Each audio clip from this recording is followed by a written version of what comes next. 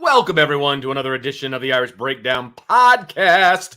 I'm Vince. That's Bryan. We're ready to rock and roll on a Wednesday. We got some good stuff for you today. It's my first two-a-day of the summer, so I'm looking forward to that.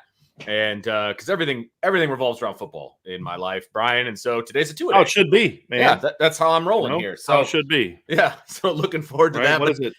God, football, country, Notre Dame, right? Isn't that something like that? Well, I think it's God, country, football. No, maybe. I don't know. I'm making it up.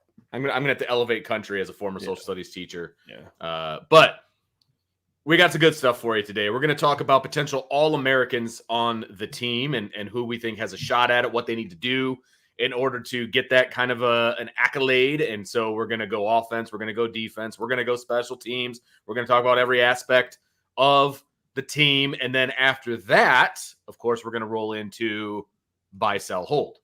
Yes, and so sir. we got a jam-packed show for you today. Those already ready to go. Check it out. We already got them boy. ready to rock and roll, man. So we're ready to go. There we go. go. Rock and roll. Okay, so Bryan, today we are talking All-Americans and potential All-Americans. And obviously there are some returning All-Americans on this roster, and we'll talk about those guys as well. They'll be the ones leading it off because it's easy to talk about potential All-Americans with guys that have already received the accolade. And so we're going to talk about those guys Or first. guys that are getting the preseason love as well. Yes. Exactly. Yeah, absolutely. So looking forward to this one. This is where, we're talking about the stars or the potential stars on the team and what they bring to the table and what they need to do to become that national level star, not just a star in the hearts and minds of Notre Dame fans, but a star impact on the national Notre Dame, level. right? Yeah. Like there's guys that are stars, that are impact players that don't get All-American. Oh, yeah. Right. 100%. I mean, that's just the reality of it. But this is more of what are those guys that we think could get that national recognition of being impact players. I mean, like Cam Hart to me was a star at Notre Dame, got zero All-American love, but like that dude was as good as any corner in the country, in my opinion, last year. And the numbers show that. Yeah. But not all guys get that kind of recognition, right? I mean, there was a year where Cincinnati had a DB win the Jim Thorpe Award and he wasn't even close to being the best DB on the team. Well, he got all the recognition because he got all the balls thrown his way because nobody wanted to throw at the other guy. Yeah, exactly. Right? So there's all that type of thing. So this is why this is a little bit different than the stars conversation that we had, because this is more about the national recognition of being stars, which is important, Vince. I mean, you need those All-Americans because if you have guys that are playing like All-Americans, the more you have, the better your team is, because some of this is a popularity contest and it's a little bit of the, who are the names that are already out there? That'll help the guys that were All-Americans before. Who are the guys that are coming into the season with the love and the respect, so they're already on people's radar. And then the guys, obviously, they're going to put up the numbers. But if you're a 8-4, 9-3 team, you're not going to have a ton of All-Americans. You're not. But you look at like last year though for Notre Dame. I mean, you had offensively, you had Joe Alt was an All-American. You had Audric Estime getting All-American love last year. Xavier Watts was a unanimous All-American. Howard Cross was an All-American. So, they certainly got attention last year for a team that went 9-3. If they're better than 9-3, you're going to see more than 4 All-Americans on this list. I can pretty much guarantee it. Agreed. And that's a similar situation to where not only just All-Americans, but, when you are successful, like a national championship. And I'm not saying that all the Michigan players didn't deserve to go to the combine and all of those different things. But look, man, to the winner goes the spoils. I mean, that's just seems to be how it works sometimes. You know what I mean? And if Michigan hadn't won the national championship, I don't think that number's as big as it is. You know what I mean? Regardless of how good those players are or are not. So, with more success comes more accolades. That's just college football right there, man. That's just how it operates. Well, and you can see that in the preseason list, Vince, because and that's kind of how we'll just quickly go over that here at the beginning is guys that are already on that list coming into the season. Yeah. Right? So, go ahead. So obviously you're seeing Mitchell Evans is getting some second and third team preseason All-American list. You're getting Howard Cross is on almost everybody's first team preseason All-American list. Xavier Watts is first or second. and then Benjamin Morrison is first or second with everybody except Phil Steele, which is one of the biggest oversights ever. Benjamin Morrison was a preseason second-team All-American with Phil Steele last year, and this year he's not. And he was very good last year.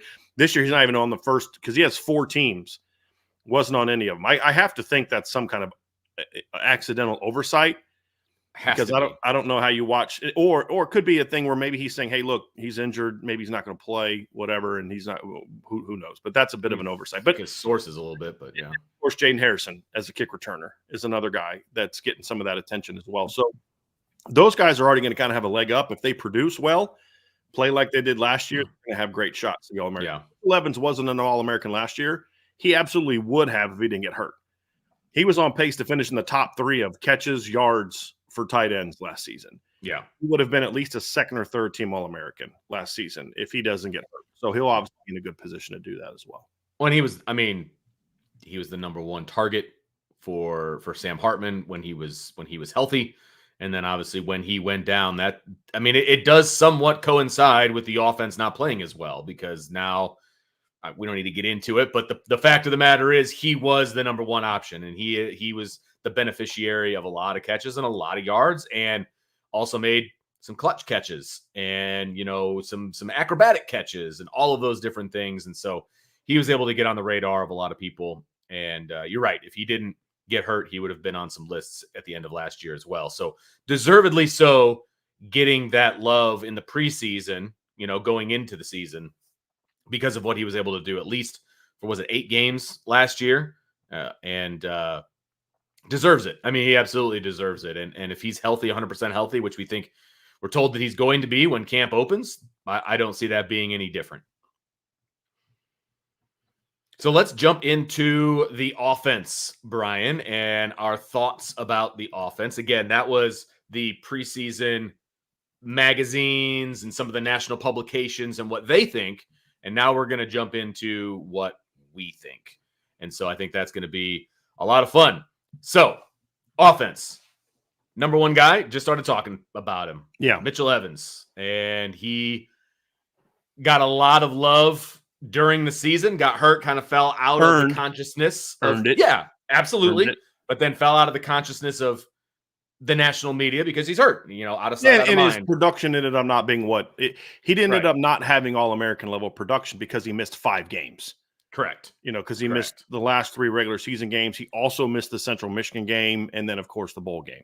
Right. And unless you could be an All-American playing 8 games, but you better put up crazy numbers, and 29 catches for 422 yards and 1 touchdown is not going to earn you All-American honors. And in that standpoint, he would have had to have, maybe 40 plus catches in 8 games, that kind of thing. But he didn't put it up. But he was clearly on pace for an All-American season if he doesn't get hurt. And the good news is with him, from what Marcus Freeman told us in our press conference with him, or not our press conference, but our sit down with him in the summer, was that Mitchell Evans is expected to be cleared by fall camp. Right. Now, does that mean he's going to be a full participant in fall camp? That I don't know. Right. Are they going to try to nurse him back a little bit, maybe limit his reps early on? Maybe he doesn't play the first game or 2. I don't know the answers to that, but when you're going to be at least cleared to do stuff in the beginning of fall camp, the odds are pretty good you're going to play in the first game. It would just be more. I would assume, again, this is an assumption based on what we were told. Sure. I would assume he's at least going to play early on. Now, maybe they split his reps a little bit that first month with Eli and Cooper because they want to, make sure because the thing with Mitchell Evans, you got to make sure he's in it for the long haul. Sure. Oh, absolutely. And he has not proven he can be healthy for the long haul. So if there are maybe some ways early when we broke down the schedule yesterday, yep. Post A&M, pre-Louisville, there's a stretch in there where you can win a lot of football games with Eli Rarehan and Cooper Flanagan and Jack Larson. 100%. But I feel a lot better about Texas A&M. Certainly. If Mitchell Evans is part of the game Absolutely. plan. Because he's going to be that one guy that if he's healthy, A&M's going to have to game plan for. And Mike Elko is going to be prepared for him because he ripped Duke up last year. Yep. They don't win that game without Mitchell Evans, just flat out. If he's not playing in that game, they don't win. I mean, he did he have something like 7 catches for like 130 yards or something like that, Vince? I'm not quite sure what his final stat line was, but he was all over the place. It was impressive. Yeah, I mean, he started early. I think second play of the game, he catches they do a post-snap switch. He runs up that seam. It was a play they hit that Holden Stace hit against NC State. They did it to Mitchell in that game, and he got open for a big play. Had several huge third down grabs in that game as well. So he was big time in that game. So Mike Elko especially is going to be like, hey, we need to make sure 6 catches for 134 yards. Hey, we need to make sure we got a game plan to stop number 88 because that's going to be an important weapon. Yes, absolutely, 100%. So what does he need to do this year? I mean, being the number 1 tight end at Notre Dame doesn't hurt your case, obviously, for being an All-American at the tight end position. But, maybe from a numbers standpoint, from, I don't know, catches, touchdowns. I mean, is there like a benchmark that you think he needs to hit in order to be in the conversation for some All-Americans love? Right, because when we talk about like what does he need to do, that's a whole different conversation than, what does he need to do to be a first-round draft pick? That's a whole different conversation, right? So like, his blocking doesn't really matter. If we're talking about NFL draft, it's like, hey, he's going to have to get better as a blocker. That's going to be a big thing, right? But that doesn't really matter a ton when it comes to All-American lists, right? So, sure. What does he need to do? Number 1, he needs to stay healthy. And that's the biggest thing, right? Stay healthy. Are you doing that based on? Yes. Okay. Sorry. He needs to stay healthy. It's okay. You're messing with me. He needs to stay healthy.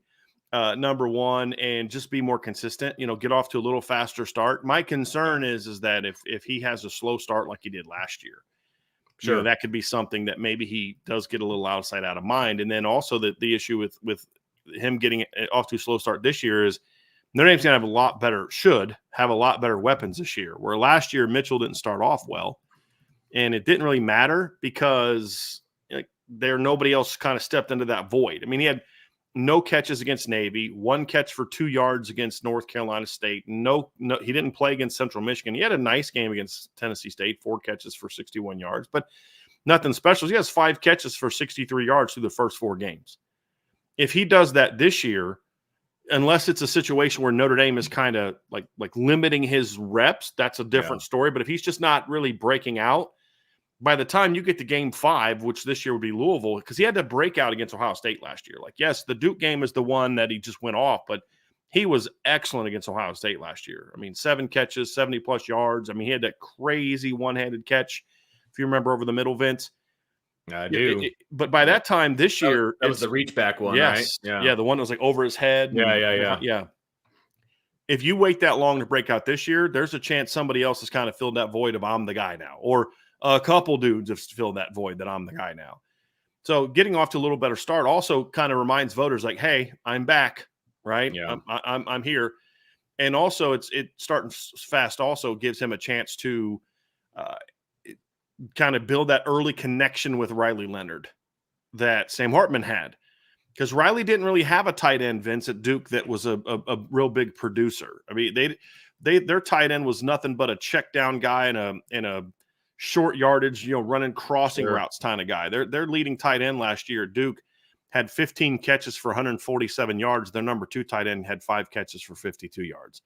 So their tight ends caught 20 passes for 199 yards.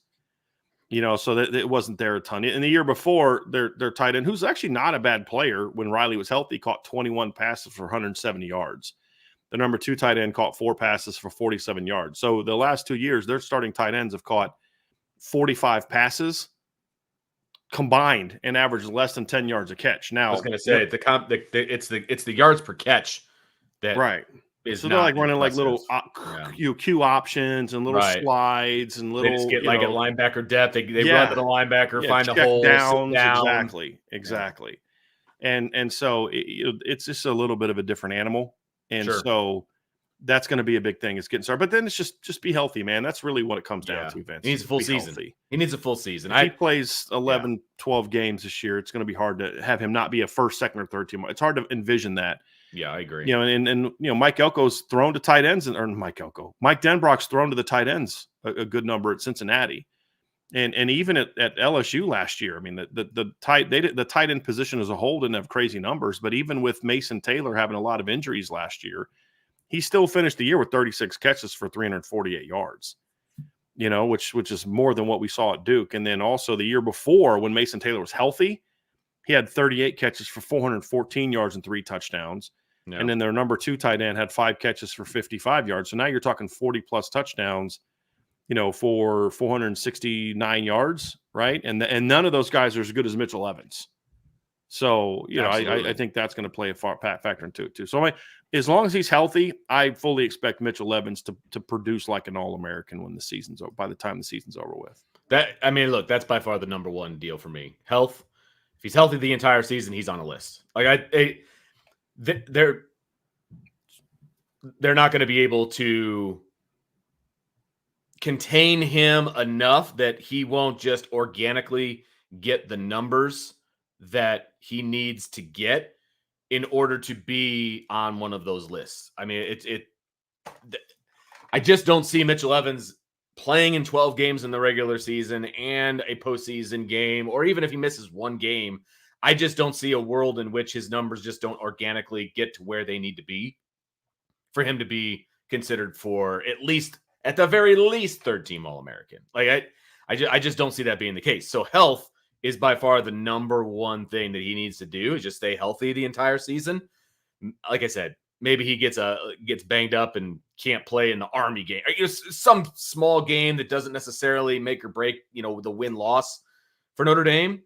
But as long as he is healthy the entire year, I think he just, like I said, organically gets to where he needs to be on one of these lists.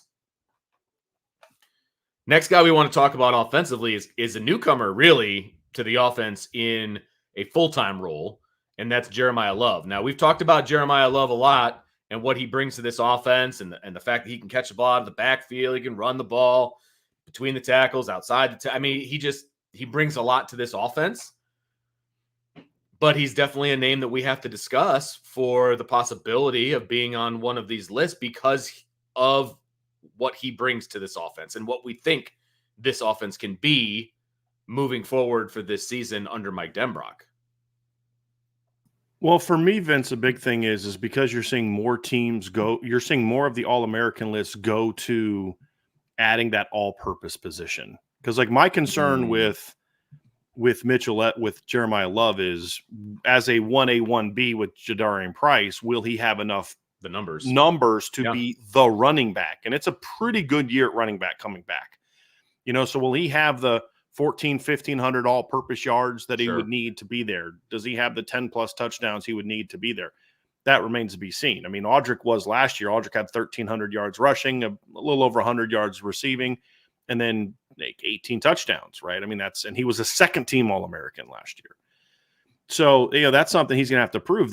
But now with people having this all-purpose position, I could see Jeremiah Love falling into that role.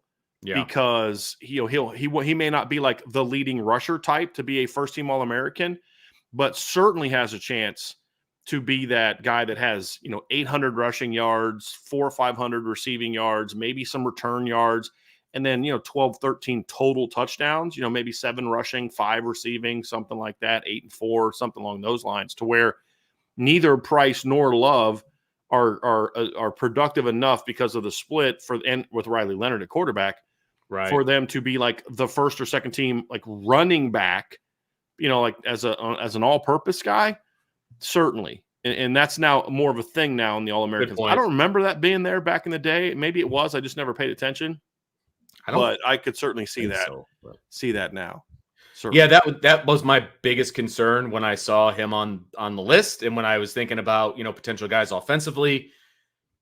All-American is such a numbers-driven situation for a lot of people. Now, Notre Dame, obviously, I guess it's becoming less and less because of the national spotlight of all of college football. If you want to watch a team, there's a way to watch a team. I mean, more or less. And so you're able to watch way more football nowadays than you were even able to watch 20, 30 years ago, right? And so it really had to be numbers driven back then, because you're basically comparing guys on paper. what did they do? How many carries did they have? What was their yards per carry? What was their this and that? And I think of all the things, running back was by far the most numbers driven position. And I feel like I don't think he's going to have running back numbers to be All-American. Because to your point, Vince, it is still that way in college football. Because even though the NFL has kind of deprioritized running backs a little bit from a rushing standpoint, college football still has plenty of teams that run the ball a mess of times. Sure. I mean, last year's best running back, Ollie Gordon, ran for 1,732 yards and 21 touchdowns. You had Cody Schrader from Missouri rush for over 1,600 yards. And Maureen Hampton had over 1,500 yards last season. These are just the big school guys, not even getting into like Kamani Vidal, who had over 1,600 yards at Troy, and Taj Brooks at Texas Tech. I left out, shouldn't have left him out. He had over 1,500 yards. You had R.J. Harvey at UCF, had 1,400 yards. You had Quentin Cooley at Liberty, had over 1,400 yards. Penny Boone, who was at Toledo, now at UCF, he had 1,400 yards. So you had a lot of these kids. Ashton Jonty's back this year. He had over 1,300 yards this year. So you had a lot of these kids that were produced a ton.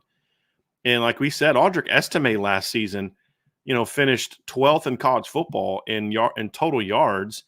And he finished, 8th in yards per game. And he was 3rd in rushing touchdowns. And he didn't make a single first-team All-American list last year. And he had, I think, one of the 5 best individual seasons in Notre Dame history. So it's going to be hard for one of these backs to be a first-team All-American running back. Yes, agreed. The question is going to come. That's why I think that all-purpose thing could be a big factor of why I definitely could see Jeremiah. And that's why I mentioned Jeremiah Love and not Jadarian Price.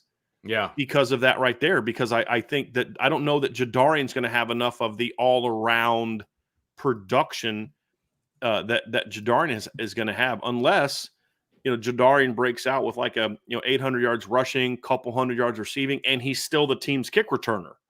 Oh yeah. Then maybe you could have him get that all-purpose position as well. So you could see. But then the other factor is I do think if one of these guys goes down, the other guy is going to put up some big numbers, and then could maybe be into that same level that Audric was last year. Sure.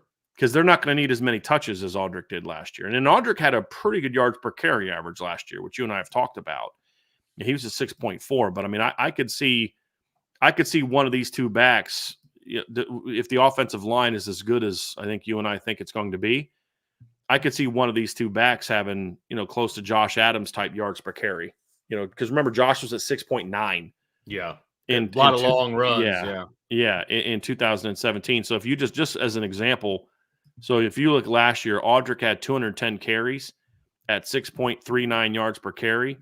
If the backs this year had the same number of carries and did and as Audric did at Josh Adams yards per carry, that's 1,457 yards. That's over 100 yards on the season just because of your improved yards per carry. So then obviously if you have fewer touches, yards per carry is still high, then you have chances to have a lot of yards. Kind of like Dexter Williams in 2018. Yeah. I mean, we forget Dexter almost had 1,000 yards. He missed the first 4 games of the season. But you know why? He had real big yards per carry. That was kind of his big thing. So, he ripped off a lot of big runs. So that's how I could see Jeremiah being on that list. Well, you brought up a reason why Jeremiah Love or Jadarian Price might have a lot of yards. And you started talking about the offensive line and how good we think they could potentially be this year. And so let's talk about some offensive linemen. And if they're going to be the offensive line that you and I think they have the potential to be, then they're going to be getting some postseason love with some of these lists. And then you look at the offensive line, and obviously there's still potential competition at right tackle. There's potential competition at left guard. But the positions that are penciled in, we've got a couple of guys that we definitely want to talk about. And again, first-year starter, Charles Jagasaw, young guy, sophomore year coming in. He's the left tackle at Notre Dame. There you go. I mean, let's call it what it is. I mean, you're the left tackle at Notre Dame. There's going to be a lot of eyes on you, not only because you're the left tackle at Notre Dame, but because of who you're filling in for. I mean, Joe Alt was one of the best offensive linemen Notre Dame has seen. And so what is his replacement look like? So there's going to be a lot of eyes on Charles Jagasaw early and often. And when you're the left tackle at Notre Dame, people are going to be looking at you anyway. And so 100%. he's got an opportunity just because of that to get some love. Offensive line is just a weird position to me when it comes to a lot of these awards, man, because you do have to have a little bit of word of mouth going for you. You know what I mean? It's like the Joe Moore Award, which I like what they do. I don't always agree with their outcomes. I didn't agree that last year. I didn't agree that Washington was the best offensive line in college football last year. But I respect the heck out of their process because it's a bunch of former offensive linemen and offensive line guys breaking down the film and making their decision. It's very subjective. And so that's why I respect it. Again, you don't have to agree with something to respect it. You can disagree with my opinion, but if you feel like I'm at least putting thought, I'm making well-reasoned arguments, then there should be no disrespect. Correct. And there's a lot of people that I disagree with them, so they're stupid and they're disrespect them. I don't respect them. That's a you problem. So I'm not someone who has to agree with everything that they do to respect the heck out of their process. I do respect and there's been several years I thought an offensive line was better than the one they picked. It's all good. It is what it is. But I love the process. But that's not how All-American lists are. Exactly. They're not based on all these All-American Associated Press writers breaking down film. It's based off reputation. Yep. And it's based off of your offense or your team has to be pretty good on offense, right? I mean, that's really what it boils down to. Yeah. And so when you look at Notre Dame, I mean, they've produced a ton of All-American offensive linemen in recent years. If Notre Dame's offense is really good this year and putting up a lot of points, one of their linemen is going to be ranked as an All-American, whether you all think he is one of the 2 or 3 best at his position or not. That's just going to happen. Yeah. And when you look at Jagasol, he's got a couple things working for him. One is obviously he's the left tackle at Notre Dame. You nailed it. There's going to be eyes on him. Number 2, he was a 5-star recruit. He was a highly ranked recruit. That matters in the eyes of people who don't watch football. They look at those things. Highly ranked kid. People must know something. Right. And then the final piece is the Notre Dame offense should be pretty good. And so if it is, he's going to get plenty of attention. So that's why I have Charles Jagasol as a guy there. I mean, it's just the position, the school, and the fact is he's really talented. Sure. And they're not going to look back and be like, well, he had, he graded out at this. They may look at PFF numbers. Maybe that matters a little bit, but he's going to have all the things going for him that if he plays just well, he's going to get some All-American honors. There's no doubt about that. Absolutely. And, you talk about, word of mouth and all of those different things. You just look a couple of positions to his right and you've got Billy Schrauth, and Billy Schrauth came to Notre Dame with a lot of accolades. Right. And I think there was some disappointment that he didn't play last year. And now that I do find it very interesting, though, that in the spring, he has pretty much pushed, the former starter at that position over into a competition with another starter from last year at left guard, and has pretty much, nailed down that position. And he is, if he puts it all together, both mentally and physically, right? And I'm not saying he hasn't, but I'm saying if he does and shows that on the field on a week in and week out basis, he's going to be in the conversation for, in that mix of dominant guards that Notre Dame has had on this offensive line. I mean, he can run block, he can pass block, he can do all of these different things. And again, you put the mental side together, which appears that he has done, he's going to be a dominant guard. And if you're a dominant guard at Notre Dame, the conversation is going to lead to these lists, plain and simple. And he's in the perfect position, in my opinion, because he's not in a battle.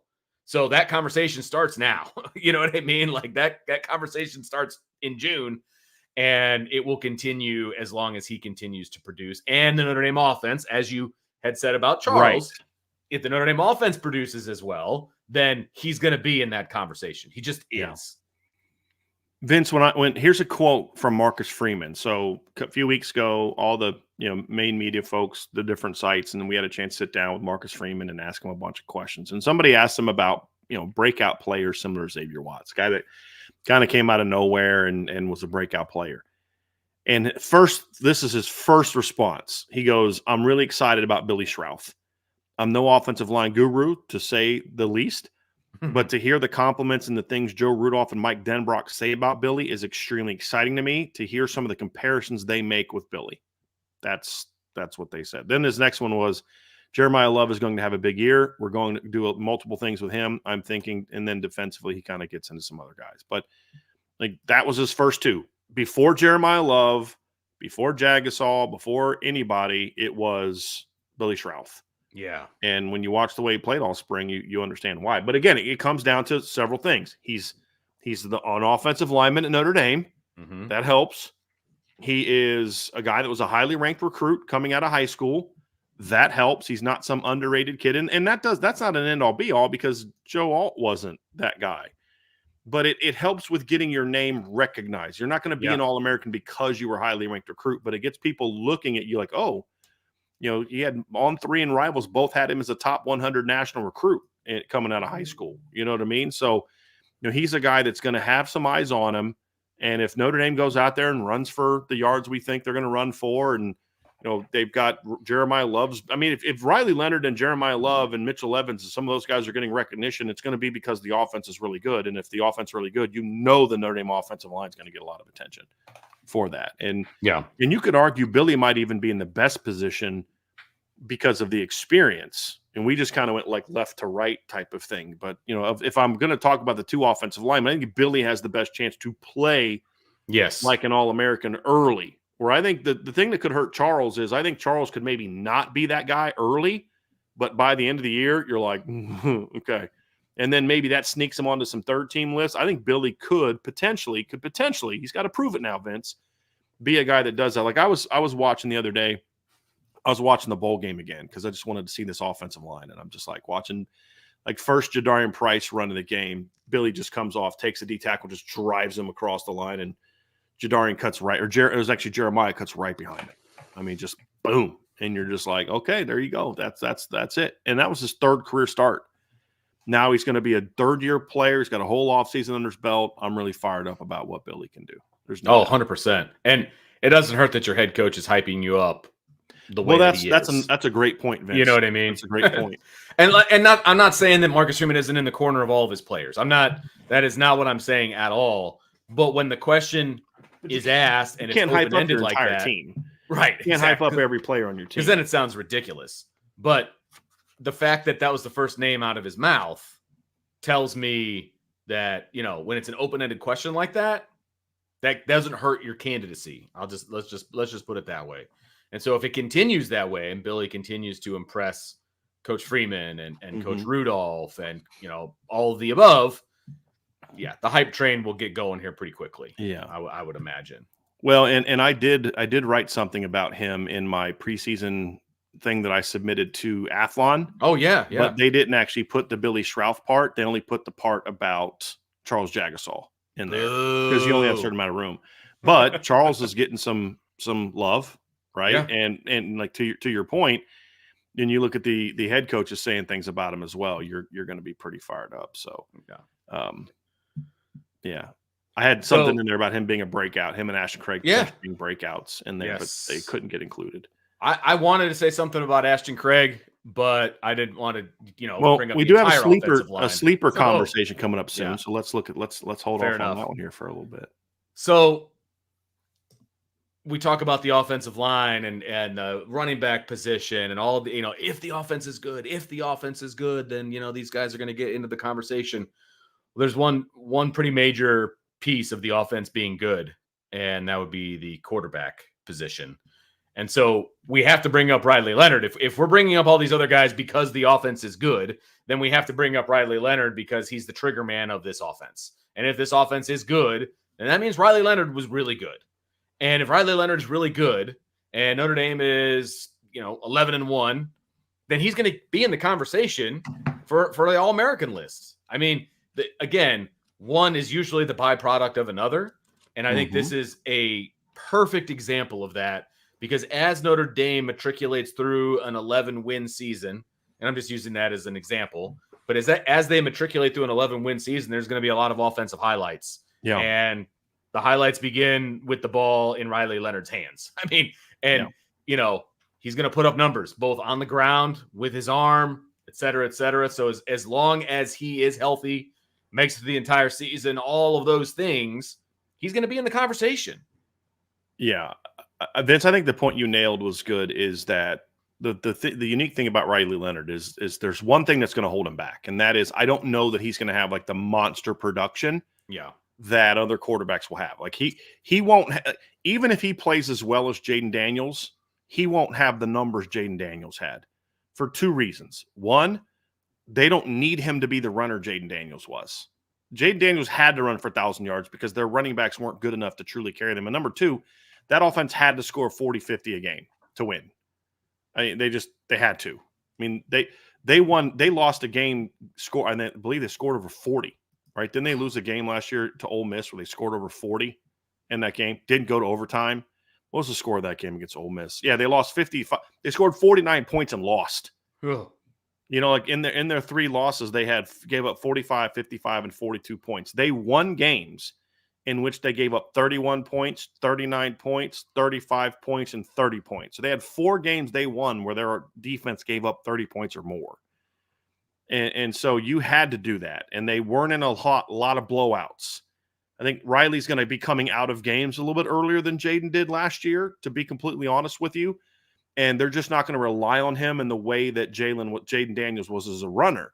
So my point, Vince, is even if Riley was as good as Jaden Daniels, and I don't think he's going to be, Jaden had a phenomenal monster season, he won't have those numbers that Jaden had. Fair. 3,800 passing yards, over 1,000 rushing yards. I think more so like 3,200 passing, 600-700 rushing. That's a heck of a season for Riley Leonard. If he can be in there, then he'll be in the conversation because of why. What's going to help him?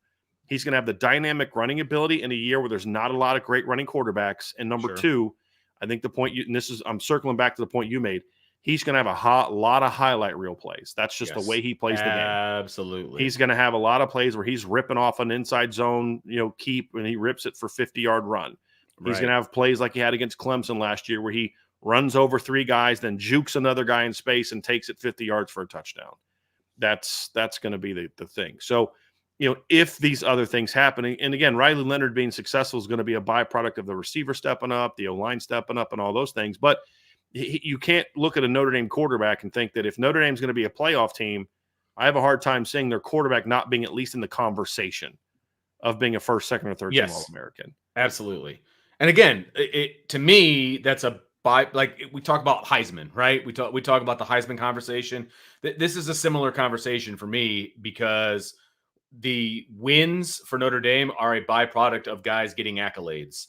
And if they're going to rack up 11 wins or whatever the case may be, then the quarterback at Notre Dame is going to get accolades. Like he is going to be on the short list of the people getting invited to New York. He's going to be on a short list for guys they're considering for All-America status. Like it just comes with the territory, and you can love it or you can hate it, whether you're a Notre Dame fan or not.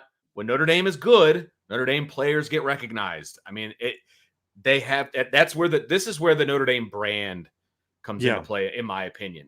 Of course, they still have to produce. They still got to produce. That goes without saying. But the Notre Dame brand doesn't hurt these guys in this, arena. Here's the other factor, Vince, as well as in recent seasons, we've had a lot of big name quarterbacks coming back. Last year it was Caleb Williams. It was Drake May. Jaden Daniels was a guy that put up some really good numbers the year before. The year before that, you had Bryce Young, you had CJ Stroud. Now it's like Carson Beck and Quinn Ewers. Yeah. Good players, but not the same level as some of the studs that came back the last couple of years.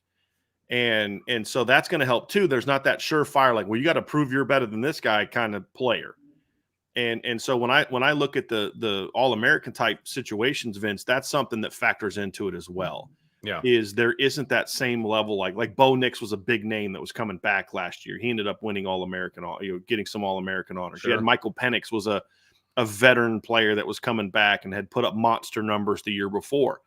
There's not those guys this year, Vince, that have that same level of, holy moly. Yeah. And as you said, if Notre Dame is good, their quarterback's going to get a lot of love, assuming he can stay healthy. He's a lot like Mitchell Evans, though. He's going to have to stay healthy. Yes. And this is actually a perfect segue to kind of the sleepers conversation, Brian, because if Riley Leonard is getting this kind of love, right? All American, maybe get an invite to New York, like all of these different things. Somebody that catches footballs that is split out is going to be getting some love as well. I would think. Right? Yeah. That's going to come down to, that's a great point, Vince, because that's going to come down to this.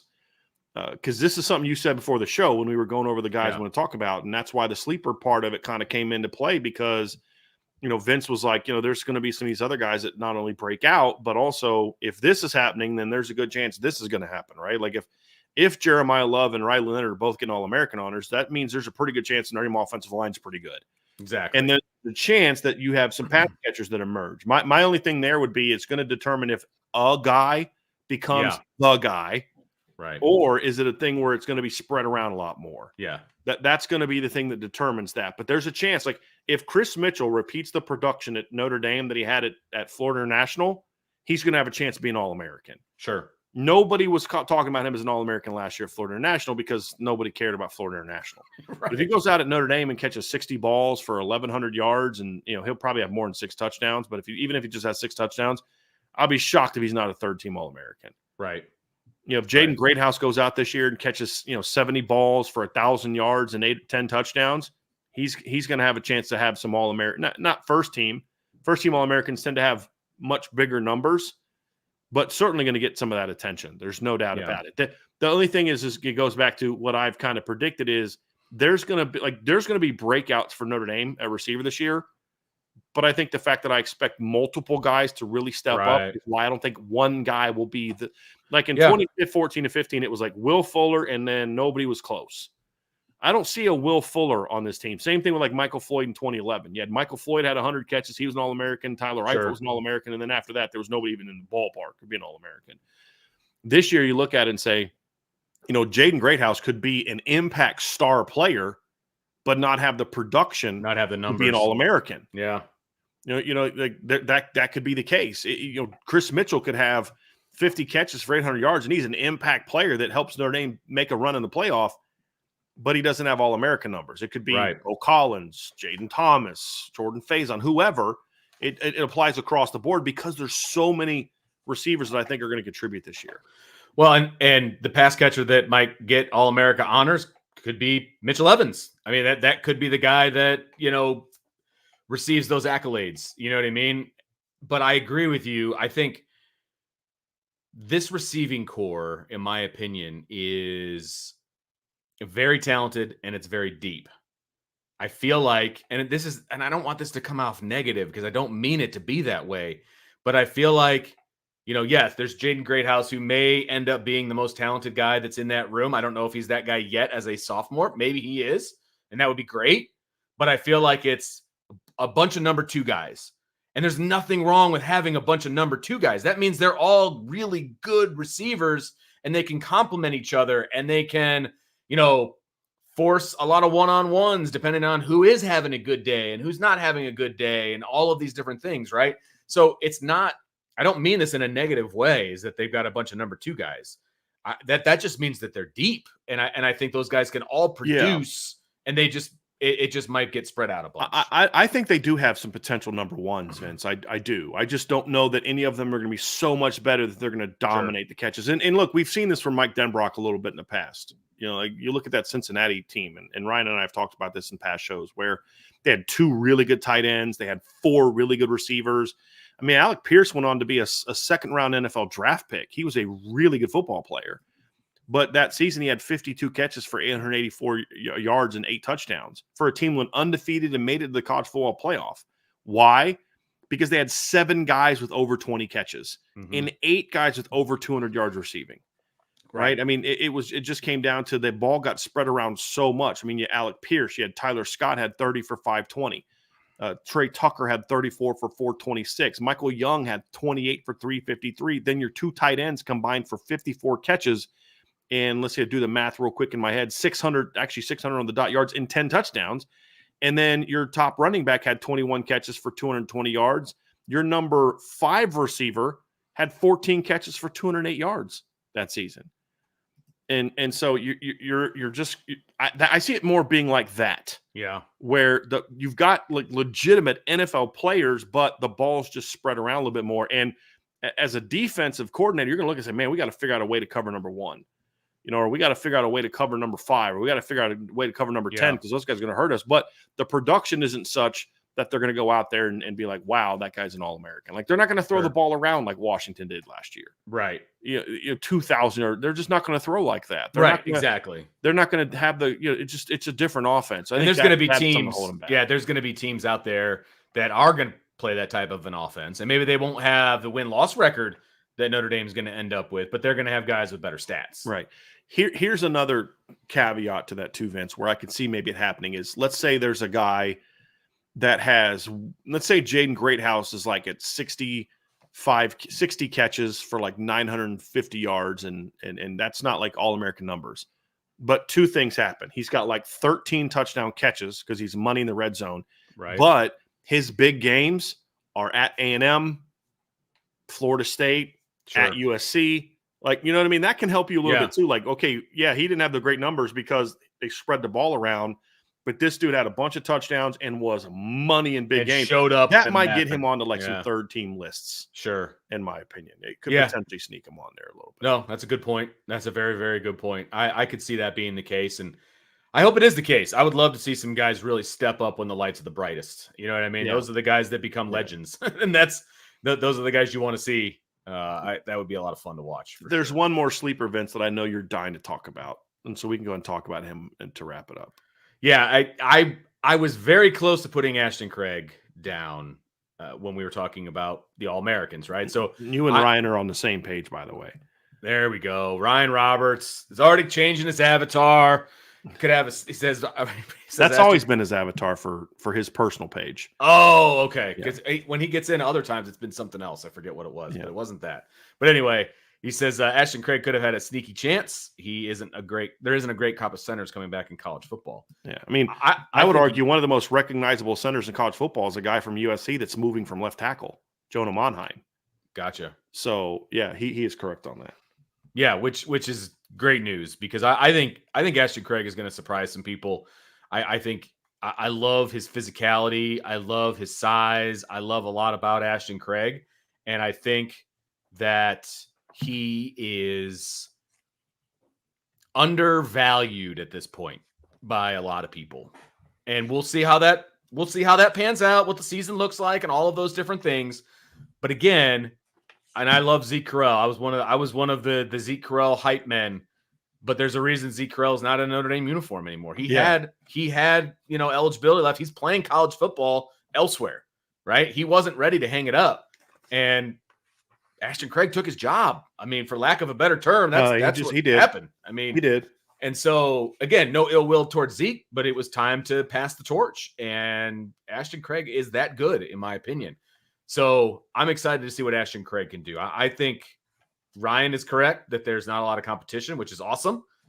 But I also think that he's going to make a name for himself. And people are going to be impressed with Ashton Craig when it's all said and done. To his point, Ryan, Ryan's point, the number one returning center in college football, according to Lindy Sports, is a kid named Parker Brailsford, who is at Alabama, transferred from Washington. He's like 275 pounds. The number two center, and this is the point I was making, that they have on their list is Jonah Monheim. Yeah. Was starting left tackle at USC last year. Then you have Eli Cox from Kentucky, Cooper Mace from Tennessee, Joe Mikulski from Oklahoma State, Logan Jones from Iowa, Maurice Smith from Florida State, and then Gus Hartwig from Purdue. So, yeah, there's definitely going to be an opportunity for, again, everything we said earlier about Shrouth and Jagasol being at Notre Dame applies here as well. Yeah. Yep. And he cemented his spot last year. At the end of last year, he was given some opportunity and he took advantage of it, and now that's his spot for the next while. So I'm excited to see what Ashton can do for sure. Yep. Any freshmen that you could think of that might help the offense, maybe be a freshman All-American, that kind of a thing?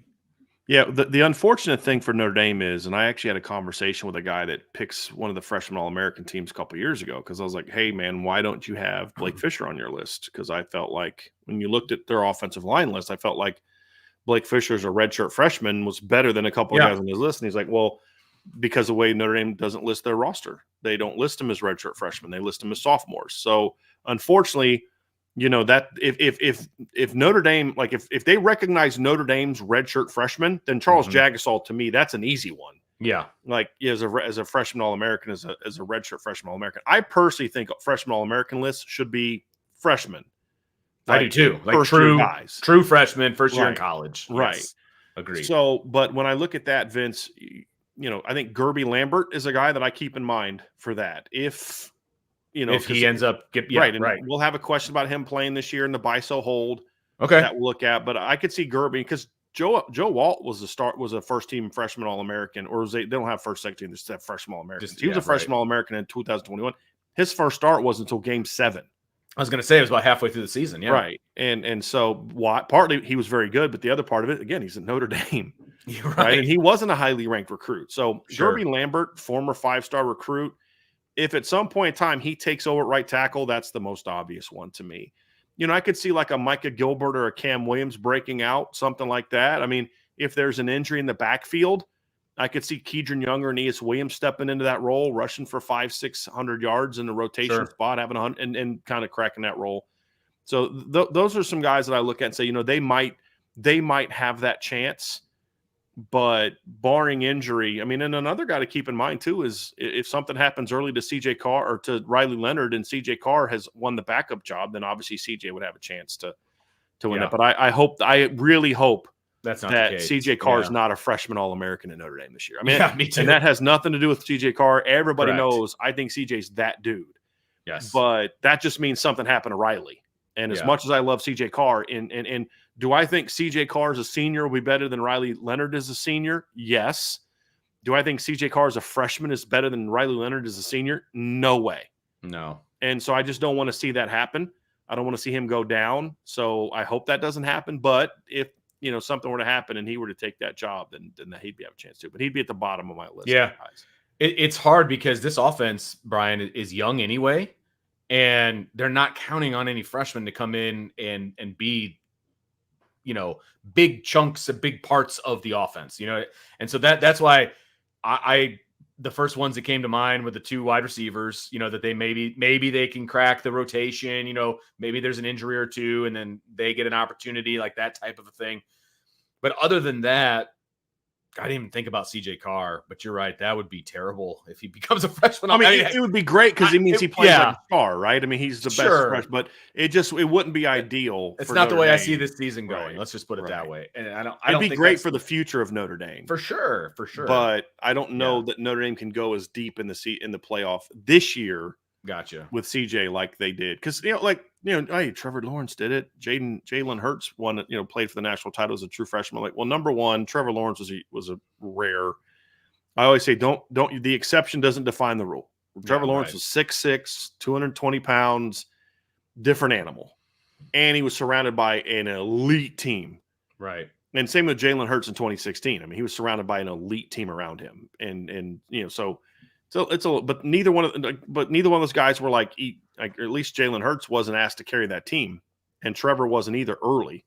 Right. Notre Dame needs its quarterback to carry the team a little bit more than those 2 teams needed their quarterbacks to carry their teams. Yeah. That's a bit of a difference for me. Absolutely. So that's going to do it for our offensive side of the football. Make sure you hit that like, subscribe, hit the notification bell, share with your family and friends. And, of course, hit up the boards at irishbreakdown.com. All kinds of good stuff going on over there. All right, let's get fired up for section number 2. Or topic number. That's not topic number 2. It's just part 2.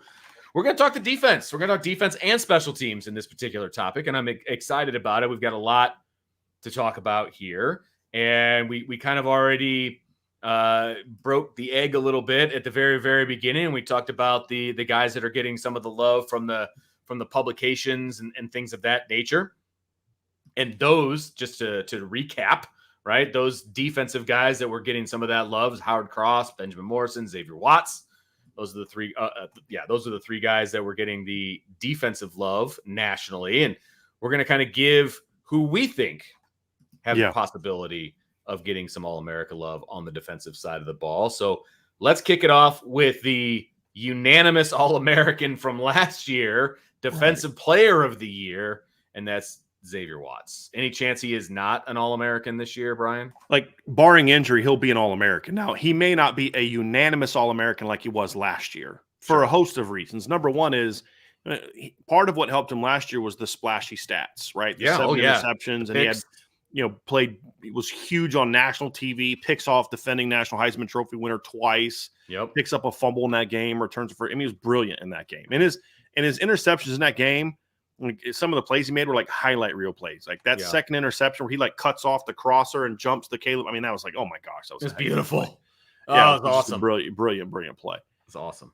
And he had a great interception against NC State. He had a huge play against Clemson. If you remember that early second half, Notre Dame's getting smacked in the first half. I think it was like 24-6 at halftime, something like that. Xavier picks that pass off, takes it back to the 1. Notre Dame pounds it in, and they now all of a sudden this blowout game is a ball game again. And it was a lot of it is because of Xavier sparking that defense. But will he have that production again? I don't know. I mean, Xavier could be a better player than last year and not have the numbers he had last year. Sure. So, but at the same time, his recognition and the fact that Notre Dame's going to have a great defense is at least going to get him on one of the first 3 teams this year. Now, I would have him on my preseason first team All-American list because he's earned it. Yeah, but absolutely. It's also a great year at safety. And obviously there's Caleb Downs at Ohio State. There's Malachi Starks at Georgia. There is Xavier Nwankpa at Iowa. Virginia has a great safety, kid named Sanker. Purdue has a really good safety, Dylan Thieneman. I mean, there's some really good safeties in college football coming back this year, Vince. And so I think that's going to also kind of make it a little harder for Xavier to still be that unanimous first-team guy. But if he produces like he did last year, he'll be that. He'll be that again. If he has 6-7 interceptions again, he'll be that again. And it's possible. I have more optimistic that Xavier's going to have. He's got a better chance of repeating his numbers than I think Benjamin has of putting up numbers like he did as a freshman with interceptions. Because I just don't know he's going to get thrown at a lot. It's harder to avoid Xavier. He's the field safety. Exactly. It's almost impossible to completely avoid him. Correct. And not just give up. I mean, so he'll have, but if he can be a better tackler, then I think that's going to help him, get at least 10 more tackles, maybe have some more pass breakups if he can improve a little bit in his pass coverage, but he's going to still be money. That's going to be the big thing. He's still going to be a money player. And I'd be shocked if he's healthy. I'd be shocked if he's at least a first or second team All-American this season. I love that point about the fact that he's going to be difficult to avoid because this being his second full year starting, with the success that he had last year, he's not sitting on his laurels. That's for sure. That's not who he is. And so that's why he came back. Well, 100%. I mean, from a mental standpoint, he's going to know these teams, man. And again, hard to avoid him because he's going to be everywhere. You know what I mean? Smart player, yeah. Exactly. He's such a cerebral player mixed in with his athleticism and playmaking ability and all of those different things. And I anticipate him being an even more cerebral player this year than last year. I mean, he came back for a reason, right? I mean, he had a ton of accolades last year, unanimous All-American, Defensive Player of the Year, all of these different things. And he decides to come back. He's got something to prove. So he's a man on a mission, which I love. And so while teams try to avoid him, that's going to be very, very difficult. And he's going to come and close in windows and things of that nature that quarterbacks aren't going to see. And all of a sudden, there's Xavier Watts making a play. So it's going to be fun to watch him this year. And, I mean, obviously, he's the biggest no-brainer on the team right now for All-America status for 24, in my opinion. And again, we're not saying first team, second team, third team. We're saying he's going to be All-American. On one of them. And he's going to be on one of those lists, period. Well, and it's going to this is going to segue into the next one too, Vince. So I'll be brief about it, and then you can segue into the next one. But the other reality is Notre Dame's secondary is being recognized as a great secondary now. That helps. Yeah, it does. Let's be honest. Some of these a lot of these All-American lists, if not all of them, are being voted on by reporters, media people, not football people. And that's not an insult. That's their job. It is what it is. We all recognize that. But when you're a reporter, you're not going to be spending every single waking hour of your days breaking down film, diving into the film, and saying who's really the best player. you're going to rely on reputation, numbers, other Yeah. aspect, what other people tell you. And one of those things, if Notre Dame's in the past, like this past year, I think part of the reason that Cam Hart didn't get a lot of love is because I don't know that coming into the year, Notre Dame's secondary got quite the respect it should have. It was respected, but not the way that it was. That's why Benjamin Morrison didn't earn All-American honors last year. Like Benjamin Morrison played like an All-American, not first team, maybe not even second team, but certainly third team. Didn't get that love. And I think a lot of it has to do with, I mean, even though he got preseason love, I don't think Notre Dame's defense quite got the respect it did going into this season. And that preseason perception can skew that. And I mean, now you've got every magazine I've read has Notre Dame secondary in the top 10, some in the top 5. I think somebody in the chat even mentioned this, that Greg McElroy recently on ESPN ranked the Notre Dame secondary as number 1 in the country. Think about that for a second. When you think about some of the secondaries coming back in college football, Ohio State secondary coming back, Iowa, Michigan, there's some really good, Georgia. There's some really good secondaries, and he ranked Notre Dame's number 1. Now, we could debate, is it 1, 2, 3, whatever, but it's certainly, in my opinion, top 3 or 4. There's no doubt. Well, when that's true, you're going to get more recognition because people are going to say, boy, they got some dudes over there. Right. And so that's going to then now get them the benefit of the doubt more than maybe it did last year. Like, I just still don't see how a guy that like Benjamin Morrison, who has 10 pass breakups, 3 interceptions, locks down the best receiver in college football. I mean, completely shuts him down. 2 catches for 26 yards and 2 pass breakups on 5 targets.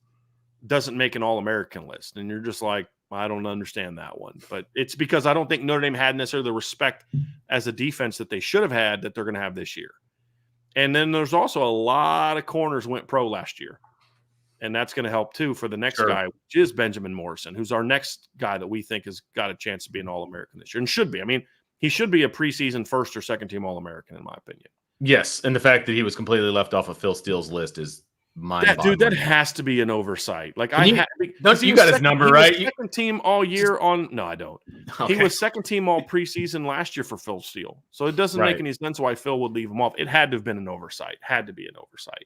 Yeah, agreed.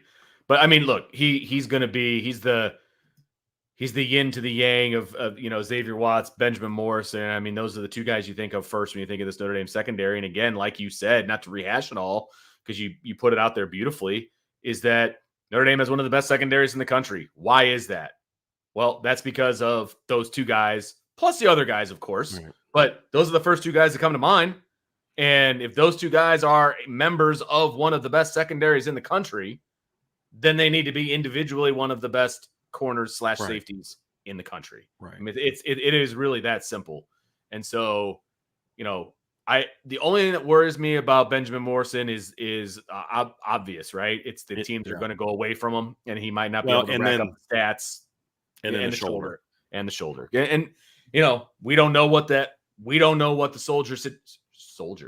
shoulder situation is for Benjamin Morrison. We're told he's not going to be ready for fall camp yet, but he'll be ready for game 1. Does that mean they're being overly cautious? Does that mean he's really not going to be ready? Is it coach speak? Like, what are we talking about here? But yeah, he needs to be healthy. Obviously, he needs to be healthy. And if he just misses the first game or 2, I think he should still be fine. Yeah. Yeah. Agreed. Yeah. So let's roll to the defensive line because this is where a lot of the conversation goes for Notre Dame fans and national media as well. Defensive tackle, and we can kind of talk about these guys individually. We can talk about them as a group, but we'll start with We'll start with Howard Cross because Mr. Cross III he was second team All-American last year. Mm-hmm. So he is a returning All-American. Yeah. So he's going to have that name recognition, that buzz. And then, of course, him coming back to Notre Dame this season created even more buzz. And so that is obviously very helpful. Yeah. And I think he's also going to have the stats to back it up. Well, and when we talk about second team All-American, it wasn't like some obscure like CBS Sports or some like, ES. It was there's five outlets that determine unanimous and consensus All-Americans. Unanimous, I believe it's all 5. Consensus, I think you have to be on at least 2 or 3 of them. I think it's 3. But sense. It's the 5 are. It's the American Football Coaches Association. It's the Football Writers of America Association. It's Sporting News. It's Walter Camp, and it is Associated Press are the 5. And last year, Howard was a second-team All-American on 4 of those 5. The AFCA was the only one that didn't have him on a second-team All-America list last year. So he's already a second-team All-American coming back on 4 of the 5, considered main All-American lists. And then he also was named a second-team All-American by I think there was one other that had him as a second-team All-American, but he was like on some mid-season All-American lists. I mean, so that back-to-back really big games against Ohio State and Duke was big for him. And I think Howard comes into the season as a guy that people have their eyes on. Sure. So what does he need to do? Number one, he needs to play well in big games. That's the thing about Howard last year's. You look at the night games when Notre Dame was on national TV, that Howard usually was one of the guys that was popping. He didn't have big numbers against Ohio State, but he played well. You saw him around the quarterback a lot. He obviously played brilliantly against Duke. He was one of the few defensive linemen that I thought made some plays against Louisville, although he wasn't at his best against Louisville, and he was very disruptive against USC. So that night stretch of 4 straight games of night games may have not been good for Notre Dame, but it was great for Howard Cross because people kind of started to recognize what he was. And that's kind of when he started to break out, too, because he didn't do a whole lot the first 4 games. I mean, he did his job, but he wasn't like making a ton of plays. The other thing for Howard is he's got to produce more this year because he kind of snuck up on some people last year. 7 tackles for loss and 2 sacks. I don't know if that's going to be good enough to get him All-American honors again this year. Just because, you could have – it's like I made the point about Caleb Williams was a week or so ago, Vince, where I was like, if you look at Caleb Williams' numbers last year, he flat out should have been a top 10 Heisman Trophy voter. He's the defending Heisman Trophy winner. And you look at some of the numbers of guys that were ahead of him, and you're like, what? But it's because his team wasn't very good and expectations were so high. Correct. Well, Howard's going to be on a good team, but expectations are higher now. So it's not like you can't just repeat what you did last year. You've got to produce better. And one of the things I wrote about, so I'm doing like these player profiles for the Notre Dame players. I'm going to continue to do them through the whole year, Vince. But the thing about Howard is if you look at his numbers last year from a disruption standpoint, they were phenomenal. I mean, he had 30, according to Pro Football Focus, he had 39 pressures and 32 run stops. Like that's being a very, very disruptive player, Vince. The problem is he only had 7 tackles for loss and 2 sacks, and half of his total year production came against Duke. He had 3.5 tackles for loss and a sack against Duke. That means in the other 12 games he played, he only had 3.5 tackles for loss and 1 sack. That's not going to be good enough this year because whenever there's expectations, you're now held to a higher standard. Honestly, I'm okay with that. I'm someone who believes that certain people should be held to higher standards, right? I mean, if you're a politician, if you're an owner, if you're a pastor, if you're someone in a leadership position, you should be held to a higher standard than the people around you. Yep. It's like I got in debates like this when I was in seminary, and it's like, well, why is this pastor being singled out? Because he's the pastor. Like, yes, you should be held to a higher standard than your congregation. You're the flipping leader of the flock. You know what I mean? Like, we shouldn't treat pastors like anybody else when they transgress. We should treat them above. Why? Because the Bible tells us to. The Bible tells us to hold the people that are given a lot and put in positions of power to more authority. So I'm a big believer in that, and I believe that about football as well, Vince. If you are someone who is expected to be a stud, I expect you to play and produce like a stud. And you're not going to get some of the, wow, what a breakout guy that some people had. And so Howard's going to have to produce more if he wants to be an All-American again. I think he will. That's the thing. It's like, I just told you all the things I think he needs to do. Well, I think he will. I think because we're going to talk about another D tackle here in a minute, but I think the duo of them is going to be what works.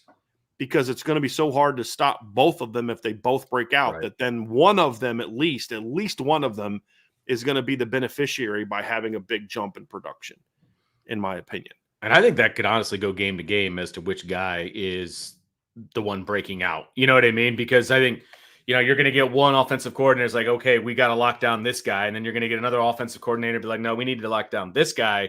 And then the other guy is going to be the beneficiary of that. And obviously, I'll just transition right now. The other guy is Riley Mills. And Riley Mills, of course, made the splash that he was going to come back for another year of Notre Dame football, which was massive. Not only is he the frontline guy, but then it allows the depth to continue to develop and all of those things.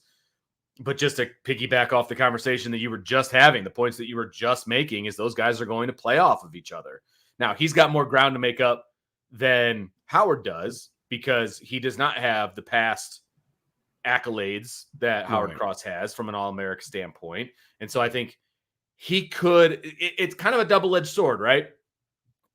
Maybe his stats don't need to be as good as Howard Cross, right? Because he isn't necessarily held to that higher standard. Maybe nationally, I think he is internally, but maybe not nationally. Yeah, with And the so, staff, he certainly is. Yeah. yeah, right. But like, from a national perspective, maybe he doesn't need to hit that Yeah. echelon. But I think the opposite's true okay, because the thing about Howard Vince is, and I didn't say this and I should have said it earlier, but like his disruptive numbers weren't good enough.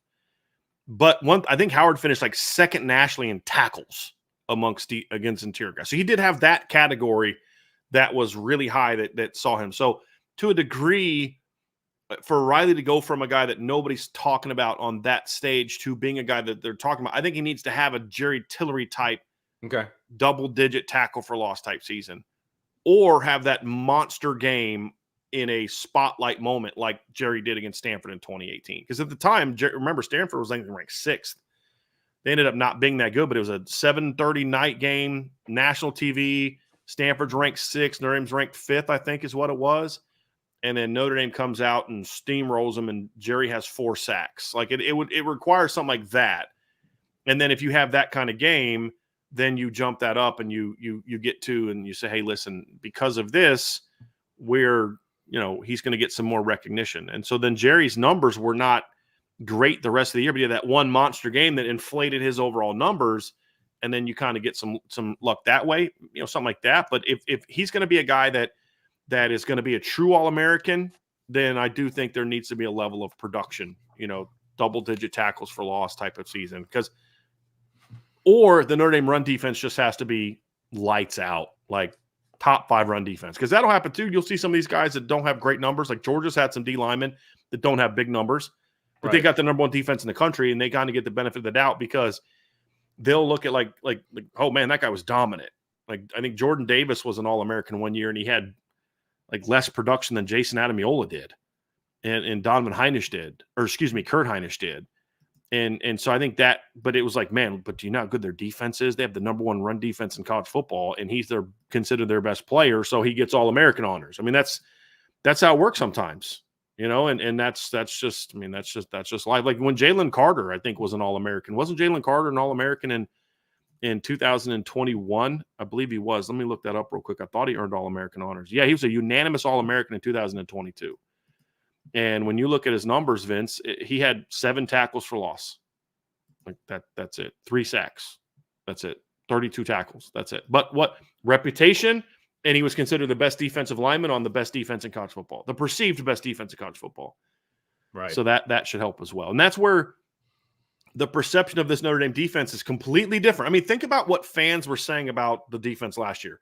Like Ryan and I had so many battles. Vince, you and I had so many battles with our own fan base about, yes, Al Gold needs to get better, but he's not as bad as some of you think. And Right. and the linebacking core, like bench everyone, they all suck. And it's like, no, they don't. It's like, It just took him a few months and a season to the put him in national the Hall of people held Fame. a similar view because Yeah. they weren't a great defense the year before. Well, now they're getting that love, and so they're going to get the guy that's going to put up certain numbers for a team that stinks is going to have the same numbers as a guy that puts up those numbers on a team that's considered a top 5 defense. Guess who's going to get the All-American honors?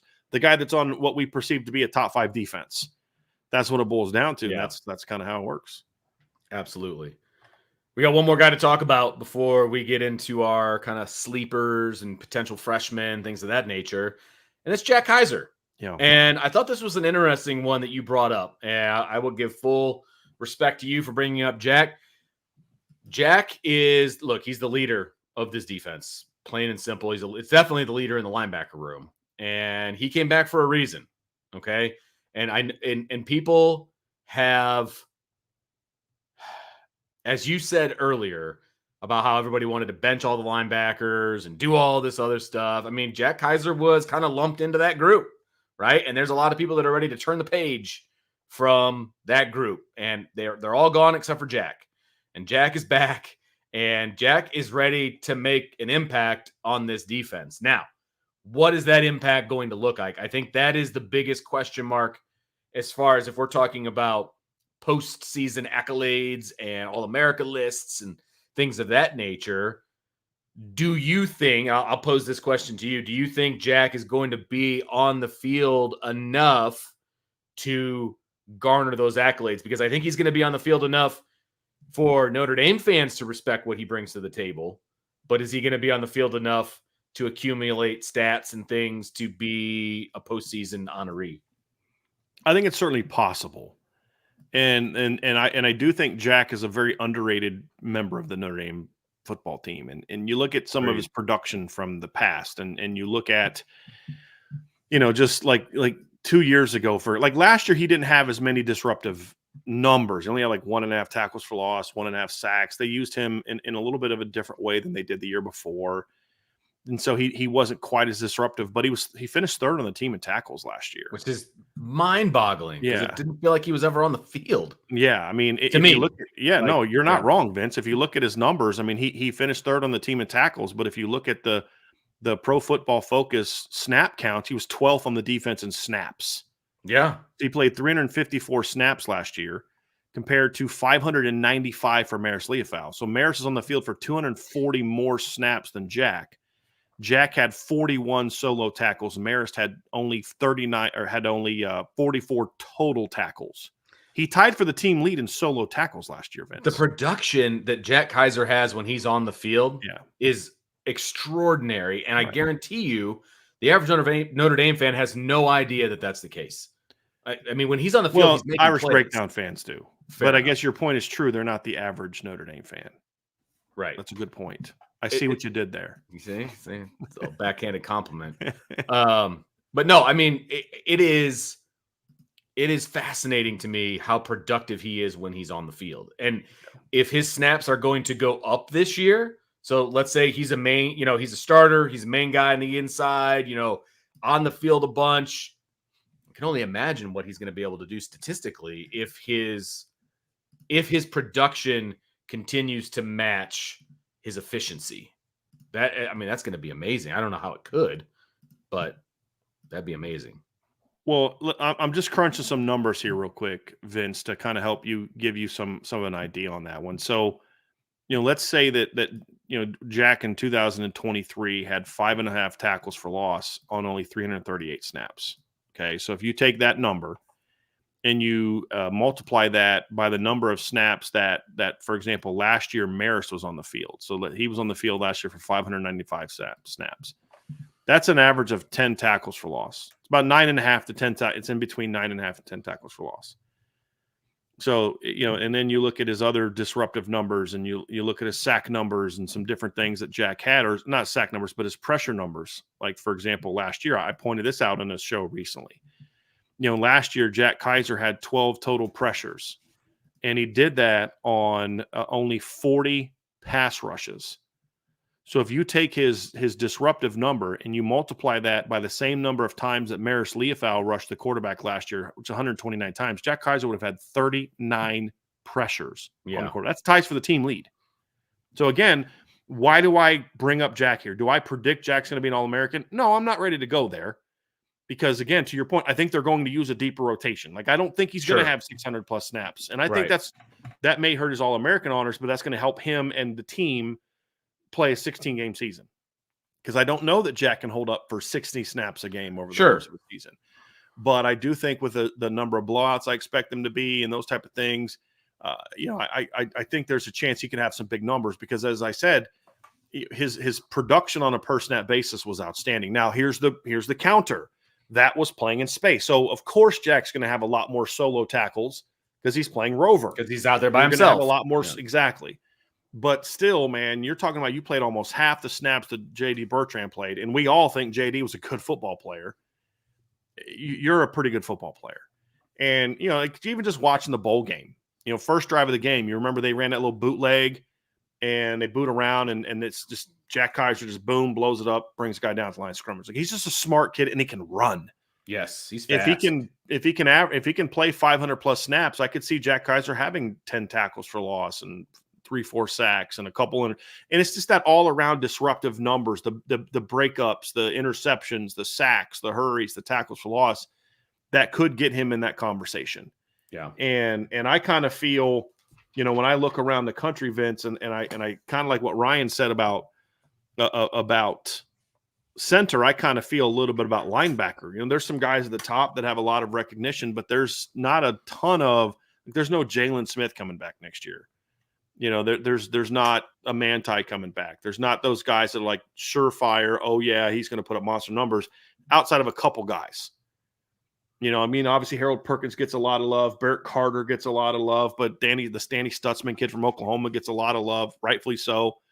I could see Jack Kaiser being a guy that kind of jumps into that conversation. And again, we're talking about a team that we expect their defense to be considered one of the best in college football. And if that's true, Jack's going to be a part of that, in my opinion. And I could see him getting some second, third team All-American type of love if he produces on the same rate he's done the last couple of years. And that's why he, I think, has to be in the conversation. Has to be. Yeah. So let's talk about some sleepers defensively, Bryan, because I think this could be fun. I'm curious to see who your first sleeper is, or if you have any. I do. I've got one sleeper and I've got two freshmen. I've got a few sleepers actually. Okay. Okay. The chances of mine being in there are probably pretty good. My first one is a guy that I think has a chance to be the most talented. Just take out any context of experience, just the most physically talented player on the football team. I think you can make a case that Christian Gray is the most talented player on the football team. That's on the defensive football team. And he's going to get tested a lot because it's going to be him or Benjamin. He's going to get a lot of opportunities. Watts, who you're going to go at. He's going to get a lot of opportunities, especially early. Yeah, I think Christian Gray is a guy that's going to get tested a lot, and Christian's ball skills are outstanding. I mean, he almost picked one off like early in the first half against Oregon State last year in the bowl game. You remember that? They tried to run a hitch on him. He just read it perfectly and drove on and almost picked it off. Yep. He's going to be a super productive player. He's my first sleeper on the list, Vince. And you have him on yours as well? That was my only sleeper on the list, actually, was Christian Gray. I think, first of all, I think he's going to start.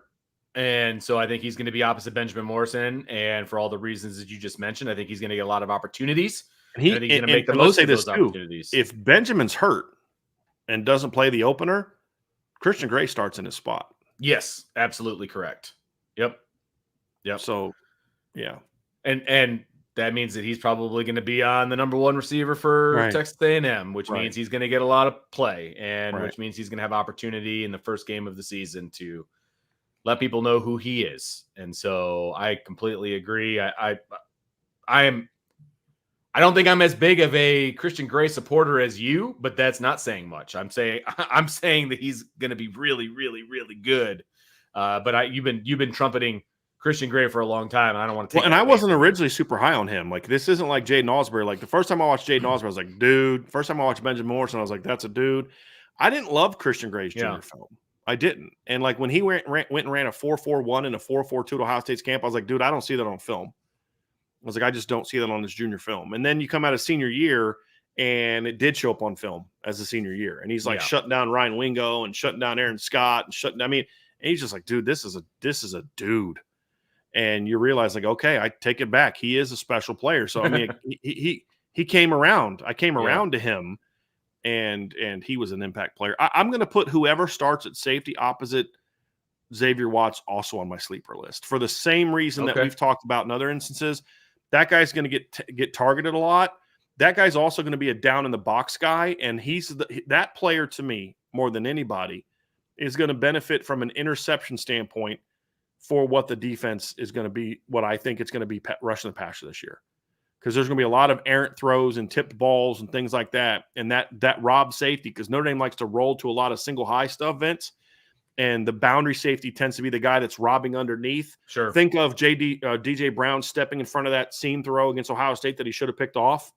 There's several opportunities like that they missed last year that I think either Don Schuler or Rod Hurd kind of fills that void. Now, it could be where neither one of them play enough to be that, but if one of them separates, I could see that guy being one.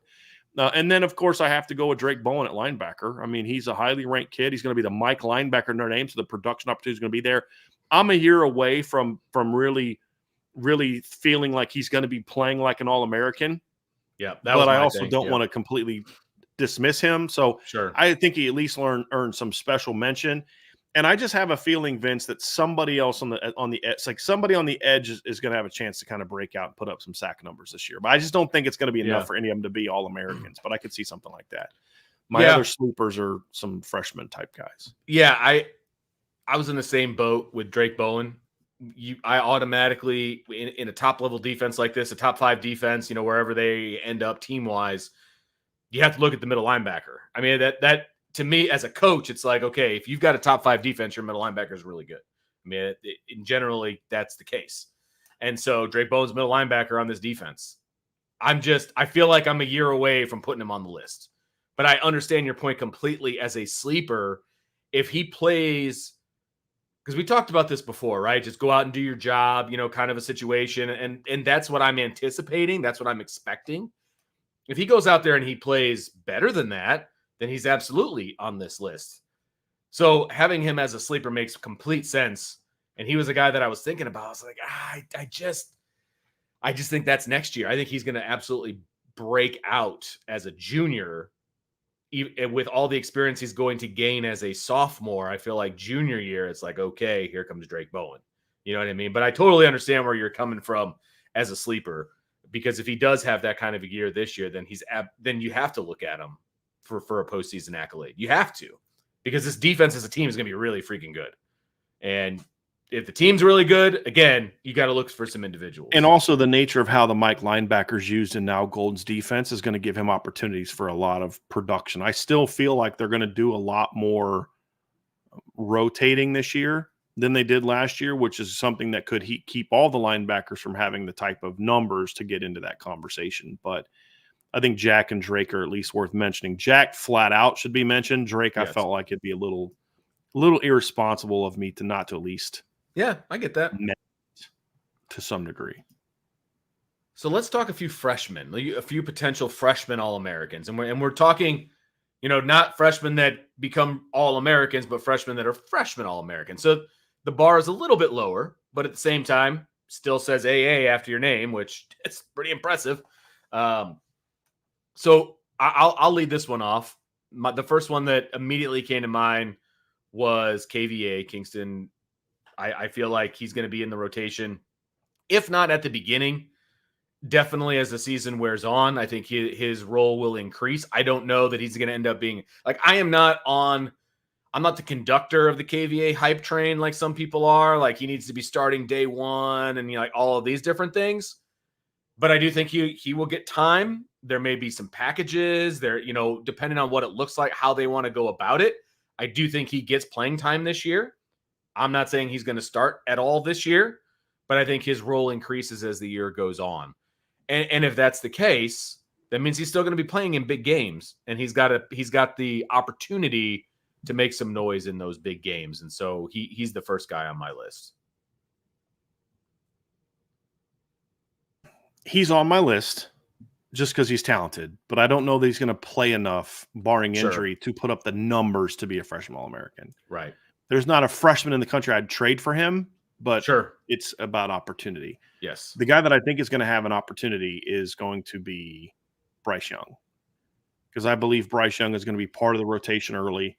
I think he's going to be a guy that they use a lot in some pass rushing situations, and I could see him having a 5 to 6 sack freshman year, even if he only plays 10 to 15 snaps a game. Like I could see him having that kind of production this season. So, I mean, Bryce Young's an easy one for me. He's a guy that I could see doing that. And another guy that you talk about with Kingston. I mean, Kingston's an elite talent. There's no doubt about it. But so's Bryce. I mean, Bryce was, I believe, number 1 ranked player on the class last year on defense. I believe. I think it was him and Kingston were 1 and 2. I believe. But I think Bryce Young is just Bryce, because the difference between Bryce and Kingston is Kingston could play just as many snaps, but the numbers that people look at for a linebacker to be an All-American is like tackles and tackles for loss. Sure. Well, if Kingston has 40 tackles and 6 tackles for loss, that's a heck of a freshman season for him. I don't know that it's going to be enough for him to be a freshman All-American. Yeah. Because you're going to have other freshmen starting that are playing the whole time and aren't nearly as good as him, but they're going to have 70 tackles and 8 tackles for loss. And even though if you put their per snap production on, but All-Americans don't look at that. They don't look at, well, his per snap production was this. They're going to say, well, who had this and who had that? And so to me, I don't know he's going to be there. But with Bryce Young, the number one number is going to be, okay, he had 6 sacks.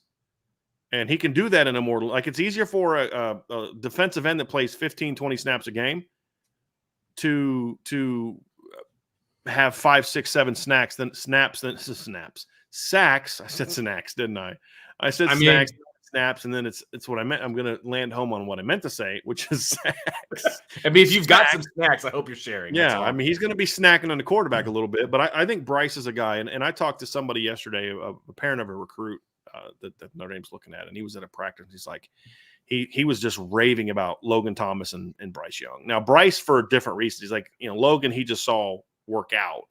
He's like, that guy is super explosive and athletic.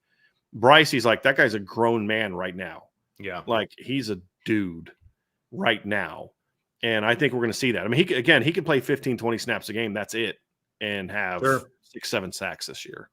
Yep. And I mean, we saw that in the blue gold game, right? I mean, they're trying to read zone off him, and he's so athletic that he forces the give and then closes on the running back and then rips the ball out. Yeah, seriously. Yeah. So, that's kind of where I'm at. So I think Bryce Young is a guy. And I love the defensive class, Vince. I just don't know that any of the other guys are going to get enough opportunities.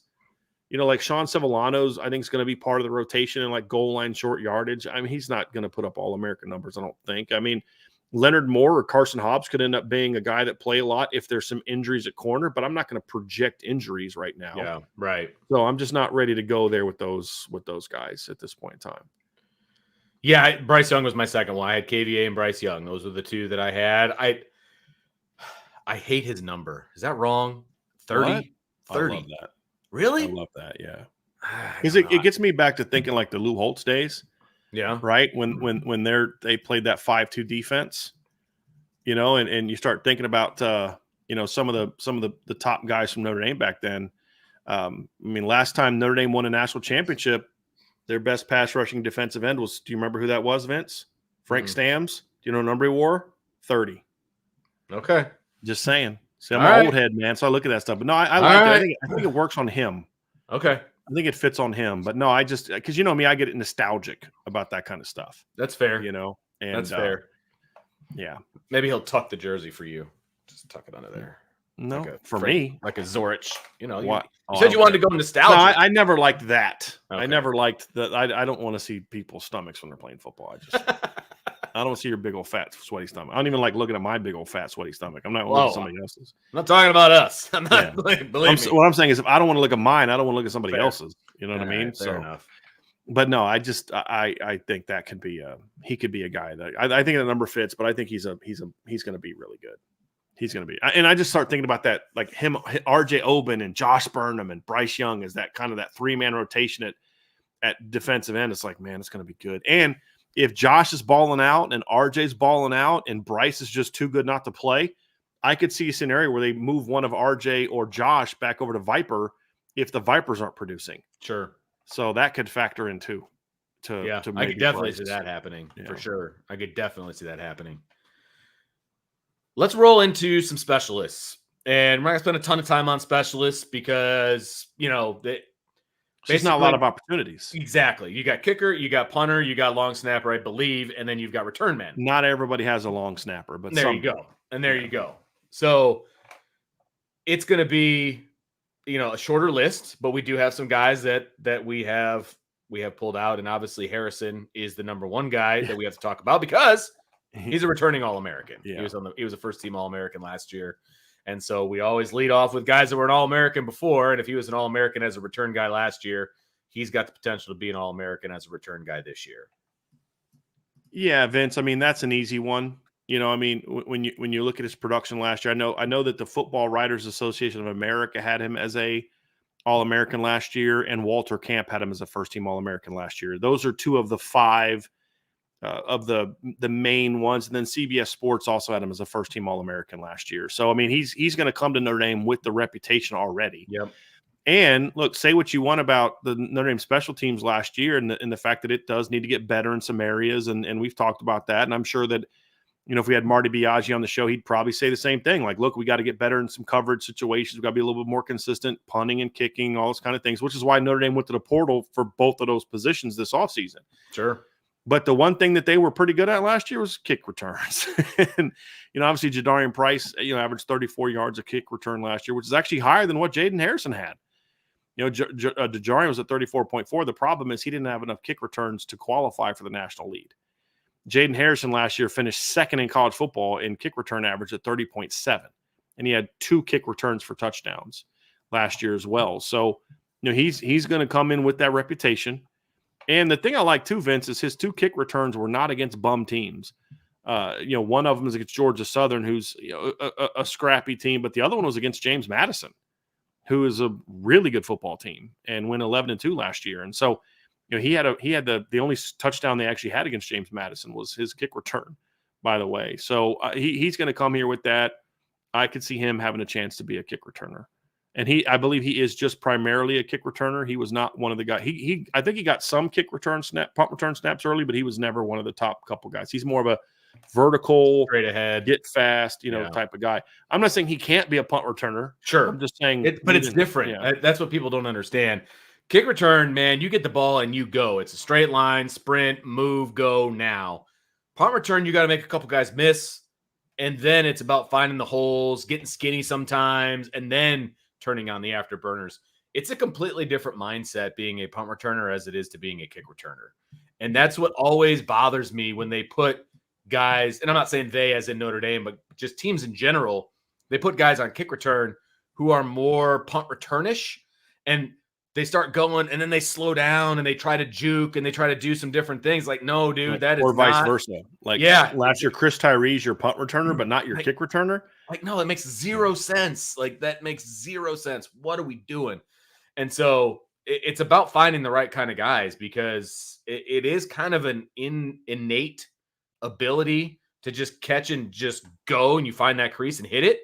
And then also to be a punt returner, make those guys miss, get skinny, find a hole, and then turn on the afterburner. So it's a challenge to find the right guys to do that. And they've got guys on the roster, Brian. There's no 2 ways about it. So you got a returning All-American, and then you've got a guy who at this point last year wasn't even on a football scholarship, and that's Jordan Faison. And he returned some punts last year. I think he has the mentality to be a punt returner. Well, he definitely has the skill set. The skill set, exactly. Yeah, correct. Yeah. Well, but I don't know. Look, Vince, I think you said it perfectly first. I'm not correcting you. I think being a great returner is a mentality. Yes. And because as a returner, you're gonna take some hits, especially as a punt returner. I mean, if you're not a mentally tough guy, you're not gonna be a very good punt returner. So I think the first part you said is mentality. I think you nailed that. He's a tough kid. You don't play lacrosse at the level he plays. Right. If it's one thing, look, I don't know a lot about lacrosse. I know a couple things. I know what's a goal. I know that when the ball goes out of bounds, it's whoever the closest is to it. That's who gets possession. And I know those kids play a physical game. Yeah. And, especially at the level Notre Dame plays. So, he's got some toughness to him. We saw that last year on the football field as well. But he also, like you said, he has that's where I was building on that by saying he also has the physical traits. He's got he's got that strength to bounce off tackles. He's got elusiveness. He's not a burner. He doesn't have Chris Tyree speed. He's probably a 4.5, right now. But that he gets to full speed in a hurry. He's got that shiftiness that make you miss shiftiness. Yeah. And then he has enough speed to then hit home runs if he gets the crease. There's no doubt. So I could see him. But the other thing too is I could see Jaden Greathouse being their primary punt returner this year. Sure. Like personally, I would rather see less receiver snaps for Faison because more go to Greathouse. And then Faison's like a complimentary receiver that maybe only plays 25 to 30 snaps a game at Z and X and things like that. Mm-hmm. And Jaden Greathouse gets more of that. And then now he's getting touches because here's the deal. If he's the primary punt returner for Notre Dame next year, there's a chance he could field more punts than he has catches. Oh yeah. With as good as we expect the Notre Dame defense to be. I would take that number all day long. If he's the full-time punt returner, I think he would have more punt. Now, does that count fair catches? No, I'm talking Like actual return. Okay. Oh, it's a no-brainer. He'll catch more on fair catches. Oh, Gotcha. That's a definite. I'm talking about like ones that he'll returns. return. Like Notre Dame's opponents last year punted 63 times. So some of those go out of bounds. They land. I mean, you're talking about at least 50 that are being caught or should be caught. I'm talking about ones that are actually returned. Gotcha. Okay, cool. And I do like the fact that I don't think his first thought is ever going to be fair catch. So. Yeah, and I'm telling you, that's going to cost him probably at least once next year. Probably true. But it'll also pay off. It'll pay off too. Exactly. Yeah, it'll pay off. And I mean, and if he's good enough, if he can break a couple early, not even when I say break a couple, I don't even mean like touchdowns, just break a couple big ones. Now all of a sudden, teams start trying to avoid him, and that's when you make mistakes. When you're trying to avoid a punt returner, that's when you shank one. You try to hold on to it too long. You overkick it, and then that's when you can get in trouble. Because like that's what Notre Dame was great at under Lou Holtz is they would force teams into mistakes that you say, well, Rocket didn't do anything on that kick return, but yeah, you're getting the ball at your own 40 at the other team's 45 because the punter is trying to avoid Rocket and he shanks it and it goes out of bounds. And you're probably as a special teams coach or head coach, you're probably thinking that's a win.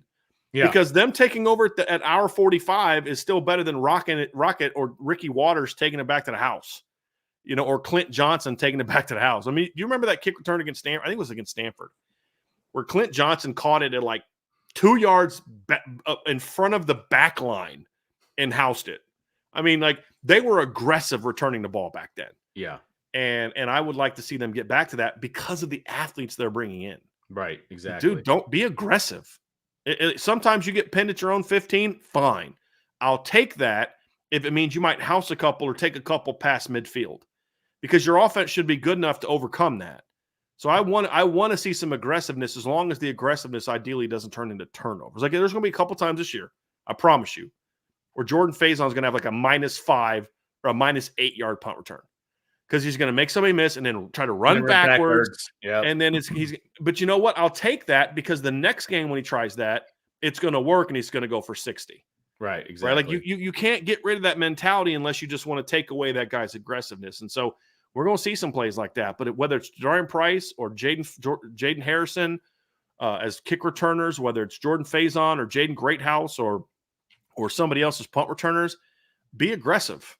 Be aggressive. And that's what I want to see. Now, don't be silly. Aggressive doesn't mean I come flying up and slide to try to catch a punt. That's not aggressive. That's dumb. Yeah. You know what I mean? Like that's being irresponsible.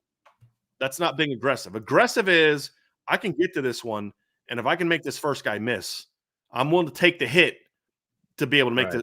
Chris Tyree had some aggressiveness as a punt return last year, I thought, when they would let him do it. And that's why he returned that one against Pitt. He had no bit. He should have fair caught that one against Pitt. As soon as he caught it, he got hit. But he bounced off of it, made another guy miss, and then boom, he was out the gate. Yep. And I just want to see some aggressiveness from that group. Our final guy that we need to talk about on special teams is Mitch Jeter, the new kicker coming in from South Carolina. And he is one of the most accurate kickers out there, which is one of the reasons that he is now wearing a Notre Dame football helmet. When you look at his stats from last year, South Carolina, he was 12 of 14 on field goal attempts. But the number that is important to me is he was 11 for 11 on field goals between 20 and 49 yards. And as soon as you're inside 50 yards, I have no problem kicking a field goal because I have a lot of faith that he's going to put it through the uprights. And if he continues to do that for a team like Notre Dame, he's got a chance to get some postseason honors, plain and simple, because they look at field goal percentages and things of that nature. Look, a big leg is always important. Don't get me wrong. He's hit a 50-plus before, but that's not what they brought him in for. They brought him in to kick the ones inside 50 yards and make sure they get the 3. Like that's why he's wearing a Notre Dame uniform. And so if he repeats what he did last year, he's got a chance for some postseason accolades. Yeah, this was the interesting conversation you and I had before the show started. For him, it's going to be about opportunity.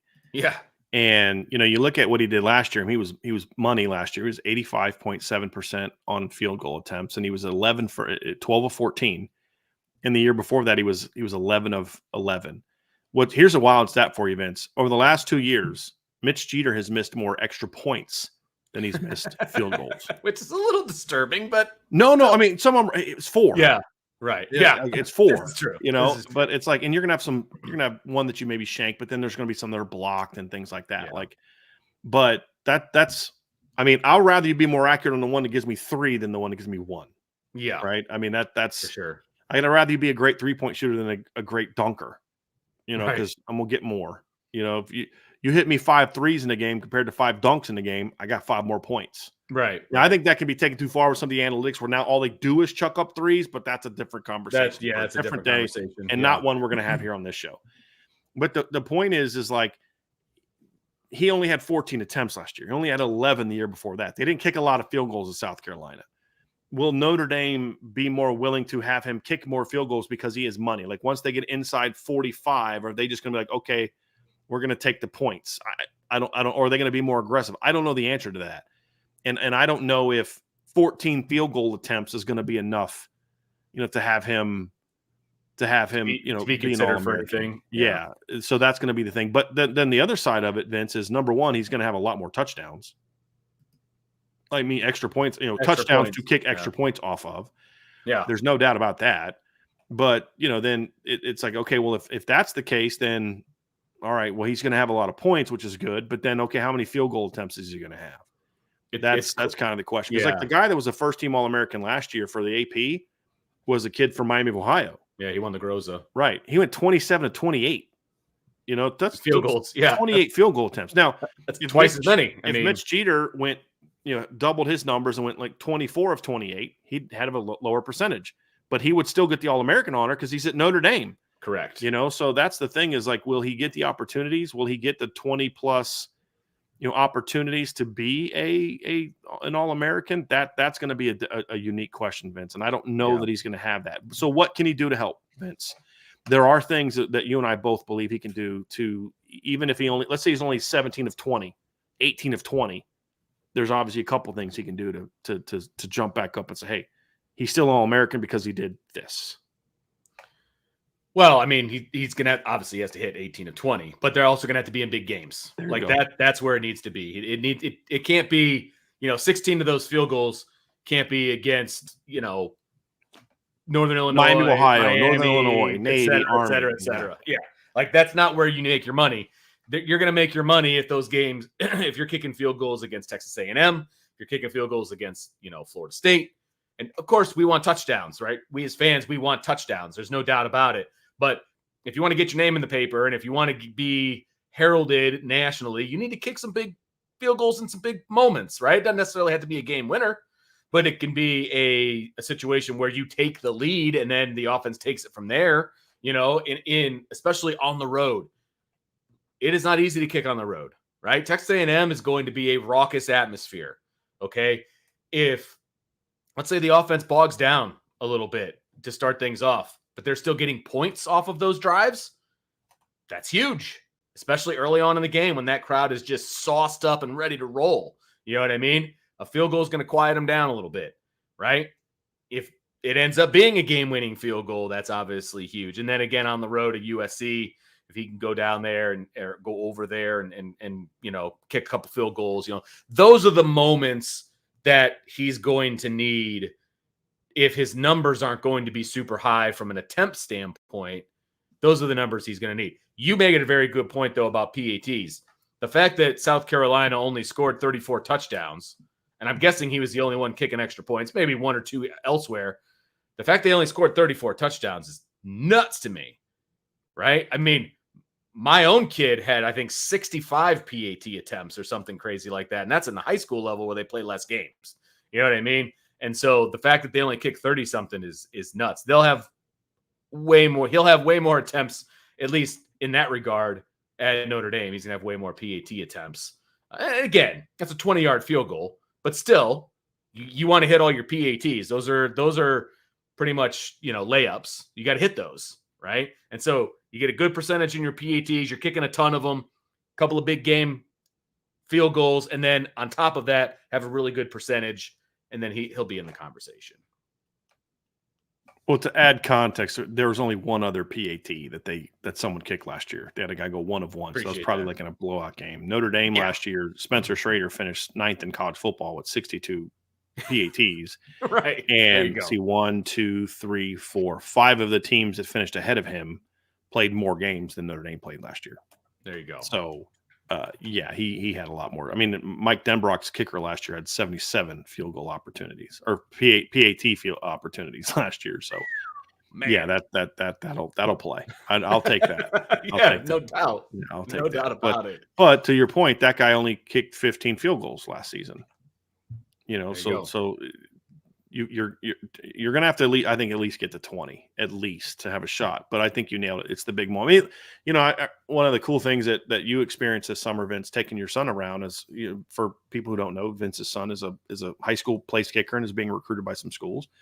But one thing you shared on the show was you guys were at Notre Dame's camp and he got a chance to meet Reggie Ho. Oh yeah. Well, why you know how many field goals Reggie Ho made his entire career? 9. Seriously? That's that it? But we remember him. He's a Notre Dame legend. Why? Yes. There's a game named after him. Mattered. Right? Yes. The ones he made mattered. Yeah.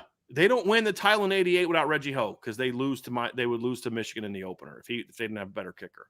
They won 19-17 and he went 4 for 4 on field goals. Right. I mean, that's just the reality of it. It's the ones that you make. It's the moments that the big moments that really are going to matter.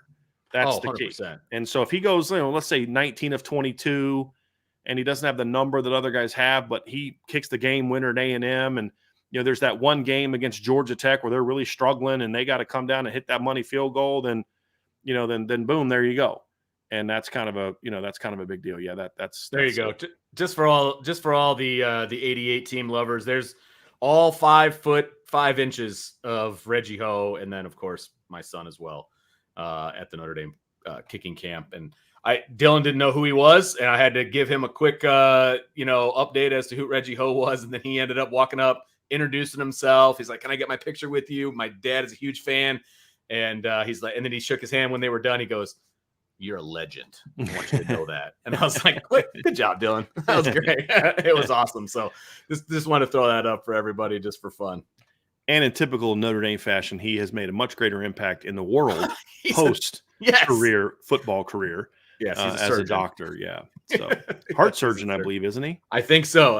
He's either the neurosurgeon or a heart surgeon. I forget. It's either Minnesota or California. I can't remember which one, but they flew in a bunch of former specialists. He's a cardiologist. Cool. There you go. Yeah. Heart doctor. Yeah, I think he's in Philadelphia now. Is what it says. Is he? Okay, well there you go. So he's at the Thomas Jefferson University Hospital. So. I was just completely starstruck when it came to seeing Reggie Ho shag for my son. Like he was shagging Dylan's field goals, and I was like, "That's Reggie Ho." Yeah, I'm such pretty a cool. dork. It was again, 9 made field goals in his career. Yeah, but we remember him as a legend. Why? Because he made the ones that count. Yes, he made the 4 against Michigan, and they won by 2, and that's the Reggie Ho game. And he is forever immortalized in Notre Dame history. 100%. So, because if they don't win that game, they don't win the national championship. So probably not. No. So there you go.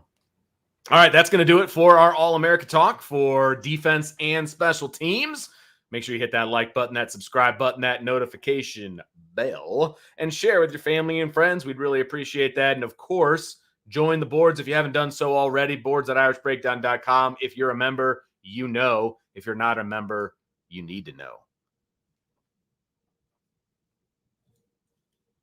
It's that time, Brian. It is that time of the week where we get to talk buy, sell, hold. And you have been hard at work the subscribers have been hard at work giving us some buy, sell, hold comments / questions over in the Champions Lounge. And that is where you get to submit your buy, sell, hold questions. You have to be a member of the board. You got to get over there. You got to submit your statements. And then we pull from there. Put the cards together, and I say it was Brian. Brian pulls it, puts the cards together, and then we get to talk about it and buy, sell, hold. So if you want to be part of the show, though, it's still be a member. We're a team here, Vince. You're not wrong, but I got to give credit where it's due. The exceptions are if you do a super chat, we will bring up your buy, sell, hold in super chat form as well. Go. So bingo. Yep. So I'm ready to rock and roll, Vince. You ready to rock and roll? Let's hit it. Do it. Okay, buy, sell, hold from Double 88. Just talk about the 88 team. Look at that. Coaching at their present job at the start of 2025. Billy Napier, Ryan Day, Lincoln Riley. And I I'm believe we have going. to buy, sell, and hold Well, one of them, right? I'm just going to do a buy sell holder for all of them. Okay. And because I'm not sure what the answer is. So I'm going to say I'm selling Billy Napier. He will not be at his present school in 2025. I'm going to buy Ryan Day, and I'm going to buy Lincoln Riley still being at their schools. Now, that's mine. You agree with that, Vince? I come 100%. That is exactly what I was going to say. Let's then take the other one that it could be, and you got to buy one, sell one, hold one. So let's do it both because I'm not sure what the answer is. So I mean, it would be the same, except I would move Ryan Day to the hold category. Yeah, I would move Lincoln Riley to hold because I could see Lincoln Riley because again, I'm trying to be consistent. If I think USC is going to be a better team this year, then I could see Lincoln Riley bailing and going to the NFL if they have a good. If they go 10-2 this year, I could see Lincoln Riley bailing and going to the NFL. I don't think Ryan Day or Lincoln Riley get fired this year. I don't think either one of them could be bad enough to get fired unless they do something ethically wrong. But especially, I mean, Lincoln Riley maybe if they really struggle again and go 5-7, maybe. But I just don't think I think they're going to be a good football team this year. I really do. But I could see him then using that to vault to the NFL. I could maybe even see Ryan Day go in the NFL. To be honest with you, he's coached in the NFL before. He's quarterback. Yeah, he was with. I don't know his history. Chip Kelly at the Eagles, I believe. Oh, okay. But I'm pretty sure Ryan Day coached in the NFL. I'm going to look that up right now. But, yeah, I'm pretty sure that he spent some time early in his career in the NFL as a position coach. So, yeah, I could see that. Yeah, he was with the Eagles in 2015. He was with the Niners in 2016. And then he left the Niners to go to Ohio State. And again, his coach at the time was Chip Kelly. So, that's where that relationship is all connected. Yeah, and he coached with him at New Hampshire. He actually played for him at New Hampshire because when he was the offensive coordinator. Look at that. So, yeah, there you go. Okay, from Joe Allen, 72, buy, sell, hold. After having another stunning defensive year in 24, Al Golden heads back to the NFL, and Mike Mickens is named the new defensive coordinator. I mean, I don't know if I have a buy, sell, or hold for this one. I would be totally fine with that because that would mean Notre Dame's really, really good. Al Golden's in high demand. The reason I'm going to hold on this one, Vince, I don't know what Al Golden's career aspirations are.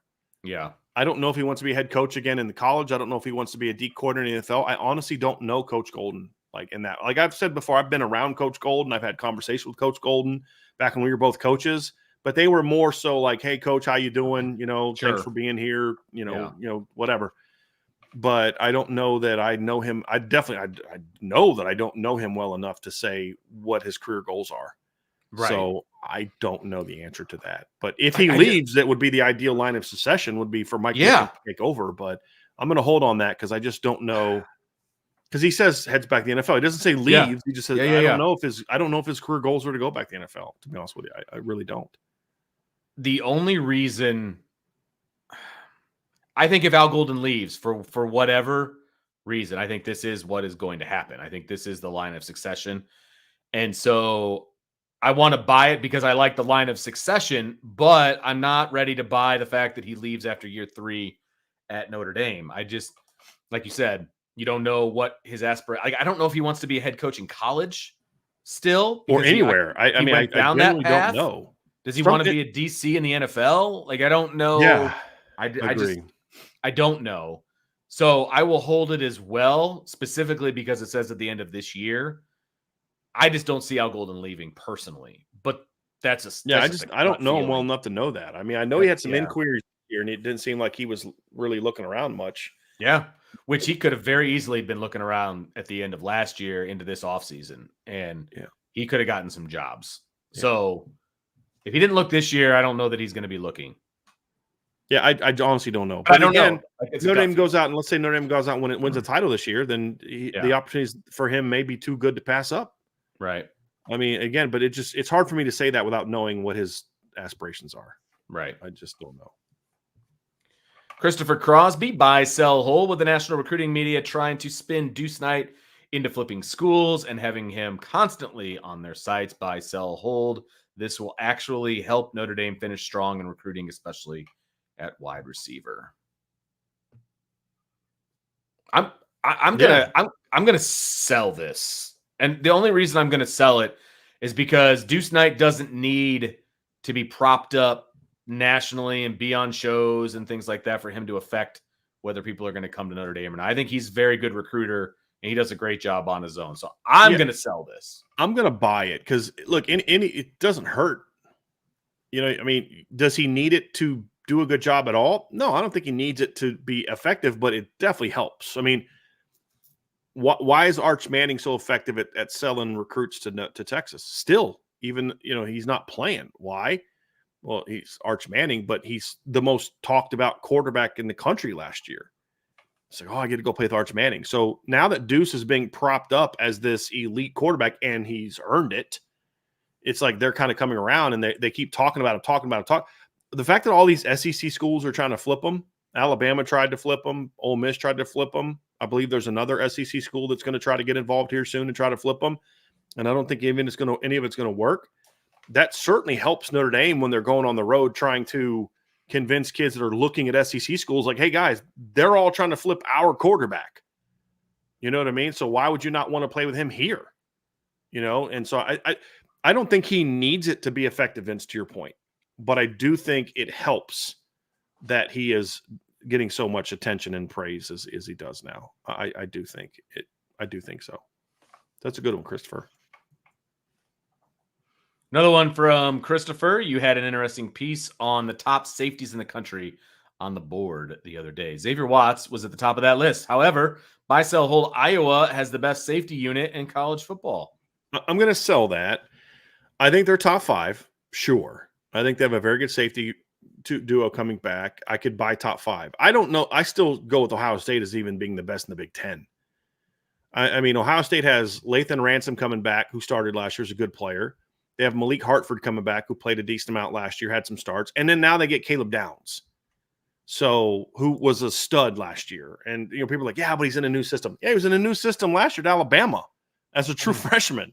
Now he's a true sophomore learning a new defense, but he at least has a year of college under his belt. So I'm going with I like what they're doing at Iowa. Obviously, they have a very, very good secondary coming back, even without Cooper DeJean. But I still think Ohio State has the best. I think Ohio State has the best secondary in the Big Ten, and I think Ohio State has the best safety group in the Big Ten. But Iowa would be number 2. In Alabama's got a really good safety duo coming back. Well, not coming back, but they bring back Malachi Moore, and then Keon Sabb, who played a bunch and started in Michigan last year, transferred to Alabama. And then they have some decent backups. So they're another group in that conversation. I would honestly put Notre Dame in the conversation because of Rod Hurd's arrival and the fact that I think highly of Don Schuler. But obviously they got to prove it a lot more. So I'm not ready to put Notre Dame in that top group just yet, but they're at least in the conversation. When you return a unanimous All-American, you're in the conversation. Exactly. But I'd go with give me the ability to, when we actually break this down on a show, to change my stance, because I got to study everybody. But what I know of what's coming back in college football next year, I think Notre Dame has a better safety cornerback group than Ohio State. I like Notre Dame's corners better than Ohio State's by a little bit. I like Ohio State safeties better than Notre Dame safeties right now by a little bit. So that's why I think those two are the best in the country. So I'm going to go Ohio State on that one, Vince. So I'm going to sell that. Jace Whitney, buy, sell, hold. Jeremiah Love and Jadarian Price both rushed for 100 yards in the same game 2 or more times this season. Oh, I'm buying that. That's a huge buy for me, too. I'm buying that, yeah. That's a huge buy. I mean, it only takes one big run from each guy to make that happen, and I could see that happening by halftime of some of these games. So, yes, that's a buy for me. I might have sold it if it would have said more than 2, because that's a lot, especially for a team that's going to throw the ball. But just at least 2 or more, that I'm buying that. There you go. One of my favorite names in the IB universe, Lou Holtz, Thunder and Bolts, buy, sell, hold. Marcus Freeman will win a national championship before Mike Norvell. Buying that. And I think Florida State's going to screw themselves over by leaving the ACC. I don't think they're as good in the Big Ten or the SEC as they will be in the ACC. Do we know if the SEC or the Big Ten even want Florida State? No, they don't. But I still think they'll take them. Okay. I would think right now. I just don't know that that's a foregone conclusion. You know what I'm saying? Like, I get it's a brand and all of those different things. It's just, I feel like they're cutting off their nose despite their face. But in this particular, They don't care. The leadership of I the school know. doesn't care because it's going to get them more money. That's all they care about, Vince. I know. Like, do you think USC and Oregon helped their teams be more competitive for national titles by going to the Big Ten? No, they didn't. Texas did not make themselves a better contender for the title by going to the SEC. Their best bet for football was stay in the Big 12, dominate the Big 12. Same thing with Oregon. They're not making these moves to better their football programs. They're making these moves to make more money. That's all it's about. So and they'll try to spin it. Oh, we want to be in the best. It doesn't matter. Being the SEC is not going to make Florida State recruit better. It's not. So it's about money. And I think that's going to hurt Mike Norvell's chances to win a title. Because, yes, Florida State would have been more competitive against Georgia last year if they had all their guys, but they still lost by 60. Yeah. And that matters. It's a big buy for me as well. I think Marcus Freeman is built for long-lasting success. I'm not sure Mike Norvell is there yet. So, yeah. And for people asking, no, Florida State does not have a big TV market. And I'll tell you right now, they're not even the top 2 or 3 in the ACC for desired teams from a TV market standpoint. Irish Texan 73, buy, sell, hold. Coach Rudolph should consider alternating Wagner and Baker at right tackle throughout games if neither locks down the position. P.S. Would it be crazy to alternate tackle guard tandems on the right side with Wagner and Spindler, starting then Baker and Coogan spelling them? Let's take them separately. So the first one, Vince, buying that, yes. If Emil Wagner if Tosh wins the starting job, but Emil is really, really, really, really close, I would absolutely consider doing what Notre Dame did in 2017. Yep. Absolutely. When they won the Joe Moore Award, by the way. Now, what did Coach Heastan do that made it work that year, besides just being a great coach? Everybody knew what the plan was. It was every other series. And then the exceptions being if they were in a 2-minute situation, Robert went in, even if he was in the series before. If it was a 4-minute situation, Vince, that meaning you're in your 4-minute offense, means you're slowing things down. You're going to run a football. You're going to slow the clock. A lot of times then they would then put Tommy in. But everybody knew it in practice. Everybody knew it going into games. You knew who was going to be in every series. You have to have a very clear plan. It can't be just like, well, we'll put Emil in when we feel like it.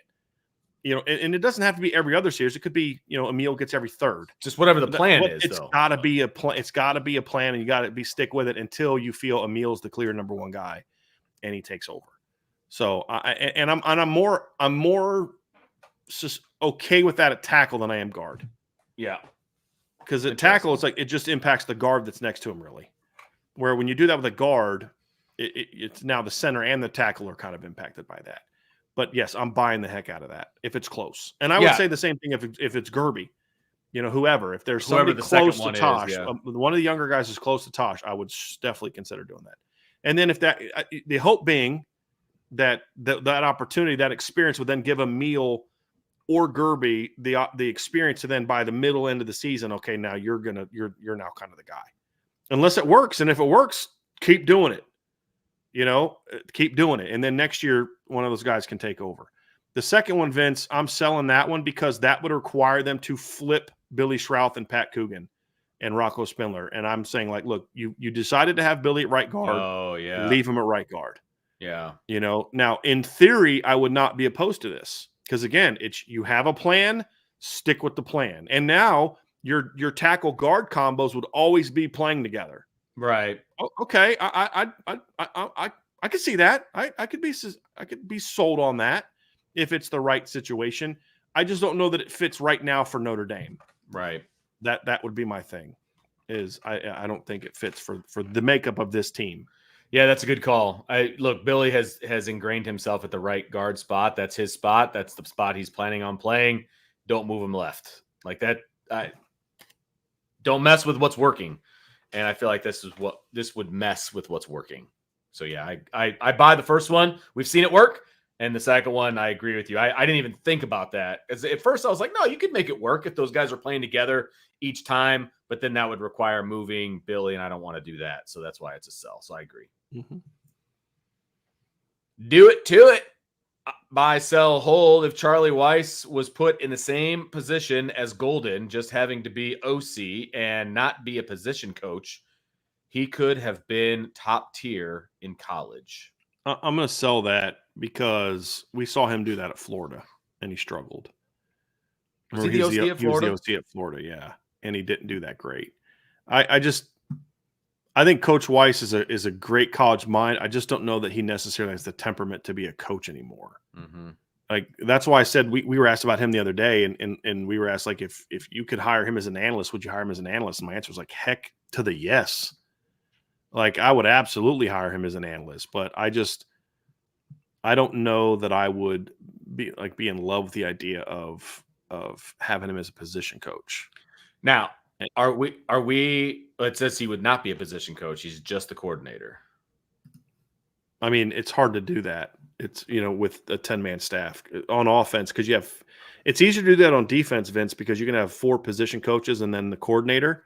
But on offense, you've got quarterback, running back, receivers, tight ends, and O-line. You have 5 positions. True. Compared to just, really, you can get away with just 3 position coaches on defense. Although I think that's harder and harder nowadays which is what they're doing. They do have 3 position coaches. Kind of, yes. Biaggi's helping out a little bit there, but yes, but you can get away with that. It's harder to do that on offense. Well, now they're allowing analysts to be on the field coaching too. They just passed that rule today, so that would help the situation.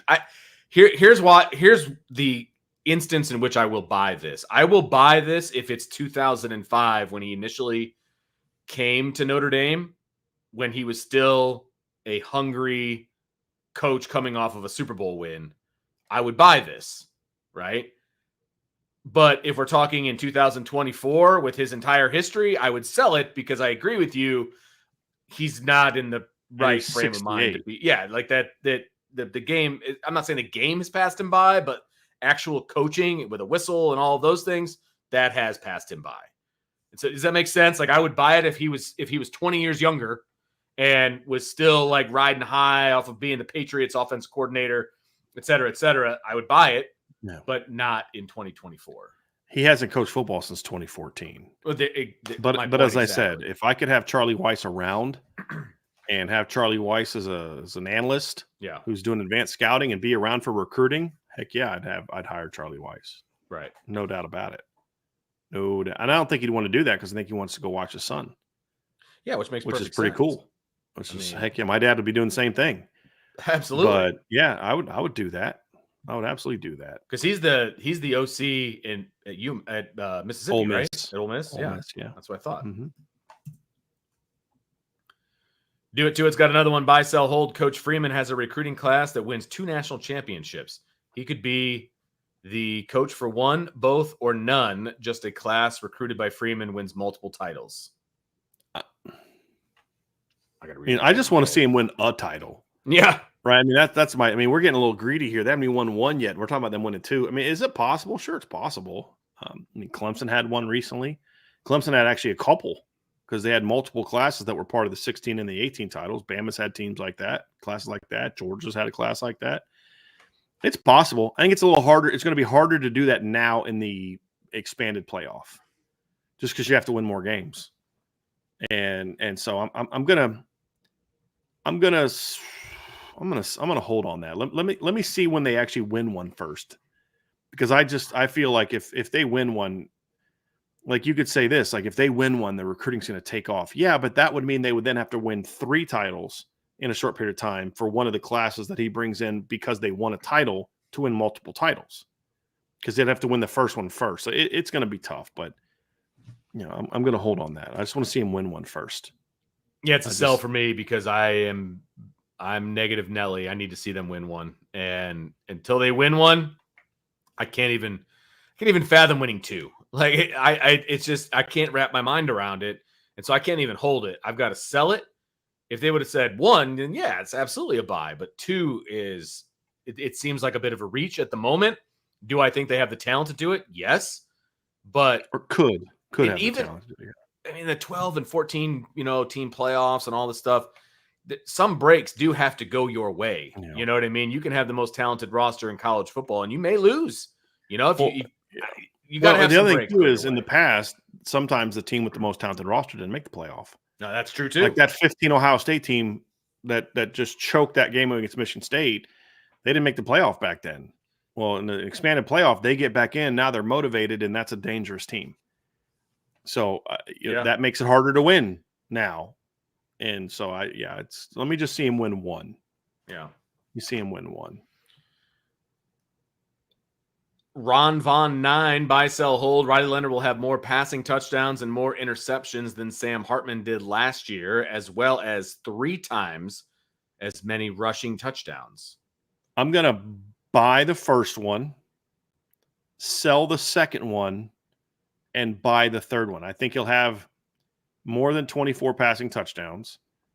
Because I think Riley, if healthy, is going to play more games. Because I see Riley, I have Notre Dame as a playoff team, and so that means he's not going to sit out the first round playoff game. No, right? So, that's kind of where I'm at there. And then Sam Hartman, INTs. Riley only threw 6 INTs a couple of years ago. I could see him getting 2.5. Or 2.8, but I don't know if he'll go more than 8. And rushing touchdowns, I think I'll have 9 or I think I'll have at least 9 rushing touchdowns for sure. So I'm going to buy, sell, buy. That's my exact answer for everything that you just said. I don't think he's as turnover prone in the passing game as Hartman was. Now, this time last year, I would have said I don't think Hartman's going to throw 8 interceptions, but he did. But I still think that Riley Leonard. You didn't think he was going to throw 8 interceptions? I did not. Okay. I mean, they came in bunches last year, but because he was 10 plus every year he was awake for. After watching the first half of the season, I was like, well, he's not going to get that many. And then all of a sudden it was like, no, just kidding. Interception. It's like, okay. But no, I completely agree with your assessment on this. I think he's going to have, just because of it's not even a knock on Sam Hartman as far as the passing touchdowns and the rushing touchdowns. The rushing touchdowns thing is just because Riley Leonard's a better runner. The passing touchdowns thing is because he's got a better offensive coordinator. And I think there's going to be more opportunities for some passing touchdowns. So, yes, more, less, more. Ron Von 9 with another buy, sell, hold. Notre Dame will have a top 5 recruiting class, according to the IB staff, starting in 25 and continue for the next 5 years consecutively, with at least 2 years being top 2 overall.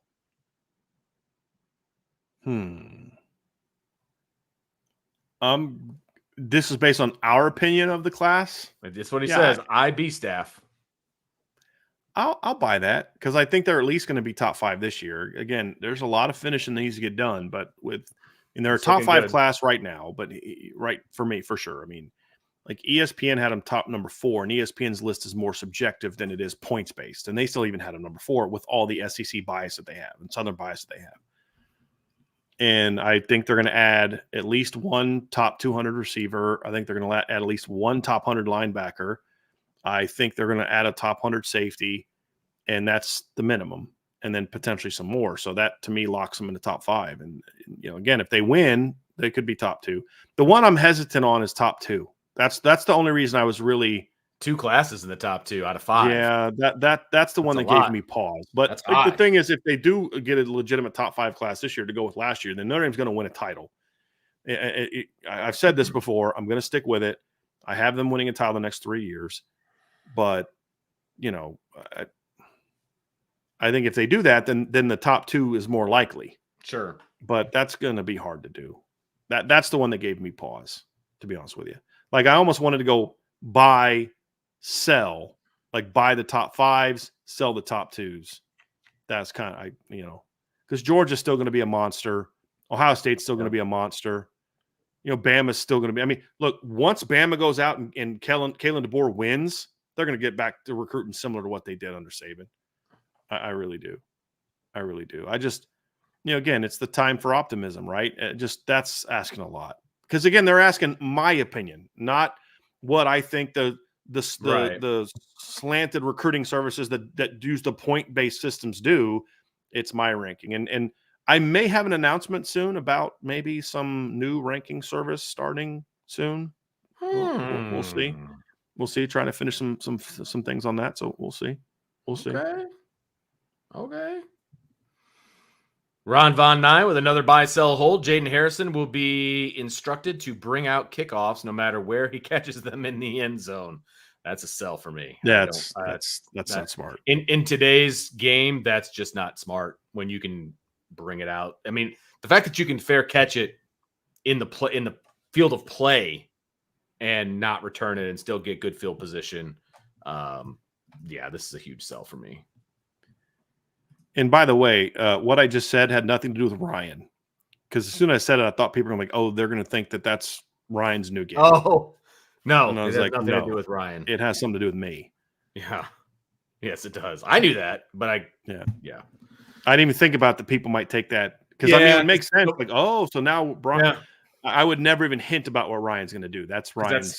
That's his thing to That's announce. his moment. Yeah, 100%. And no, Ryan's not going to 247. I've seen so many people say he's going to 247. No, he's not going to 247. Oh, I love it. All right. Ron Vaughn with another one. Oh, nope. I lied. Irish burnt ends. Ooh, that's a good one. Buy, sell, hold. The following Notre Dame coaches will be head coaches within the next 4 seasons. Dylan McCullough, Al Washington, Mike Mickens. I don't know the answer to that. I have no idea, but I'm gonna buy it from the standpoint of I hope that happens.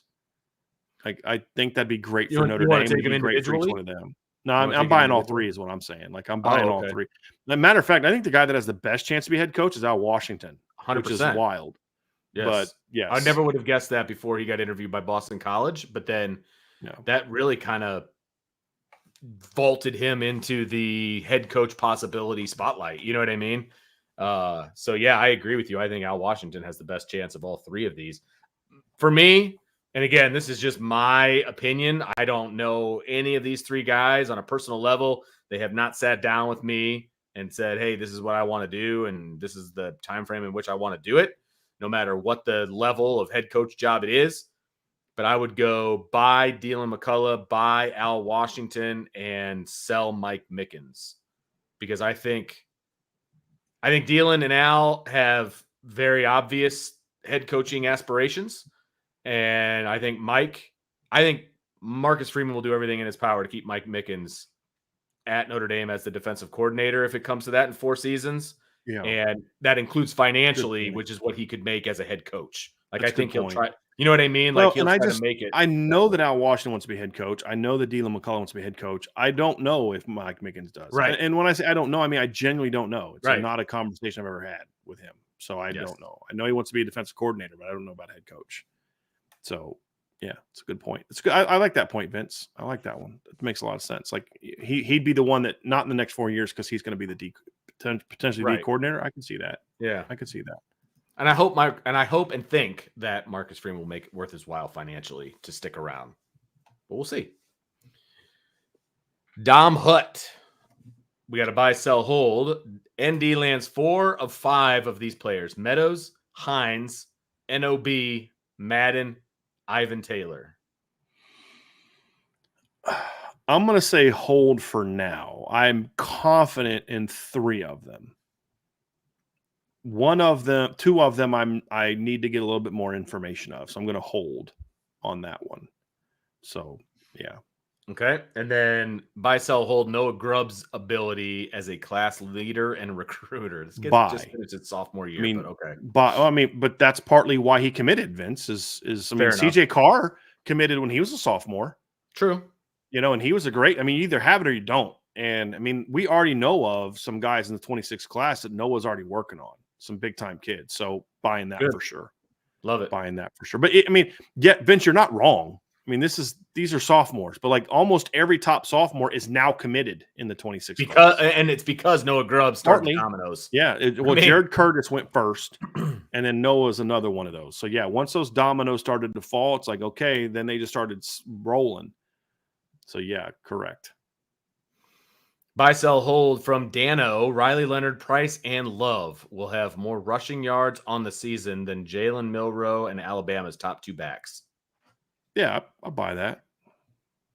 But just because of the nature of the offense they're going to be in. Kalen DeBoer would have to change his offense for them to be able to compete with Notre Dame with rushing touchdowns from their running backs. Now, if you were going to say last year's Alabama offense, I'd probably sell that. because Bama ran the ball more. But with the nature of Kalen DeBoer's offense, they're going to throw the ball a lot more. So I'm going to buy that. Works for me. I think they're going to have a bunch of yards. I think they're going to, as much as I'm excited about Mike Denbrock and what the passing game looks like, the run game is still going to be a priority. They're still going to run the heck out of the football, and those are going to be your top 3 rushers right there. So I want to buy this as well. Buy, sell, hold from Floating Irish. Mike Denbrock's offense statistically this year is better than his first year statistically at LSU. Let's look at that one, Vince. So let's kind of take this here point by point. So points per game, I'm pretty confident they will be better than. They averaged 34.5 points per game. They'll be more than that. They were at 453 yards per game in 2022, Vince. And so last year for Notre Dame, their offense, they were at 432. So that would mean a jump of over 20 yards per game. That's a big number. That's a real good number. Also, keep in mind too that LSU ran almost 1,000 plays that year, in part because that was pre of the new clock rules. Ah, yes. So that factors into it as well. Just in 2022, there were 6 teams with over 500 yards offense per game. Last year, there was 3. There's a lot with over 470, but there was 15 teams over 470 in 2022. There were 9 teams over 470 in 2023. And a lot of that has to do with the clock rules. So, last year, in 2022, Vince, there were 15 teams that had 1,000 snaps. Wow. 1,000 offensive plays. Last year, there's 5. So the clock rules are going to factor into that as well. Sure. So I'm going to hold on the yards because I think also partly the defense is going to be really good and going to give them a lot of short fields.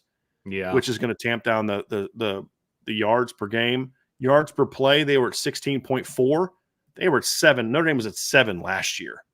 So I'm definitely buying that. And I think they'll be a little bit more balanced. So yeah, I'm gonna buy that. Statistically, I think they're going to be more points per game, more yards per play, and a better statistical team from a balance standpoint than what the LSU was in 2022. So I'll buy that. Cool. I like it. I just had to look through the numbers at first. Yeah. Well, you got to come from a place of intelligence. Imagine that. Yeah. If you had all those numbers memorized without having to look them up, that was a whole. Well, the 34.5 I remembered. The yards and the yards per play I did not remember because and the reason I remembered that one is because I've used that for in different conversations here this offseason to point out the jump they made from 21 to 22 kind of thing. Gotcha. So I've used that number before. My memory's not that good, and it's not as good as it was a few years ago. All right, ND Hoosier with a buy, sell, hold. IB staff will be excited, almost giddy with the finale to the 25 recruiting class. I don't really get giddy about recruiting anymore, to be honest with you. But excited, yes, I'll buy that. I don't know if I've ever thought. I've known you a long time, and I don't know if the word giddy has ever entered the lexicon of when I would describe you. It's just not. Well, that makes me sad. That's not Brian Driscoll. Yeah, you're excited. Well, there was some news that I shared with you a couple months ago that made me pretty giddy. That's fair. No, that's absolutely fair. I was giddy for you. That was more personal related, but I was giddy for you. But you jumped to excited, like you're an excited guy. Like I don't know. I get giddy from time to time. Yeah. I get giddy, especially when it's like when I was younger. Like when the Broncos won a Super Bowl, I was not only excited, I was giddy. I mean, I just walk around laughing, but fair enough. I'm older, more hardened now. Yeah, right. more beaten down by life. Yeah, that's fair. But no, I would. But excited, I'll buy that. I think based on what I think it's going to be, and I don't think they're going to hit the inside straight. Like we put the intel piece up like right now. I think they lead for all these guys, but I don't know that they're going to land them all because there's still some visits coming up, and we'll see. So. Not quite as sold they'll land all of them, but I'm very confident they're going to land the guys that I want. And so, I'll buy that.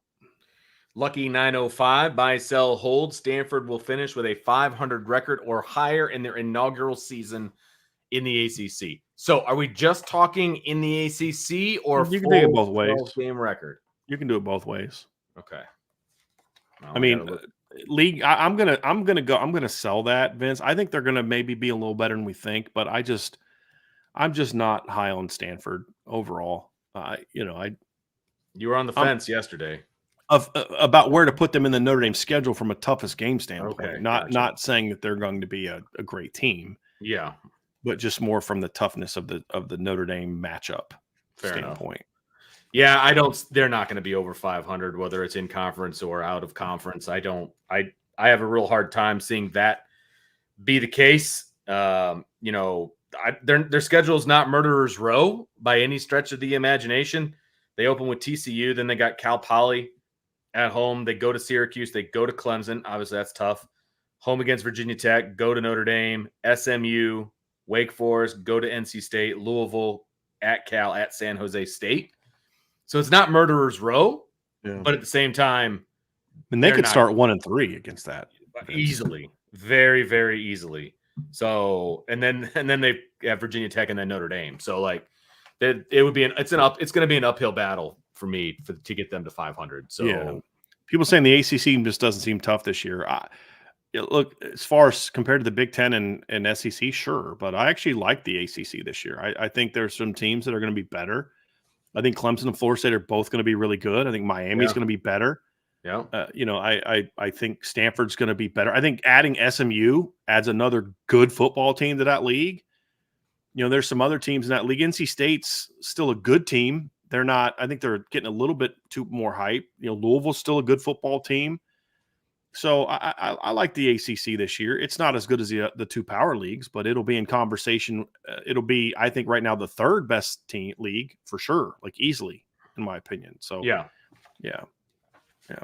And I don't agree with that. Somebody just said the ACC is like the Big 12. Everyone is evenly matched. I don't agree with that at all. No, I think Clemson it's top heavy. Are significantly better than everybody else in the league. It's top heavy with those two for sure. Yeah, I do agree with this analysis of the Big 12. I think that is an incredibly deep league. That one's wide open. Big 12's wide open. I love, and I'm gonna watch a ton of Big 12 this year, Vince, because they're gonna have a lot of good football games. So yeah, I totally agree with the Big 12 sentiment. I think that's one of the things I like about the Big 12. It doesn't, maybe doesn't matter for TV ratings, but I last few years, even when Texas and Oklahoma was good, guys, Texas lost to TCU 2 years ago and almost got beat by them this year, and they had a losing record. Yeah. So, it's a lot. That league's fun to watch. It is. Not if you love good defense, but if you like good coaching, there's a lot of good coaches in that league, especially now with Kyle Whittingham being added to the league. You add him to the league, man, there's some good coach. You got him, you got Sonny Dykes, you got Mike Gundy, who's super underrated. You've got Lance Leipold, you got Chris Kleiman, you have Dave Aranda, Matt Campbell at Iowa State. I mean, I'm leaving out people I know, but like and the guy at Texas Tech, McGuire's doing a nice job, Vince. Like he's made them. They almost beat Oregon last year. So like that league has improved its coaching overall. Gus Malzahn is in the Big 12 now. Neil Brown did a really nice job last year. Deion Sanders. I mean, I don't know what Deion is yet as a Power 5 coach, but he's a guy that won at the FCS level. He's certainly a name. So they've upgraded the coaching in that league big time with some of these new additions. All right. Madges 16, buy, sell, hold with the potential of Notre Dame's veterans and youth on the defensive line. Will Al Golden be tempted to blitz less often at times this season? I'm going to sell that because I think that's just what Al Golden wants to do. Mm-hmm. And the other thing is if we talk about the youth, and I think he meant youth at linebackers are what I think he meant, what Madges meant. Notre Dame's veterans and youth on the D-line. I think he meant veterans on D-line and then youth on the linebackers is what I think he meant. And so with that being said, I think if anything, having youth at linebacker is going to want you to blitz more, especially when you consider the athleticism of those young linebackers. I mean, you had a pretty athletic group of linebackers last year with Jack Kaiser, J.D. Burch, and Amaris Leofau. I mean, Jack's the best athlete of all three of them, and the other two were a 3rd and a 5th round draft pick. Yeah. You know what I mean? So now you get Jack inside where his lack of length can be less exposed as it could be on the perimeter in the pass game. You add Drake Bowen, Jalen Sneed, Kingston Viliama-Asa, and Jaden Alsbury to your linebacker rotation. You're super athletic. If anything, I would want to have them blitz more because when you blitz, you kind of dictate where they're going. so they don't have to read and react quite as much. So Yeah. I would actually flip it. And then if you're blitzing effectively with those really athletic guys, then you get into a situation where now it makes it a little harder to handle the defensive line. You're going to have some run-throughs with the defensive linemen. Like they slide somebody, they miss that stunt, and the tackle gets put on a tough spot, and he's like, oh, shoot, I got to get over to this Snead or to Osbury or Kaiser or Bone, whoever's are blitzing, and oh, shoot, I forgot about the twist around, and now Riley Mills is running to the quarterback untouched, or your defensive end's running to the quarterback untouched, because of a twist, or the opposite. The end slants inside, the linebacker comes right off of him, tackle gets in a tough spot, guard doesn't get over quick enough on his, check A, help B. Next thing you know, he's checking A. By the time he helps on B, the guy's gone. Yeah. I think you're going to see some stuff like that this year too. So I'm gonna sell that. Yeah, completely agree. I think the best way to get these young linebackers involved is to activate them, and don't just let them sit back and let the game come to them. I want them activated. Now, maybe it morphs later on in the season, but activate those guys, get them downhill, take advantage of their speed and athleticism. 100%. Be passed or be fast. Maybe it's be fast. No, it was BP Hast. Remember, he corrected us last week. See, it was BP Hast. And next week, I'll get it wrong again. BP Hast. Buy, sell, hold. Riley Leonard is the last transfer quarterback to enter a season as the starter during the Freeman era. Does Tyler Buckner count? You think he's going to start a quarterback? I'm just trolling. I was like, "What are you doing, man? That's it. The chat is over. What have you done?" I couldn't help myself. Vince is like, "What did you just say?" Did y'all see Vince's face when he was looking at me like, okay, am I allowed to blast the boss? Is that allowed here?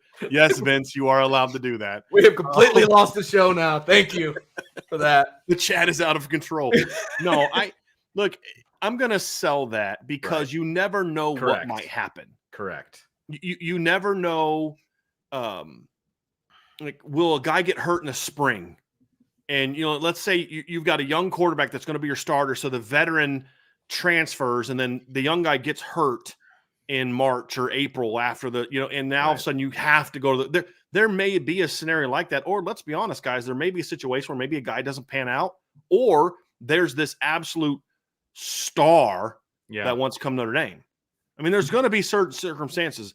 I will say this. I hope that this is is how it plays out. Yeah, absolutely. I hope this is how it plays out, but I can't say that for sure because I think there could be some extenuating circumstances. I will say this, however, outside of extenuating circumstances, I would buy this. Correct. But I don't want to completely buy it because you just never know what may or may not happen. Right. So that's kind of how I'm at. Look, the way they're recruiting and the way they're doing things, they are not preparing to be in the transfer market for quarterbacks. Like, that's not the plan. How often do things go according to plan? That's the thing. This is still real life. This is still, you just never know.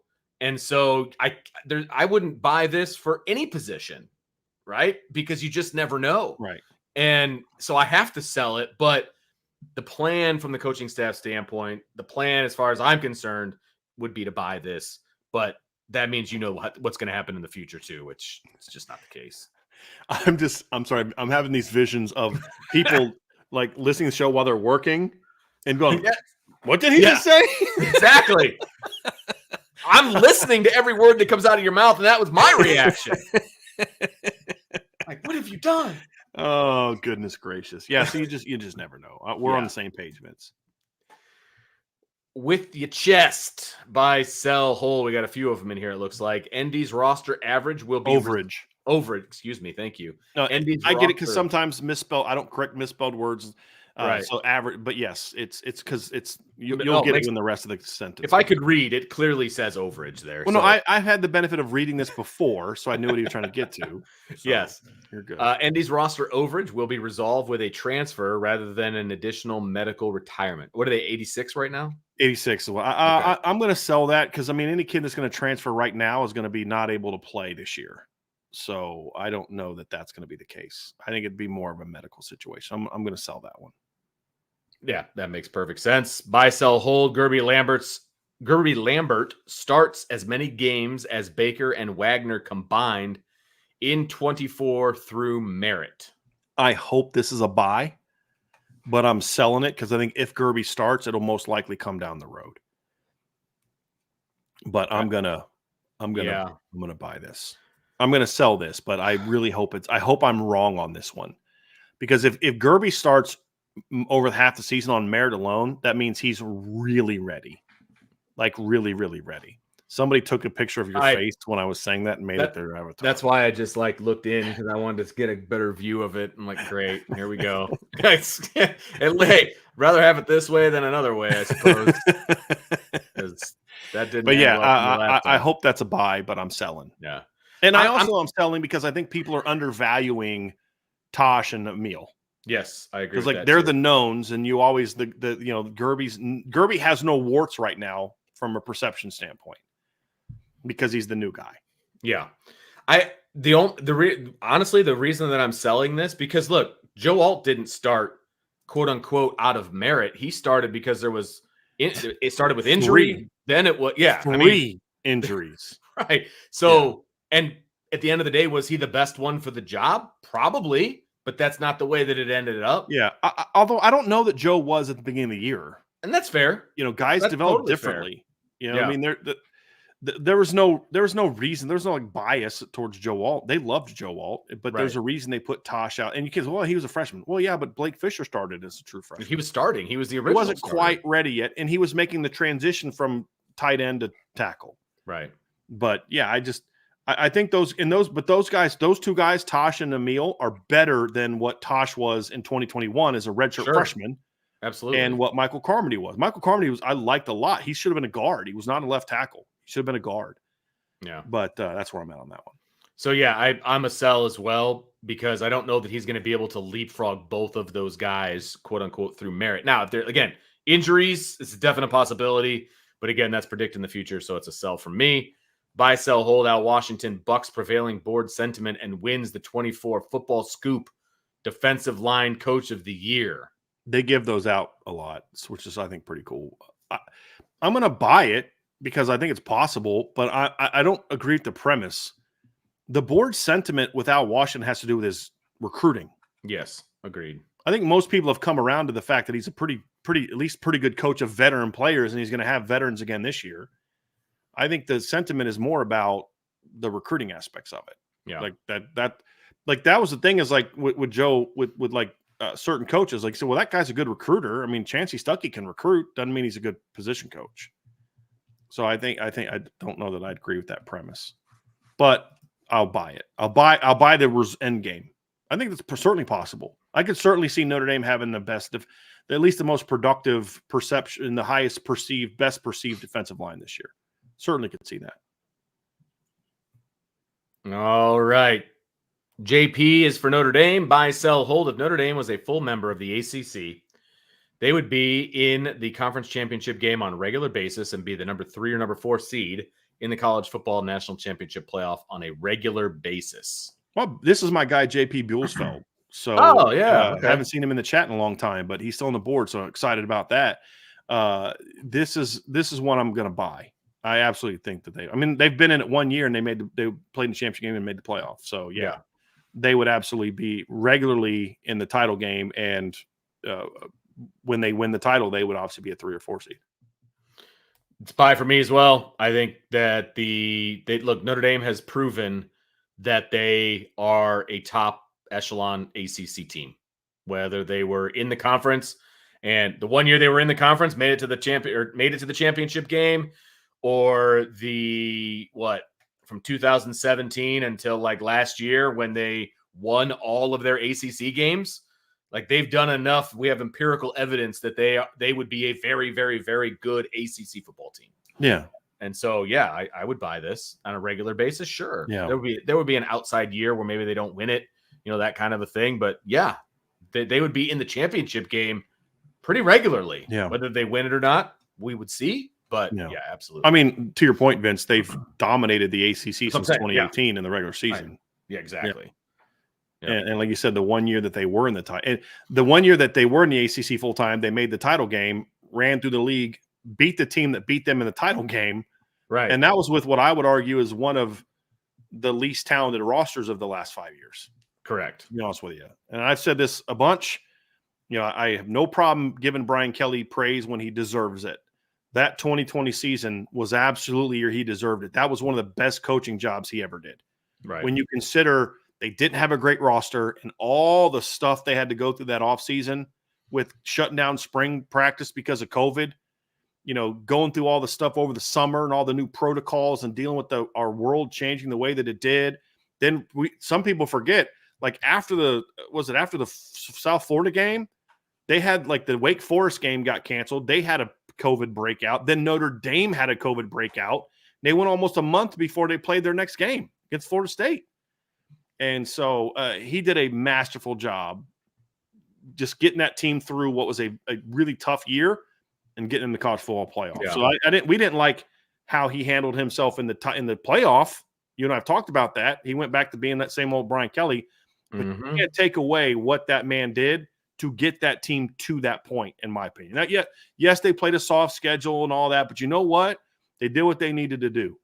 And with not a great roster, in my opinion. Yeah. So Yeah. I'm going to give Brian Kelly a lot of credit for that one. He did a great job. That was the best coaching job you could argue he did at Notre Dame. Agreed. And maybe 2012 was better. Maybe. But he did a great job that season. When you consider, like, 2012 was the better on-field coaching job than 2020. But when you consider all the things he had to get that team through off the field that were outside of their control, he did a heck of a job with that. Yep. Agreed. Jalen G. Buy, sell, hold. Michigan AD Ward Manuel, currently a member of this year's playoff selection committee, will be completely unbiased regarding his ranking of Notre Dame. I'll buy that. I think there was a little sarcasm in her submission there. Because of the follow-up, it makes me think the first one was a little sarcastic. But no, I'm going to buy that. I think he'll be. Look, I'm not a big Ward Manuel fan, but I do think to a degree some of those guys, they do take their task somewhat seriously. Yeah, there may be, if it's close, we're going to go with the league or the team that's going to make us more money. But I don't think that he's going to be just like no, they're terrible. But the other thing, too, is one guy cannot drag. If one guy has a wrong opinion, he's not going to drag down what everybody else thinks. And that leads into the second one, too. Yeah, and it will also be – I mean, I will buy that he's going to be unbiased. I mean, if he has a ridiculously low ranking or score for Notre Dame and everybody else is up high, he's going to look like an idiot. I mean, these guys, look, they're athletic directors. They've been around the block. They're not in the business of biases and things like generally. And we're talking about the national landscape when your opinion now matters. I just don't see somebody like that going rogue. And like if Notre Dame's 11-1, they'd be like, no, I've got them ranked 25th. They don't belong. Like, I just don't see that being the case. They may argue that they belong as a 6 seed versus a 5. Okay. Because you could probably make an argument in that case, depending on who Notre Dame lost to, right? But I don't think it's going to be anything nuts. So the next question, buy, sell, hold, U.S. Naval Academy AD Chet Gladchuk, currently a member of this year's playoff committee, will keep Ward Manuel in line. Yeah, we know that Navy has a high respect for Notre Dame, and you would hope someone at the AD at Navy understands the importance of doing things the right way and being honest and above board. You would hope so. Beardman, buy, sell, hold. If the rest of the roster remains as is, but Joe Alt and Blake Fisher came back for their senior seasons, you'd be comfortable picking Notre Dame to win the title. Buying the heck out of this. Oh, yeah. What's the biggest question mark right now? Now, we both think that the offensive line is going to end up being good, but the biggest question mark, if you polled fans, media, the whole deal, you poll everybody, the biggest question mark is offensive line. Yeah. If you had the best lineman in college football coming back, plus Blake coming back, now there's a potential to maybe move Jagasol inside to guard. To left guard, maybe. How about that competition for guard? Yeah. At that point. Oh, I'm buying. And I don't know that Blake would necessarily be the lockdown, no doubt about it, tackle. Like maybe he has to move inside to guard or something like that. But I'd probably keep him out of tackle. But oh my gosh, yes, absolutely yes. Because look, we all think the interior of the offensive line is the strength of the offensive line, right? Yes. And now you're telling me that you've got two established high level. One is the best in college football tackles to go along with that interior. And for the first time in his career, Blake Fisher gets 2 years with the same offensive line coach. Right. Yes. Right. Good, great call there. So yeah, it would be a huge buy for me. Yeah. Yes. Like that was one of the easiest. But yes, I would be very comfortable with that. I think they're going to run without those two guys. So, sure. Yes. Yeah. Right. Reese in pieces. That's actually pretty funny. Buy, sell, hold. Every conference will be won by a team in their inaugural season in that conference. Selling that. So obviously the ACC alone makes me sell that because there's no way, in my opinion, SMU, Stanford, or Cal wins that league. So that alone is a sell. Yes. And then I look at the other leagues. Big 12. I mean, could Utah win the Big 12? Certainly. Could Arizona win the Big 12? Certainly. I still think one of the traditional teams, I think Oklahoma State or K-State, in my opinion, are going to be the two best teams in that league when it's all said and done. One of those two will be the best team in that league when it's all said and done. So I'm going to sell that one. But I could certainly see that. Could Texas win the Big 12 or the SEC? Certainly could. I'm not predicting it. Yeah. And then, of course, in the Big 10, I think the Big 10 is where you might have the best chance to have it happen with Oregon because you look at their schedule is manageable. There's a good chance there's going to be a rematch in the Big 12, in the Big 10 title game, depending on how the regular season game goes. Could tell us a lot about how the title game is going to go. Having said that, as soon as I said that, Oregon has actually twice had a chance to get win a title in a rematch situation of a game they lost in the regular season, and they lost both times. They lost to Utah a couple years ago in a rematch, got smacked both times. Was it 2021? And then in 2023, they lost to Washington twice. But they host Ohio State this year. And so let's say they beat Ohio State. Can you beat Ohio State a second time in the Big Ten title game? We'll see. The same is true. If Ohio State goes on the road and beats Oregon, can they do that a second time? That's tough sledding for both of those teams. So I would say the Big Ten probably has the best chance at it, but I still think Ohio State's the class of that league. I still think Georgia's the class of the SEC, and Oregon's got to prove. Texas has got to prove they're better than Bama on the whole. Because they beat Bama last year, but the coach that's now the head coach at Bama beat Dan Lanning 3 times at Washington. Beat Texas twice and Dan Lanning, but that's a different one. But Kalen DeBoer played Texas in each of the last 2 years with Washington's roster. Beat them both times. Beat him in the college football playoff this year and beat him last year in a bowl game. So now he gets Bama's roster. And I'm supposed to believe that they're not going to lose. That now Texas is ahead of them. Nope, not buying that. Oh, not buying that at all. So, and I think Texas can be very good, but I just think we're writing off Bama a little bit too soon. That's my only thing. Yeah, I think the only thing I disagree with, it's a sell. The only thing I disagree with is I think the Big 12 has the best chance for a new team to win it. But I meant of the two powers. Between Big Ten and SEC. Yes. Gotcha. Then I agree with that. Yes. Yeah, with Utah and Arizona, I could certainly see that in the Big 12. Right. Okay. No, so yes, Vince, that's a good observation and good clarification because yes, that if I'd said something different, then good correction. I was referring to the Big 10 and the SEC. I think that makes sense. I missed that part then. Yeah. Okay. No, you probably got it right. I just probably misspoke. That's all good. But we agree. I think you're correct, Vince. I think Utah, to me, might have the best chance of all the new teams to win their league. Yeah, I would say that. Yep. Yeah. Okay. Another one from Reese in pieces. Buy, sell, hold. The winner of the college football playoff will be an 8-12 seed with at least 2 losses. I'm going to sell that, but I think it could be possible. And the reason I say that is because I think Georgia might end up with an 8 or 9 seed with their schedule. Yeah. Vince. They could be the best 10-2 team I've ever seen in my life. Yeah, they have a brutal schedule. With that schedule. But here's the thing, though. Here's my only pushback to that comment is that other people are going to see how good of a team Georgia is, even at 10-2, and I don't think that they're 8-12.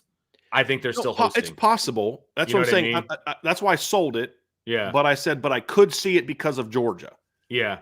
Because Vince, it's not a possibility that they're 9-3 and in the college football playoff because they lost the championship. Yeah, and if that's the case, then yeah, they'd be 10-3 in that situation. But even 9-3 in the regular season, like this is going to sound nuts, but like let's just go with me here. Am I predicting it? No, I'm not predicting it. I'm just saying they got to play Clemson on a neutral field, Kentucky on the road, Bama on the road, Texas on the road, Ole Miss on the road, Tennessee at home. Like that is brutal. You've got to be a pretty darn good team to go 3-3 against that schedule. Yeah. And then they're like a 10 seed. And honestly, at 9-3, they would actually deserve to be in because even if they had 3 losses, they'd still have at least 3 or 4 great wins. Yeah. Right? I mean, because even if they lose, let's say they lose. Their strength of schedule will be so much better than anybody in that 8-12 range. Let's say they lose at Bama, at Texas, and one at Ole Miss or Clemson. They would still have a win over the other Clemson or Ole Miss. They'd still have a win over Tennessee. They'd still have a win at Kentucky. They'd still have a win over Georgia Tech. I mean, it's like, dude, that's still like a crazy schedule. They'd be a 10-12 seed. They'd be in, and then they could make a run. So it's possible that way. But if let's say they're 10-2, and one of the teams ahead of them is the SEC champ, right? So the SEC champ's ahead of them, the Big Ten champ's ahead of them, the Big 12 champ's ahead of him, the ACC champ is ahead of them, Notre Dame is ahead of them. Then let's say one of the SEC teams that beat them is a 6 seed. And then let's say the second best Big Ten team is ahead of them. That's not inconceivable, even if Georgia's 10-2. Yeah. Because let's say there's a scenario where Oregon goes 12-0, beats Ohio State at home. Ohio State goes 11-1 and beats Oregon in the title game. Both of those teams, 11-1 or 12-1, are going to be ranked ahead of Georgia. And then the SEC champ will be ahead of them. But then one of the 2 teams that maybe beats them in the SEC, Bama, Ole Miss, somebody like that, could also then be ranked ahead of them. Notre Dame could be ranked ahead of them. And now all of a sudden, they're an 8 seed. Yeah. And you're like, dang, that 8 seed is not a team I want to trifle with. And then now they get a rematch over one of the teams that beat them in the second round when they get the number 1 seed that, likely might be the SEC champ. So, yeah, it's possible. I'm still selling it because I still think Georgia wins the SEC. But there's a scenario, Vince, where a team like that, a team like Texas loses a couple, Ohio State drops a couple. Let's say Ohio State's quarterback is out, or let's say Ohio State's quarterback struggles. They go 10-2, make it as a 10 seed. They've made a quarterback change, or let's say their quarterback starts playing better. And so there could always be something like that, but I'm selling it because I still think it's going to be one of the better teams that's going to win it. This isn't like March Madness. But you have to see what the seating is. Yeah, I would just tend to think that that 1, 2, 5, 6, or 7 are most likely to win it. Is my take on that. So I'm selling it, but I like where Reese's and Pieces' head is at on that conversation. Because I've said there's not going to be any undefeated teams. And if I'm right on that, there's going to be somebody that's really good is going to get knocked down. Yeah. Because remember, I've used about that 16 USC team that started off 1-3. And I've said this, by the end of the year, nobody wanted to play that USC team. Well, they would have been a 9 seed in the current playoff model, at least like a 9 or 10 seed in the current playoff model. And you would have not wanted to play them at all. All right. Cardiff Giant, I think Thank is what you. it is. Cardiff Giant. I was like, I've never seen that one before. Cardiff Giant, buy, sell, hold. If you put 1989 Rocket Ismail on the 24 Notre Dame roster, he would be the most exciting player in college football this year. Well, okay, before I buy, sell, or hold that one, I also want to say I am so excited about the news that he put on our board today. A couple weeks ago, he put I think it was 3 weeks ago now, he put a post on his board about his wife was going in for a biopsy. And they thought she might have cancer. And so he put a message on the board today saying that it came back clean. So, man, that is a phenomenal news. That is definitely a hallelujah on that one. So I definitely wanted to give a shout out to her and her strength and what she's going through. And then also you being by her side. So we are excited about that. That's great news. And that's way more important than anything football related. Now, to answer your question, that's a major buy for me, Vince, because when you look at the nature of the Mike Denbrock offense, how many times Rocket's going to get the ball in space, reverses, jets, slot fades, crossers, posts, overs, and he's returning kicks and punts. So, yeah. I'm buying the heck out of that. Huge buy for me as well. He is a guy that I wish was around in the modern days. Not that that's not quote unquote modern, but like modern No, football. it is. I mean, dude, he was in a 3-point stance when he played receiver. Right. Exactly. We can call that not modern football. It's all fair good. enough. It's all fair good. enough. Yeah. You So remember that back in the day? My man was in a yes, 3-point stance playing wide receiver at Notre Dame. I do. When I started coaching football in high school about 20 years ago, there were still coaches that I coached with. It was like, why come we're not putting them in a 3-point stance? I'm like, because we're not going to do that. Okay. Yeah, Like, as I was a wide receiver coach. We're not like, running the triple option anymore. Right. So yeah, 100%. So you buy that as well, Vince? Oh, it's a huge buy for me. It's a huge buy for me. Absolutely. We got a buy, sell, hold from ND Lou 22. Notre Dame has a first-round pick at defensive line within the next 2 years. I'm going to sell that. I don't know. Riley Mills at his absolute best. I don't know if he's a first-round pick, and he's the only one that'll be eligible in the next 2 years that I think could be that.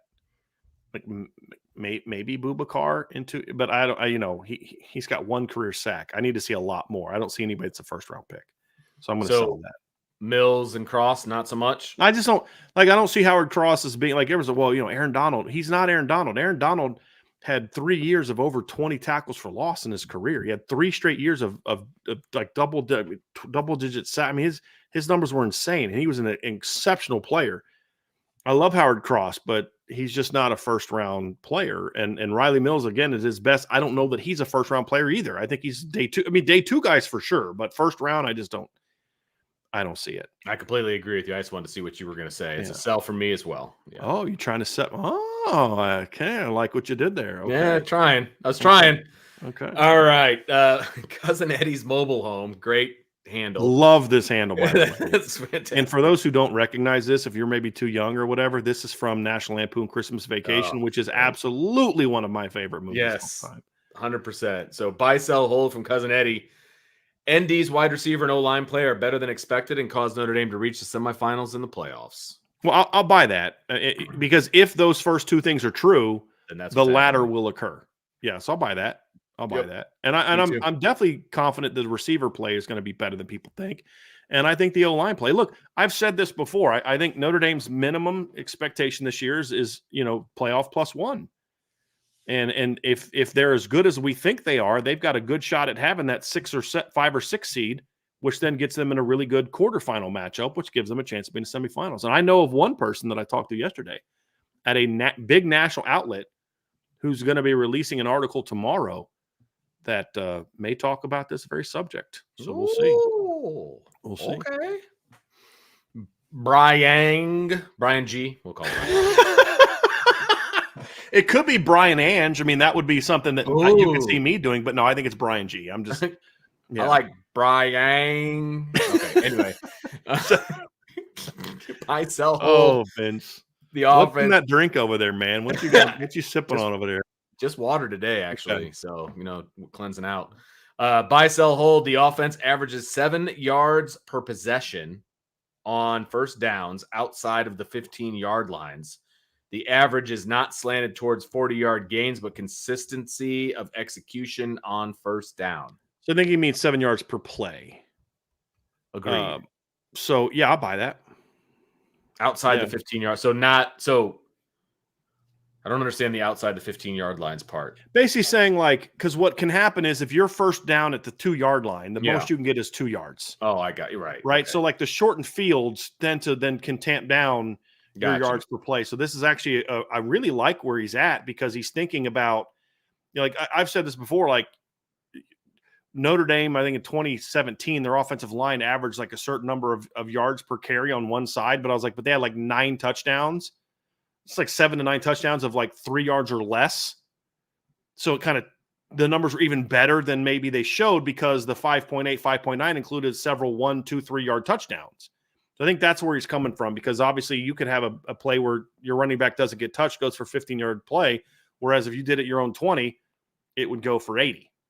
That kind of thing is where I think he's coming. I think that's where he's coming from on that, and so that's why I like that outside the 15. So gotcha. That actually makes it's a really good qualifier, and I'm gonna buy it. I think they're going to be a very good first down team, and it's going to happen because of consistency. I don't know that you can.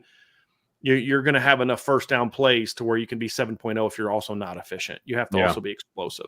And that was like one of the differences between the 15 and the 17 Notre Dame offense, Vince. If you remember the 2015 Notre Dame team, like their rushing numbers were insane. They were almost at 7 yards per carry that year, just rushing. They were at 6.3 yards per carry. The 2015 team was only 5.6 yards per carry. But one of the differences was they were a lot more efficient throwing the football. So they were 8.8 throwing the football per attempt in 2015. They were only 6.6 in 2017 because they weren't a very efficient offense. They were a boom or bust offense in certain ways at times in 2017 because Josh Adams, I mean, Lou Samoji had this great stat, and it just only Lou could know this, and it just was awesome. He said Josh Adams had more touchdowns of 50 yards or more in 2017 than any other Notre Dame running back had in their careers combined. Wow. Yeah. Like for their entire careers, not combined, meaning like all their 4 seasons combined. Like he had more in one season than any other running back had in their entire career at Notre Dame. Not that all the backs had combined, but like that every back had for his 3 or 4 years at Notre Dame. No back had as many 50-plus yard rushing touchdowns in their career as Josh Adams had in 2017. But that team averaged about 6.4 yards per play offensively, I believe. Yeah, 6.4. And the 2015 team averaged 7. Why? 17 team was more efficient throwing the football. Yeah. And you know what I mean? So that comes down to it. Yep. All right. Domer Grizz, buy, sell, hold. Notre Dame will lag behind SEC schools in hiring more on-field coaches under the new rule, the way they lag behind in hiring more analysts. I'll sell that. I mean, again, this is a new era of Notre Dame football. They're not lagging behind right now. They're on top of things right now. So, no, I'm selling that. Yeah, I mean, I think that they're right where they need to be. I mean, they're building a brand new building because they've got more staff. I mean, is the SEC going to overdo it with some schools and hire way too many people? Right. Yeah, but I don't think that means Notre Dame's lagging behind. Agree. I just think that quantity does not mean quality. How about that? Agree. So I will sell that. No, I don't think that's going to be an issue for Notre Dame. I mean, look, we've seen in the last year where schools came at Notre Dame coaches or recruiting analysts, and within 24 hours, Notre Dame had approved a pay raise. So, no, I don't think they're going to lag behind in that regard. Right. 2 years ago, my answer would have been buy the heck out of this comment. Like, no question. A year ago, I might have said buy. Yeah, they've but Notre Dame has – look, and we can only go why, because that's what Notre Dame had shown themselves to be. Right now, that's not who Notre Dame is. Notre Dame has not been penny pinching the last year, man, at all. Buy, sell, hold from Madges 16, projecting out to the 25 season offensive line with Charles Jagasaw, Kirby Lambert as the potential tackles. Notre Dame moves Will Black inside to guard to get him on the field sooner. I'm going to sell that. And the reason why is I believe that your starting guards will be Billy Schrouth and then one of Sullivan Absher or Rocco comes back. It'll be one of those two things, right? Yeah, I wonder maybe that Hamilton, the Rocco question like is a good question, actually, right? Because he'll have potentially, if he wins the job, he'll have 2 years starting under his belt. Is that enough to propel him or whatever, to the NFL, draft, that kind of stuff, and where he wants to be in the NFL, or and the other part too, Vince, is he good enough for Notre Dame to want him back? Good point. Because it could be hey, look, you did good this year, but we got Sullivan Absher or Sam Pendleton or somebody who's about to explode. Yeah, and it's their time. Like Zeke Correll could have come back. Yeah, he started but it's like, hey, but there's somebody better behind you. Rocco to me has more upside than what Zeke had. Yes. And so he could have a great year and then, hey, now's my chance to take advantage of the NFL, or does he come back? I mean, or maybe it's Sam Pendleton that's that answer. Who knows? But sure. The other part too is if Charles Jagasaw is as good as you hope that he is, there's no guarantee that he's going to be back in 2026. Okay. So, look, we just saw both Notre Dame starting tackles leave after their true junior seasons, and I would argue Charles Jagasaw has more upside than at least one of them.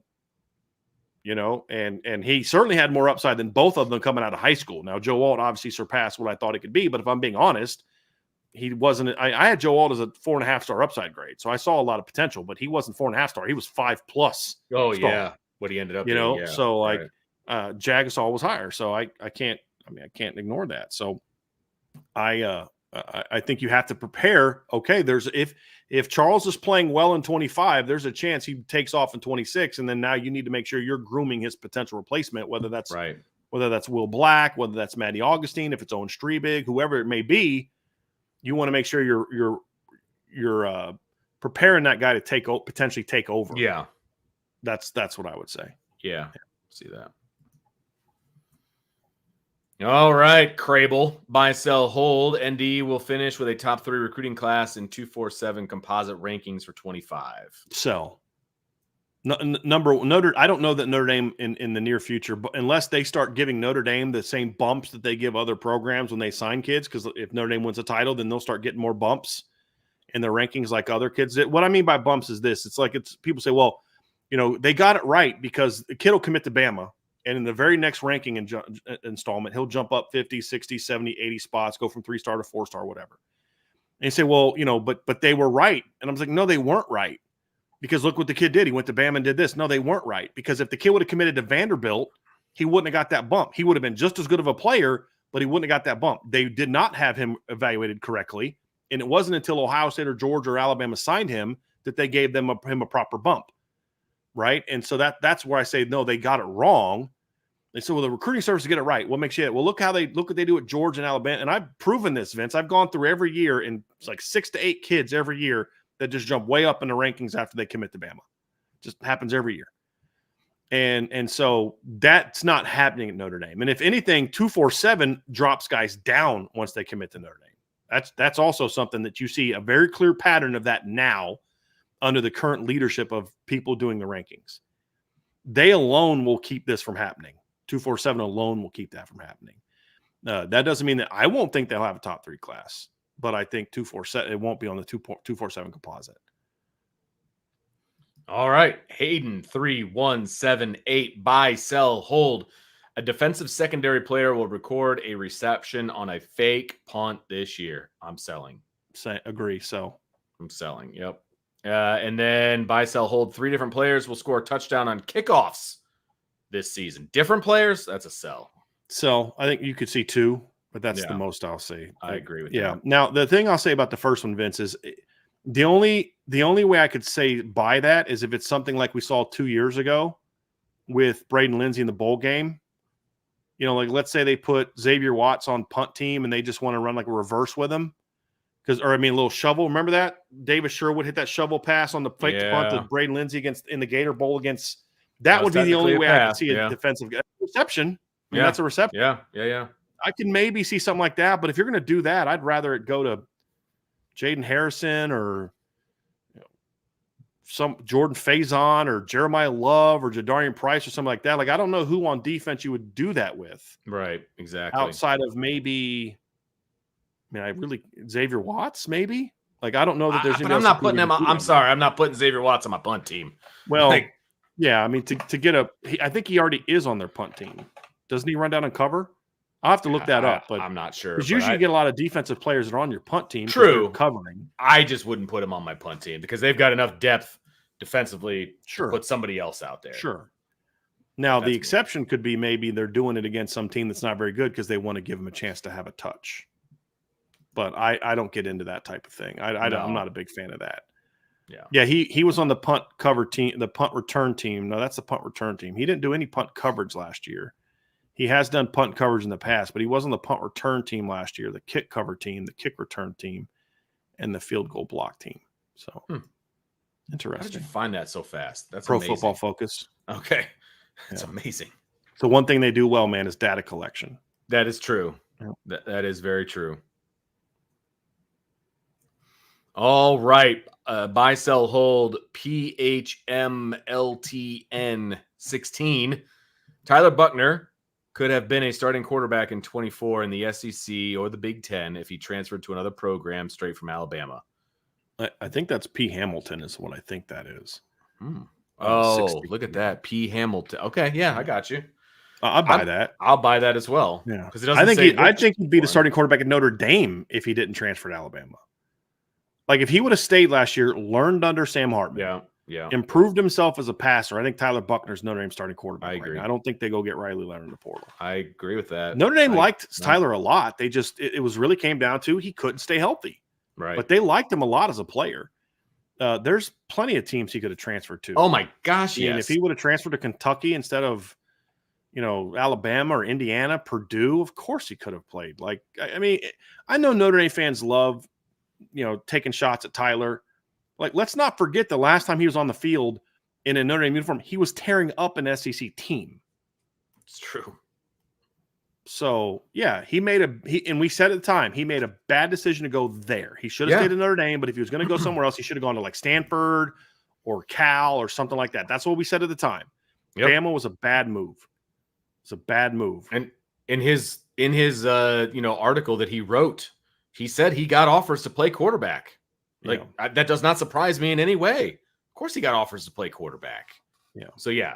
And just because it says Big Ten and SEC does not mean we're talking about Ohio State, Georgia. Like there are other teams in those conferences that you're telling me welcome him with open arms. Yeah. Minnesota, come on. Indiana, come on. They would welcome him with open arms. Yes. Are you kidding me? He drove right past Bloomington on the way up from Alabama. Right. He could have, pulled over and been the starting quarterback. Obviously, his time at Notre Dame has passed, which is why I made the joke earlier. Sure. But let's not act like this. Did you guys watch the Deacon Hill kid for Iowa last year? You telling me Tyler Buckner couldn't help that football team? Come on. Right. Last time Tyler Buckner's on the field as a starter at Notre Dame, he accounted for 5 touchdowns and like 400 yards of offense. Right. So. Correct. Yeah. Correct. Feller 97, buy, sell, hold based on your previous progression of quarterbacks. Both Minchie and Angeli both transfer after this season. Read the second one with it. And where do you see good fits for them? Look, I'm not gonna do a buy, sell, or hold on that because I don't know what's gonna happen. And could it happen? Sure.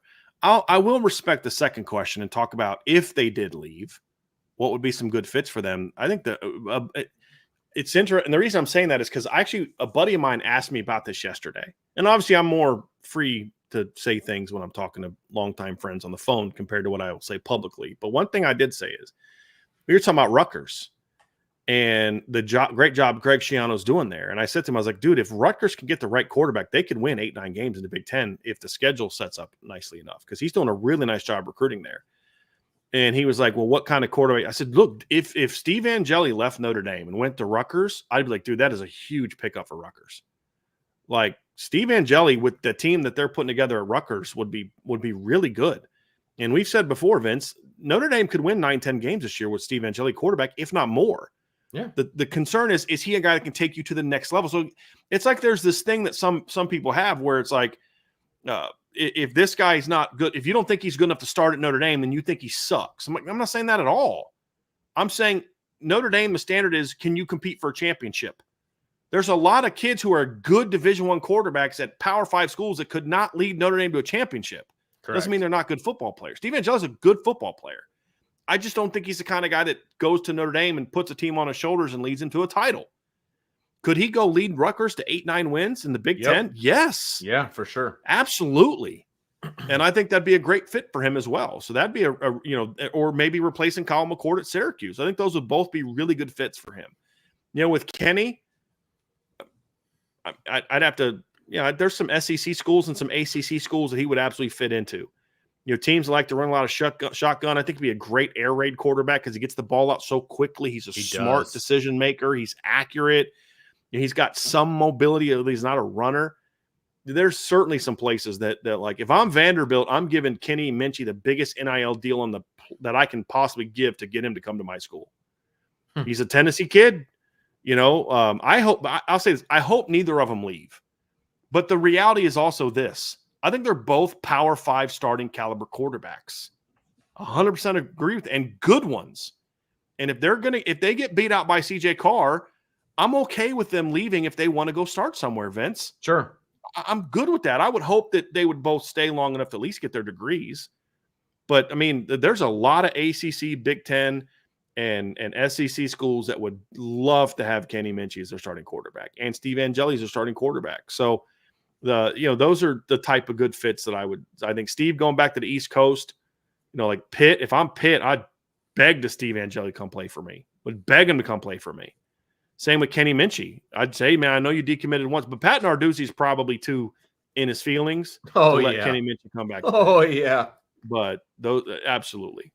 Those I would be bang. I would be talking to moms. I'd be talking to dads. I'd be talking to coaches. I'd be talking to his friend. If he has a girlfriend, I'd be talking to girlfriends. If I was at those schools, hey, tell this boy to get into the portal and come play for us, man. We'll give him 6-7 figure, whatever, because those kids are good football players.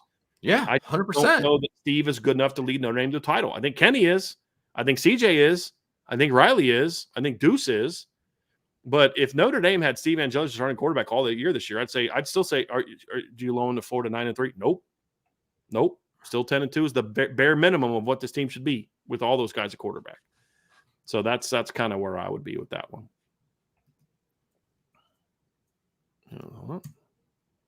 All right, Feller 97. Buy, sell, hold with a healthy Leonard, and the O-line plays good all season, meaning well above average and better than last year. Notre Dame makes the national title game.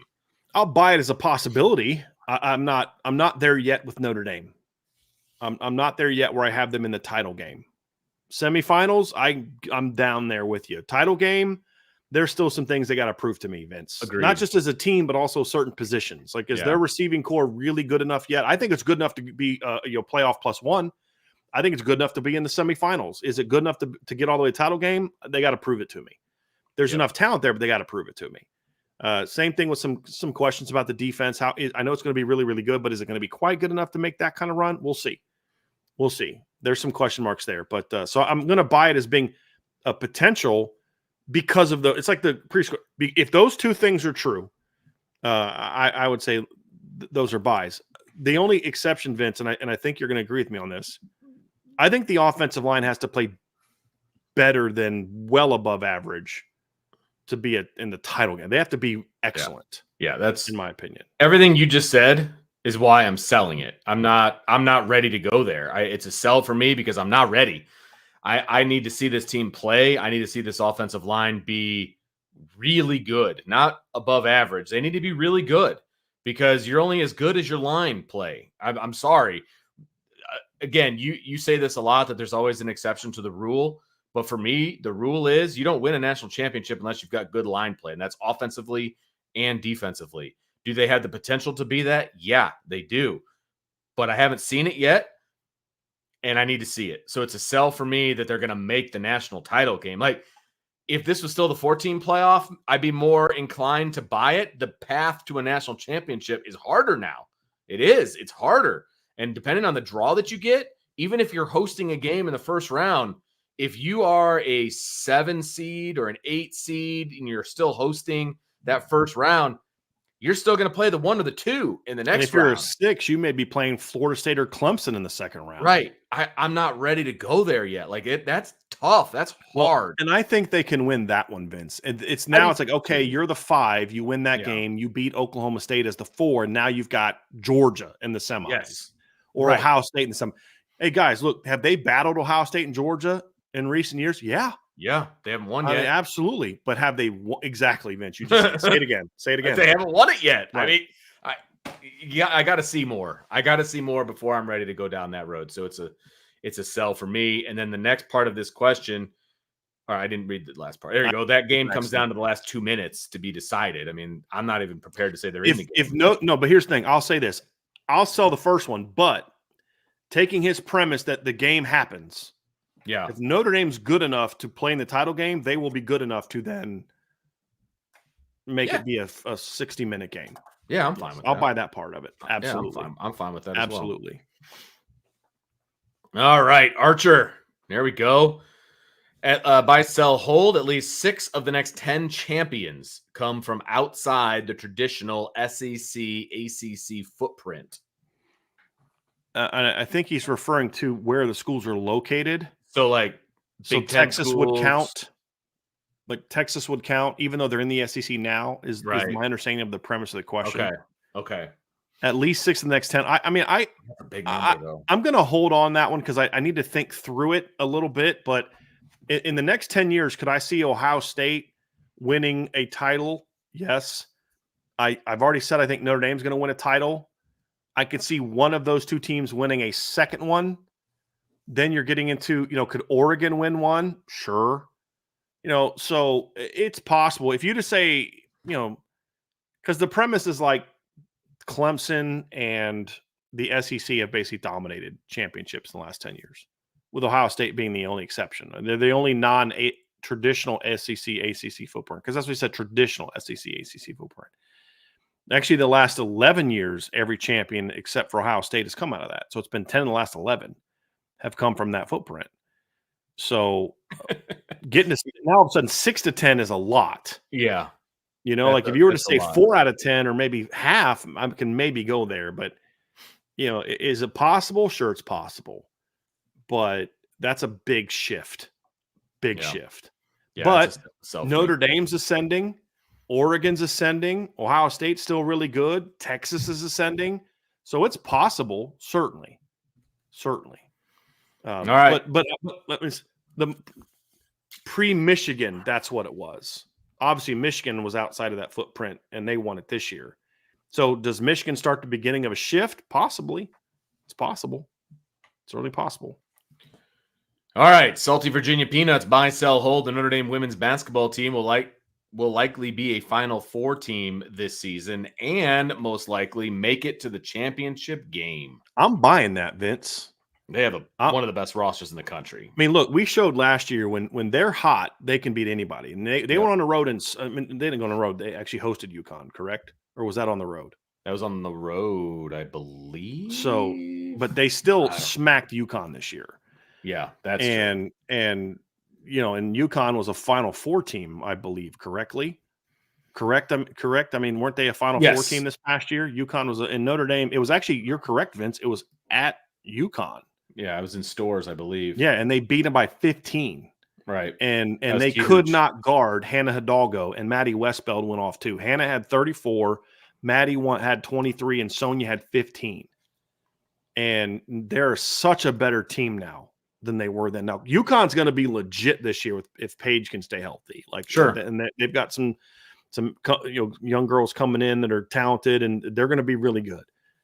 But I think this Notre Dame team is loaded. I mean, here's the keys, right? Here's the keys.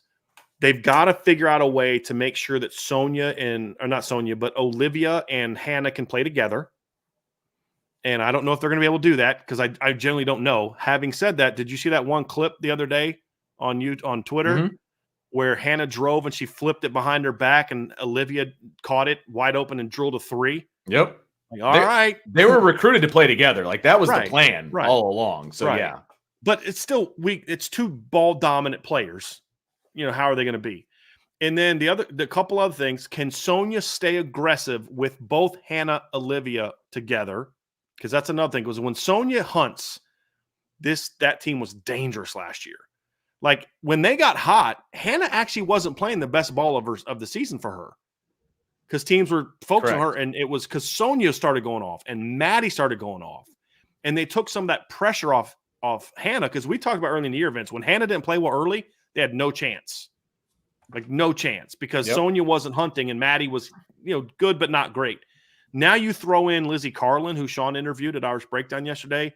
You throw in the girl from Pitt, who's going to be a great defender, rebounder off the bench. You now have Kate Koval coming in, who's like 6'5" and can give you some minutes. And then eventually Kylie Watson comes back closer to the postseason maybe. And now you're loaded. Cass Prosper coming back is going to be huge for them this year. And here's a girl that's not getting talked a lot about that I think is going to be really important to this basketball team this year, Emma Risch, because she is a sharpshooter. Yes, and she did not play all last year. Because she got hurt. Yeah, I mean, she played a little bit early and then got hurt and was out. Yep. And she's long. She's like 6'6" as a shooter. She's going to be able to get her shot off. Bringing her in off the bench to be a sharpshooter, and then if somebody goes down, you're now bringing her off the bench. Like this team is so loaded, Vince. They had such a short bench last year. It's going to be the exact opposite. She's going to be like, okay, how do I get everybody going? Yeah. How do I get this rotation going? So I'm with you, dude. I love this roster. Yep. Love this roster. They're going to be so much fun. And I think I Paige love watching Breckers those is games. a pretty good defender. I think she's a pretty good defender. But who are you going to put her on? Hannah, Right. Olivia, Sonia? Pick your poison. Like, exactly. So, I really like this team. I really like this team, man. It's going to be fun to watch. They are incredibly fun to watch. I love going to women's games. I really enjoy it. So, yeah, I plan on doing that more next year. I just think, and I think Coach Ivy kind of hit her stride last year a little bit as a coach. I just really felt like she just started to show me, okay, she's figured this head coaching thing out. Yeah. It's like the problem is in the Oregon State game, they just literally had no answers.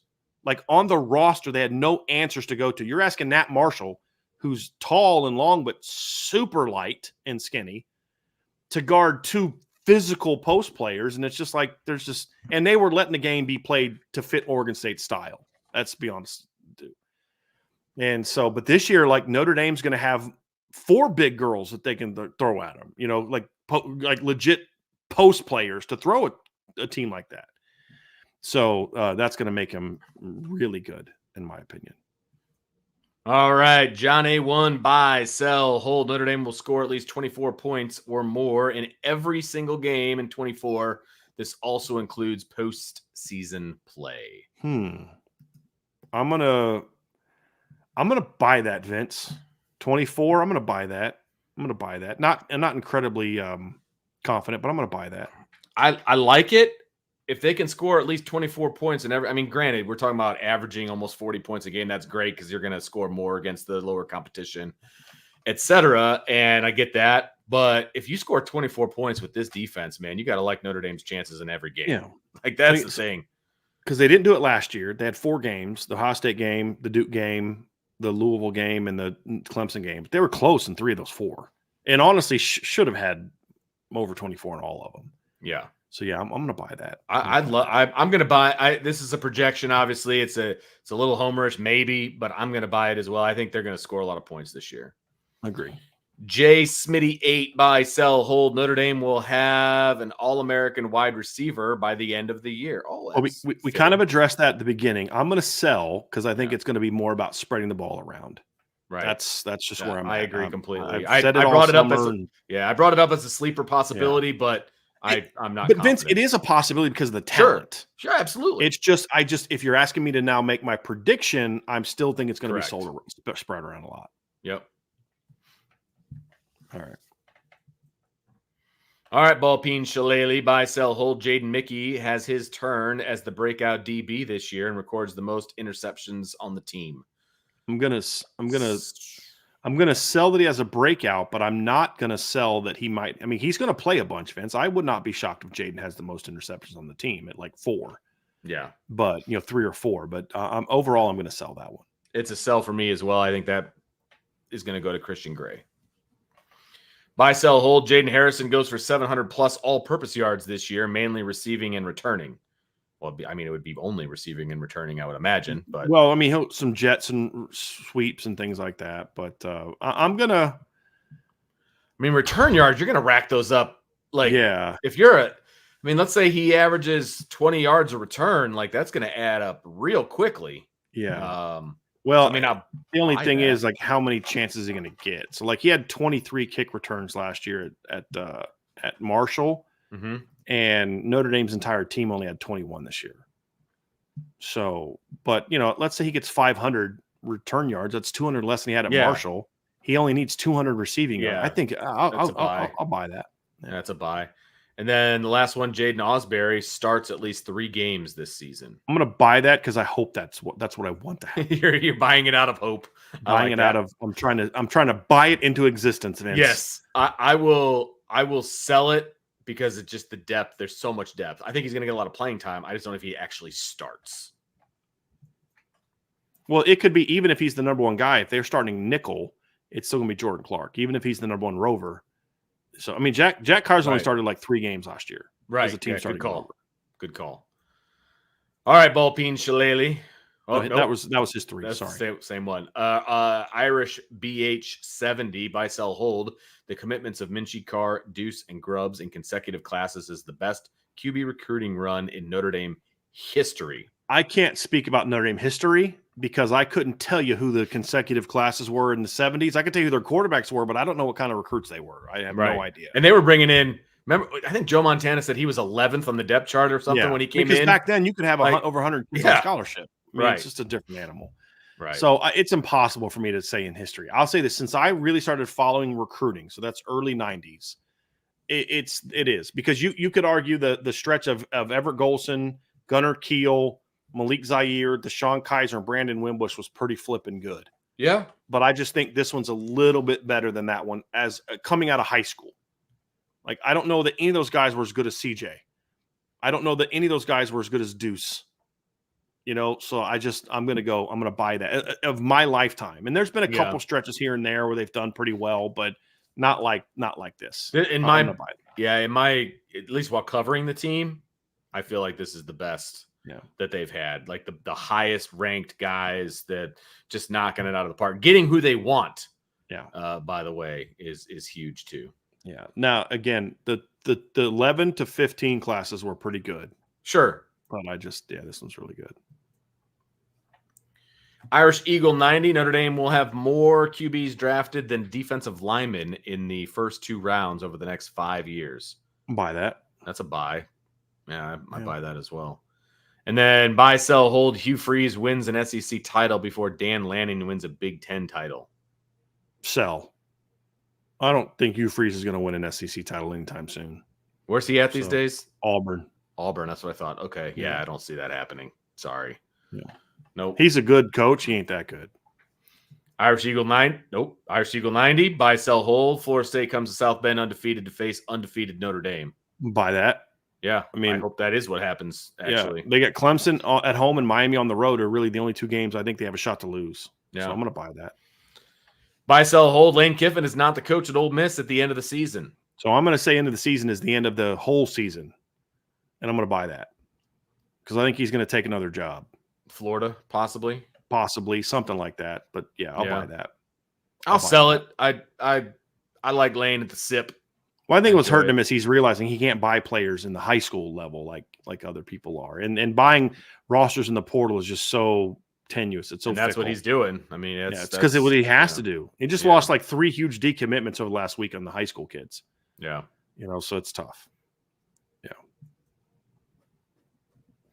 I love this Riker one. Ferg, buy, sell, hold out there. LSU loses the first game of the year against USC. Brian Kelly's excuse will be, we're a young team with a lot of players playing a lot of snaps for the first time, and we lost a lot of talent to the NFL. So get used to it.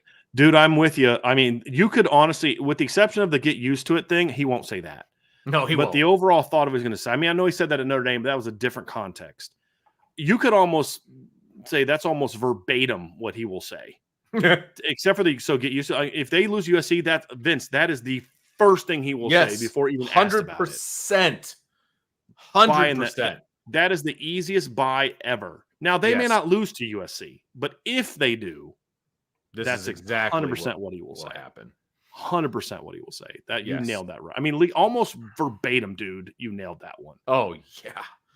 Yeah, and he'll throw in something about, we're still breaking in a new offensive coordinator, and there'll be so many excuses. Oh, it's gonna be great. Yep. All right, Ryan Michael with the departures medical of Ford and Gobira. Josh Burnham moves back to Viper, and Vernon moves back to defensive end in 24. To me personally, it makes sense now that JB is less than 250 pounds and Vernon is less than 265. And both lost a decent amount of weight from spring to summer. Josh Burnham lost no weight from spring to summer. He was literally listed the same thing now that he was listed in the spring. So I'm not sure who told you he lost weight, Ryan, but he did not lose any weight. I mean, listed weight. He didn't lose a pound. And I would argue he's probably a little bigger than his listed weight. So I'll look into that. But no, that part's incorrect. The where they are listed now is correct. But look, I would be happy with this, Vince. I'm going to sell it because I don't know that this staff is going to do that. I don't know that Al Washington is going to be smart enough to do that, to be honest with you. I hope that he is, but it's what I want to happen. I think I'd like to see. Look, Josh Burnham's just a better player than Junior Chialamaka. I'm sorry, and I think now as a junior, I think he can end up being better than Jordan Patelho. I'm not gonna lie. I think that you can make a case that their best defensive line, starting from a starting lineup standpoint, could have RJ Oben on one side and Josh Burnham on the other. I think you could make that case. Absolutely could make that case. Now, if Jordan Patelho breaks out, then maybe not. But yes, I could buy that as a potential thing. I'm just selling it because I don't think they'll do it. I completely agree with your last point. I am not a fan of their Viper options at the moment. Yeah. So definitely with you on that one. Ryan's got another one. Buy, sell, hold. Brian, I know you'll like this one. Sullivan Absher eventually in his career moves to guard and starts next to either Jagasaw or Lambert, forming an enormous and dominant left or right side of the offensive line. Buying the heck out of that. Yes. Yes. Absolutely buying that. So you like Sullivan as a guard? I do. Okay. I think his style of play fits so much better at guard. So much better guard. Yeah. I think he could be a dominant, like day 2 NFL draft pick type of guard. Absolutely do. Love his potential at guard. Yeah. You buying that one too, Vince? It's a hold for me just because I am not as familiar with Sullivan Absher's game as I would like to be to say, yes, this is a buy. You know what I mean? Fair. So from a fairness standpoint, I'm going to hold on it. I trust your opinion, of course. But I'm going to hold on it just because I don't know. So appreciate it. Yeah, I'm here for you. Ryan with another buy, sell, hold. Only 2 max of Minchie, Carr, Knight, and Grubbs will start in a meaningful game in their Notre Dame careers. I'm going to sell that one because I think CJ and Deuce will both start as long as Deuce is patient. And then if Deuce is the player that I think he is, Deuce is going to be gone in 3 years. And Grubbs will get his starts there. Over. Yep, I agree. And these kids are all committing to Notre Dame knowing a stud is in front of them. Yeah. I'd be shocked if they just leave after a year. Yeah. Be shocked. This one, I'm going to read this one because this is for you, Vince. Oh, all right. So, Ryan Michael, buy, sell, or hold. James Rendell gets at least 1 more year of eligibility than he has on the roster and becomes a weapon on special teams with a gross punting average of over 46.6.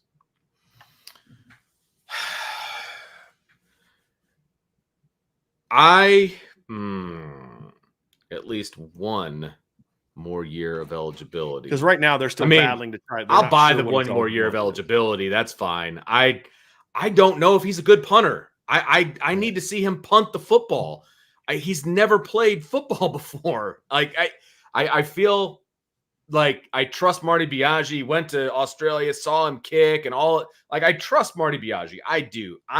I am not a conductor on the hype train of James Rendell right now. I can't get there. It's fair. And once I see him boot a couple balls in that first day of or fall practice or whenever I'm going to be on vacation the first day, but the first time I'm there, I want to see him kick the football.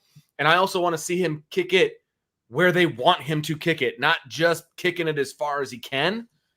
Then I will get on board. So for me, this is a whole. I'll buy the eligibility part, but I'm going to hold the rest of it because I just don't know. It's about punting, even more so than kicking, is about consistency and being able to put the ball where you want to put it. And I need to see him do that on a consistent basis. Agree. All right. From Lumberg, buy, sell, hold. Marcus Freeman aspires to compete at the highest level and will leave Notre Dame if and when the NFL comes calling. Yeah, I'm selling that, but I love this guy's name because the picture of him on the avatar on the board, Vince, is Lumberg from Office Space. Oh, which nice. is another one of my favorite movies. But I'm selling this. Look, could it happen? I guess anything can happen, man. I never would have thought Steve Spurrier would have gone to the NFL, and Marcus Freeman is a competitive guy, but I just think Marcus Freeman takes a lot of pride in developing young people. Yeah. And it's much harder to do that in the National Football League. So I'm selling that. There you go. Vince, I know we're on the same page on that one. That's why I moved along so quickly because I know we're on the same page on that. We are 100% on the same page. It's A. Sakalowski. Mm-hmm. I got it. A. Sakalowski. Buy, sell, hold. Georgia, Alabama, and Ohio State remain Tier 1 teams for the next 3 seasons. Buy that? Yeah, it's a buy for me too. Definitely buy that. Yeah, there's no. I don't see them dropping from a Tier 1. No way. No. J Lo 827. Buy, sell, hold. Notre Dame's offense will be ranked in the top 5 by season's end. Yeah, I mean, I think scoring-wise, they could be there. In efficiency, overall efficiency-wise, I think they'll be there. So, yeah, I think they're going to be really good on offense this year. I'll buy that one. And, Yeah, and me we too. did kind of talk about this a little bit last week, so I don't know we need to go into it too much. But, yeah, I think from take yards out, yards per play, points, efficiency, I think they'll be in that conversation for a top 5 team. Agreed. Wan, buy, sell, hold. Jadarian Price goes pro after the season and is the highest drafted Notre Dame running back in the last 10 years.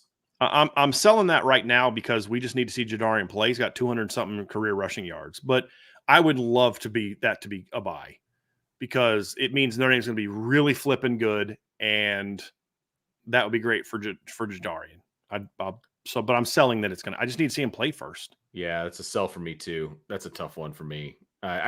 What's the highest drafted running back? I guess that would be the next question. In the last 10 years? Yeah. Let's see. You had obviously Audric was a 5th round pick this year. Kyron was what was Kyron? Kyron was a 5th or 6th round pick, right? And I mean, Audric was kind of close. It's not that high, Vince. Okay. Josh Adams wasn't drafted, so he wasn't there. Dex was a 6th round pick. Theo was a 6th round pick. So I mean, Audric 5th round, Kyron 5th round. Let's see here. Dexter 6th round. CJ Pro-Size 3rd round, 2016. Then that's a sell for me. Jadarian Price is not going higher than the 3rd round. Well, if he goes pro after this year because he rushed for 1,200 yards, I could see him going higher than that. But right now, again, I'm selling because I have to see it. Yeah. But I think Jadarian's a very talented back. Very talented back. All right. Rube. Buy, sell, hold. Bryce Young and Joshua Burnham have more production by the end of the season than Botelho and Oben. Ooh, I'm selling that. That's a sell. I hope that's correct, but I'm selling that. Yeah, I'm selling that. That's a sell for me too. I don't even know if they're going to when you add the Bryce Young in there and the Oben in there, you go with the guy that's really young, and I'm not sure how much production or like how many snaps he's going to have the opportunity to get production, and then Oben I think is going to be good. And so, and that's 3 of those 4 guys play the same position, Vince. That's a good point. I mean, Bryce and Josh backing up right now, Oben, so that would make it tougher too. Now, if they moved Burnham over to Viper, then I could say, yeah, okay, let's talk about that. Yeah, let's talk about that. But I'm selling that for right now. Yeah. We have 2 more, Vince, and then super chats, and then we're done. Okay, buy, sell, hold from Zibby's Boxing Gloves. Mike Norvell will be the only head coach of Florida's Big 3 left with his school by the end of the year. I'm selling that because I don't think Cristobal is going anywhere. I don't either. They're going to give him more time than that. And I think they're going to be a good team this year, just not a great team, but they'll improve. But it'll still be arrow in the right direction for them. It just might not be as quickly as they want it to be. So I will sell that. And then buy, sell, hold. The Big 12 champion tops one of the other 4 champions in the playoff. He means like seeding wise. I'm selling that. Oh, that's a sell for me too. Yeah, I sell. ACC will be ranked above. Big 10 will be ranked above, and either Clemson or Florida State will be ranked above. Yeah. I'm buying that. I'm selling that one. Yeah, big sell. All right, we are Notre Dame. Buy, sell, hold. Notre Dame has 2 first-round draft picks this coming year. I'll buy that. I mean, I think Morrison's a first-round pick, and then between Riley Leonard, Mitchell Evans, maybe a breakout defensive lineman, maybe a Xavier Watts. I mean, I'll buy that. You got options. I'll buy it too. Buy, sell, hold. Nebraska makes it to a bowl game this year. Oh, definitely buy that one. I like Nebraska. I think I don't know that they'll be like a 9-10 win team that somebody are projecting, but they're a bowl team. They're only game away last year, and they peed away 2 games early last year. I mean, they gave Minnesota that game. So yes, I buy that for sure. And then buy, sell, hold if LSU doesn't make the playoffs and the defense doesn't get up to standard this year, Brian Kelly goes on the hot seat for next year. Well, it depends on how bad they are to miss the playoffs. Like if they're like 10-2 and don't make the playoff, or 9-3 and don't make the playoff, he won't be, because he's already put the voodoo curse on LSU fans. They're already buying his stuff. They're already doing what Notre Dame fans did for a decade and just buying whatever he sells. Yep. But so as long as they're 9-3 this year, Vince, they have some good wins because their schedule's pretty solid. But if they're 10-2 and don't make the playoff, he's definitely not on the hot seat. And if they go worse than 9-3, then sure, he'll be on the hot seat. Because at that point in time, guys, he's had back-to-back 10-win seasons. Like, I know we hate the guy, but he's had it's not like Ed Orgeron got fired for going like 6-7. Right. No, I'm selling that. you'd have to tell me that they are really bad and like go 8-4 or worse. Then sure, then I'd buy that. But I'm selling that. So that's it for the buy sell holds, Vince. We did have two super chats that I want to get to before we get out of here as well. So let's bring up these. Number one, Andy Milton fan thank you so much for the super chat. Is any sense of the morale of the wide receiver room since Mike Brown took over? That was the follow-up that he had to that. From everything I've heard, it's incredibly high, which is partly why nobody transferred after the spring. They have bought into Mike Brown from what I've been told. And there's a lot of they push each other. I talked to somebody close to Bo Collins, and he's like, this room, they are great. They push each other. There's no like screw Bo, screw Chris. It's like, dude, we're a unit. We're going to go out there and play. Now, could that change once the depth chart gets finalized? Sure. But as of right now, I've heard this room has got great morale and camaraderie and character right now. So, yeah. And then Jimmy Page with a super chat. Thank you, Jimmy. Will Benjamin Morrison be ready against A&M? Thanks, guys. Too early to tell. Hope so. It's too early to tell. So I've been told, I mean, Marcus Freeman told us in the meeting that, as of right now, he's on a path for that, but there's a lot of different check marks he has to get to before you're at that point in time. All right. Well, thanks for hanging out with us this afternoon, everyone. Make sure you hit the like button, the subscribe button, that notification bell, share with your family and friends. I mean, it'll make their day. You want to make their day, right? So come on, make people happy, give them a smile, share with them. Okay. And then if you want to make them really happy, tell them about boards.irishbreakdown.com. Get on over there. Be a part of the fun. Be a part of the family. We'd love to have you. That's for sure. So for Bryan, I'm Vince, and I'll talk to you in 7 minutes. But we'll also talk to you tomorrow on the Irish Breakdown Podcast.